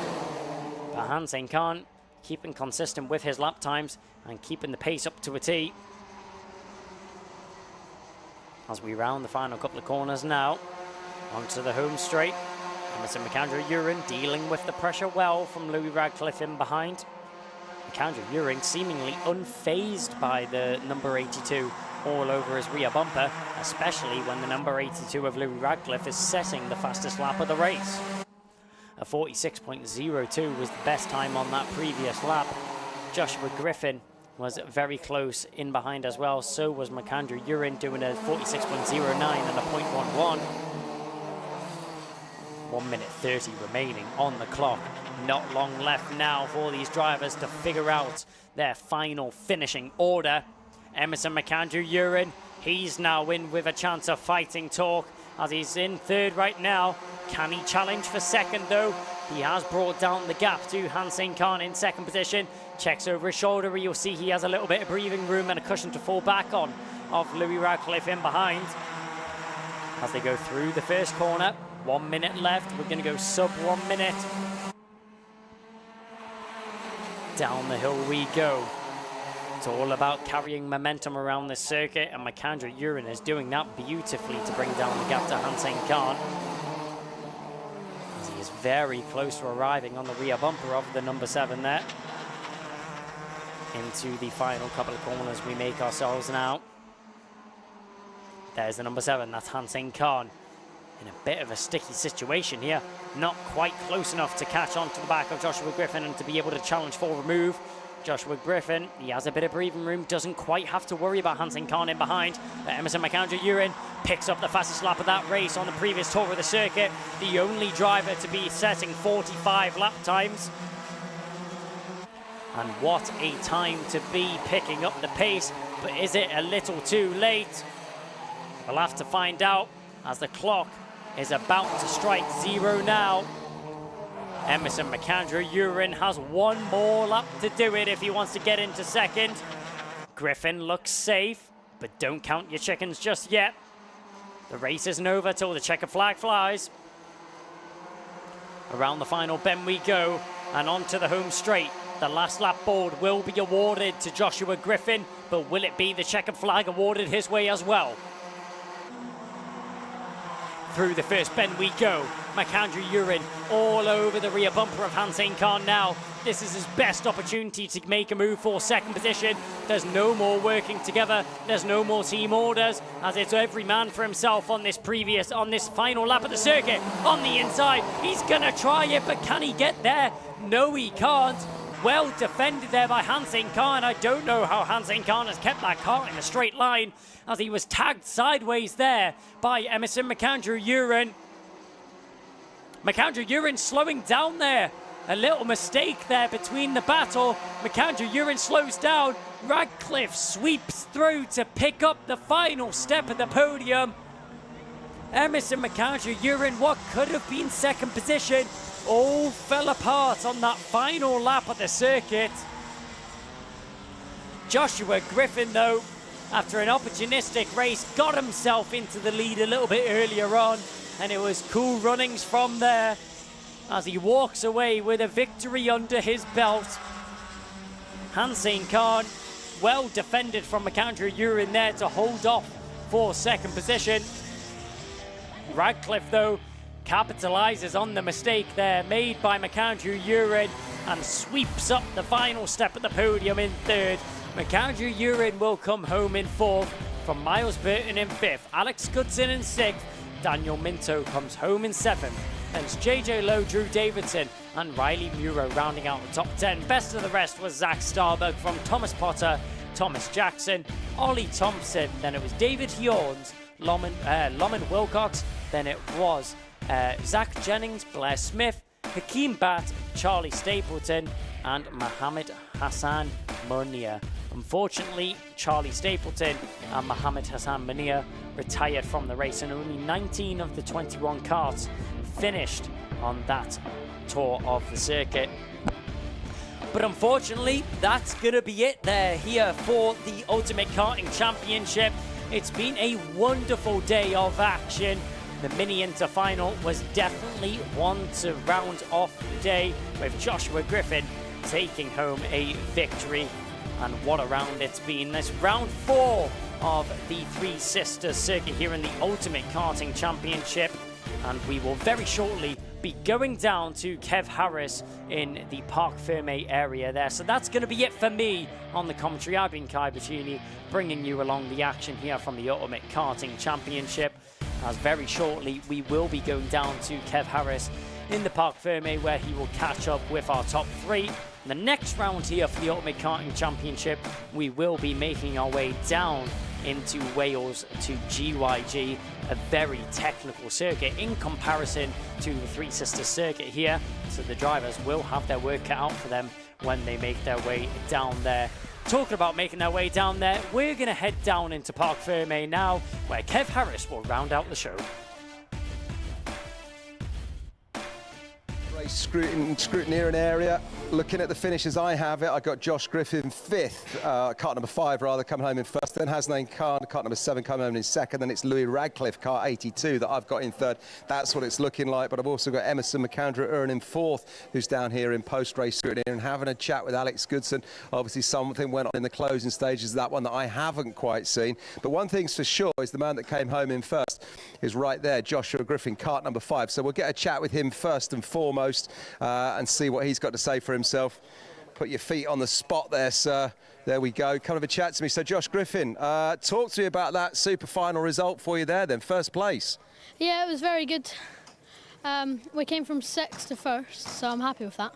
Yeah, really, because when we look back at your results over the weekend, 12th in Heat 1, a 2nd in Heat 2, 7th this morning in the Super Heat, and then a first here in the Super Final. That's quite a mixed bag of results for a weekend. Yeah, we've not had the best luck this weekend, but we've made it all work with the new team, so... Yeah, talk to me about that new team. How you been getting on? What's been going on? Yeah, the KR's been very good to me this weekend. It's my first race weekend with them. Who's been looking after you and what sort of things they've been telling you? Toby from KR has been looking after me this weekend, and yeah. He's obviously been saying the right things, and it's a circuit you like. Just talk me through the closing stages of that super final there. Did you think you were going to take the win? When did you start to realise in that one that you thought, I've got this? About 4 laps to go, I started counting down the laps. Yeah. Brilliant stuff. Well, listen, well done. Who else would you like to thank? Who's made it possible? Toby, KR, Lee Taylor, my dad makes his stag do. Brilliant. Well, listen, are we going to see it in the next couple of rounds? We've got GYG and we've also got Rowra coming up. You going to join us for those? Yeah, I think so. Brilliant. Well, we would love to see you. You were fourth in the championship coming into this weekend. So I think now you've moved up a little bit because with Alex Goodson, you might have moved up to second. I'm looking here, it's Alex Goodson and Riley Murrow ahead of you, and they've not featured on the podium this weekend. So there's a strong chance that you might have nudged up a little bit. That's good news, eh? Yeah, I know on drop rounds we're in second and we're closing the gap on first, so. Well, there you go then. Well done to you. Huge congratulations, sir. There he goes. There's our winner. Go and high-five your team. Thank you. There he goes, Joshua Griffin there, first place on the day. Let's welcome up Hasnain Khan, because Hasnain's the man that's on the timing sheet is coming home in second, and it's the first time that you've not taken a first place result on the weekend, Hasnain. Talk me through the super final from your point of view there. A bit disappointing, but it was fun. We didn't have the pace really. Tyres came on too late, yeah. But it was still a good weekend overall. A really strong weekend. I mean, it is hard. It's a bitter pill to swallow, isn't it, when you've won everything to come to the super final and get a second, but, you know, damage limitation, you're still on the podium, still strong points. Yeah, it is what it is. Come back next round. Absolutely. Who's been looking after you this weekend? Who's made it all possible? The whole of Hunter Motorsport, Reese and Kai, Josh for the driver coaching and Venator Racing Engines, and my dad for mechanicking. Listen, well done. It has been a really, really strong weekend for you. It doesn't always, the cards don't always fall for you in kart racing as well, you know. But look, first place in everything up till that point. So 3 firsts and a second. You've got to somehow try and pick yourself up from this one and go again, haven't you? And take the positives. Yeah. Brilliant. Well done, sir. Hasnain Khan of Hunter Motorsport. There he goes. Let's just send him on his way. As we look then now for Mr. Radcliffe. Here he is. Louis Radcliffe. Come onto the spot, sir. Put your feet either side of there. There you go. Listen, third place in the end there. Were you expecting that one? No. It was like really close between me and McAndrew Irwin as he got on the marbles and slid all the way out. I went around the outside, which is probably not the smartest, but because he couldn't get on the parboil because he was on the marbles. I thought I lost it in the end when I came down here. But it was so close. It was really close, but that's kart racing. Sometimes it falls for you, sometimes it doesn't, and on this occasion it fell for you. But as we look at your results, you've had a 4th, a 7th and a 2nd this morning, so you were in the mix all weekend long. Yeah, qualifying wasn't the best because I mixed up with the start and finish lines because there's 2, because I'm stupid. And coming into this heats, I was thinking like I can't catch the super fight heat. I couldn't catch him because he was really quick. It was like identical, and yeah. But listen, well done to you. So who would you like to thank? Who's been looking after you at Sam Pollitt Racing? Well, the team, Riley Morrow, Miles, they've always been supportive to me and they've all helped me this weekend. I want to thank my mum and dad coming from here all this way, half an hour. And Harry, my younger brother, he's got a girlfriend, he came here to watch me. Brilliant, well done. Huge congratulations to you and to all of them. Are we going to see you at GYG and Rowra? 2 more rounds to go in the UKC? Yeah. Brilliant, great stuff. We look forward to seeing you there. Well done, sir. Thank you. There he goes, Louis Radcliffe, 3rd place of the day. And just to say, support from his teammate Riley Murrow just behind our camera there, giving us a high five right now. So well done to all of the Sam Pollitt Racing drivers this weekend, and indeed all of the drivers who's had a great, hopefully had a great weekend here at round 4 of the UKC. We're going to come back with round 5 and round 6 then. GYG is the next one, North Wales in mid-August, 16th, 17th and 18th of August, and we'd love it if you could join us there. And then after that, we finish the season in September at Rowra in Cumbria. Thanks ever so much for your company then. I've been Kev Harris. Big shout out to Kai Bacchini, who's been calling the commentary or calling the races in the commentary box all weekend long. And of course, you can watch it all back on YouTube for forever and a day. Do follow us on the social media as well at Ultimate Karting Championship or at UKC, there or thereabouts. Thanks for your company, and we'll see you next time. Goodbye.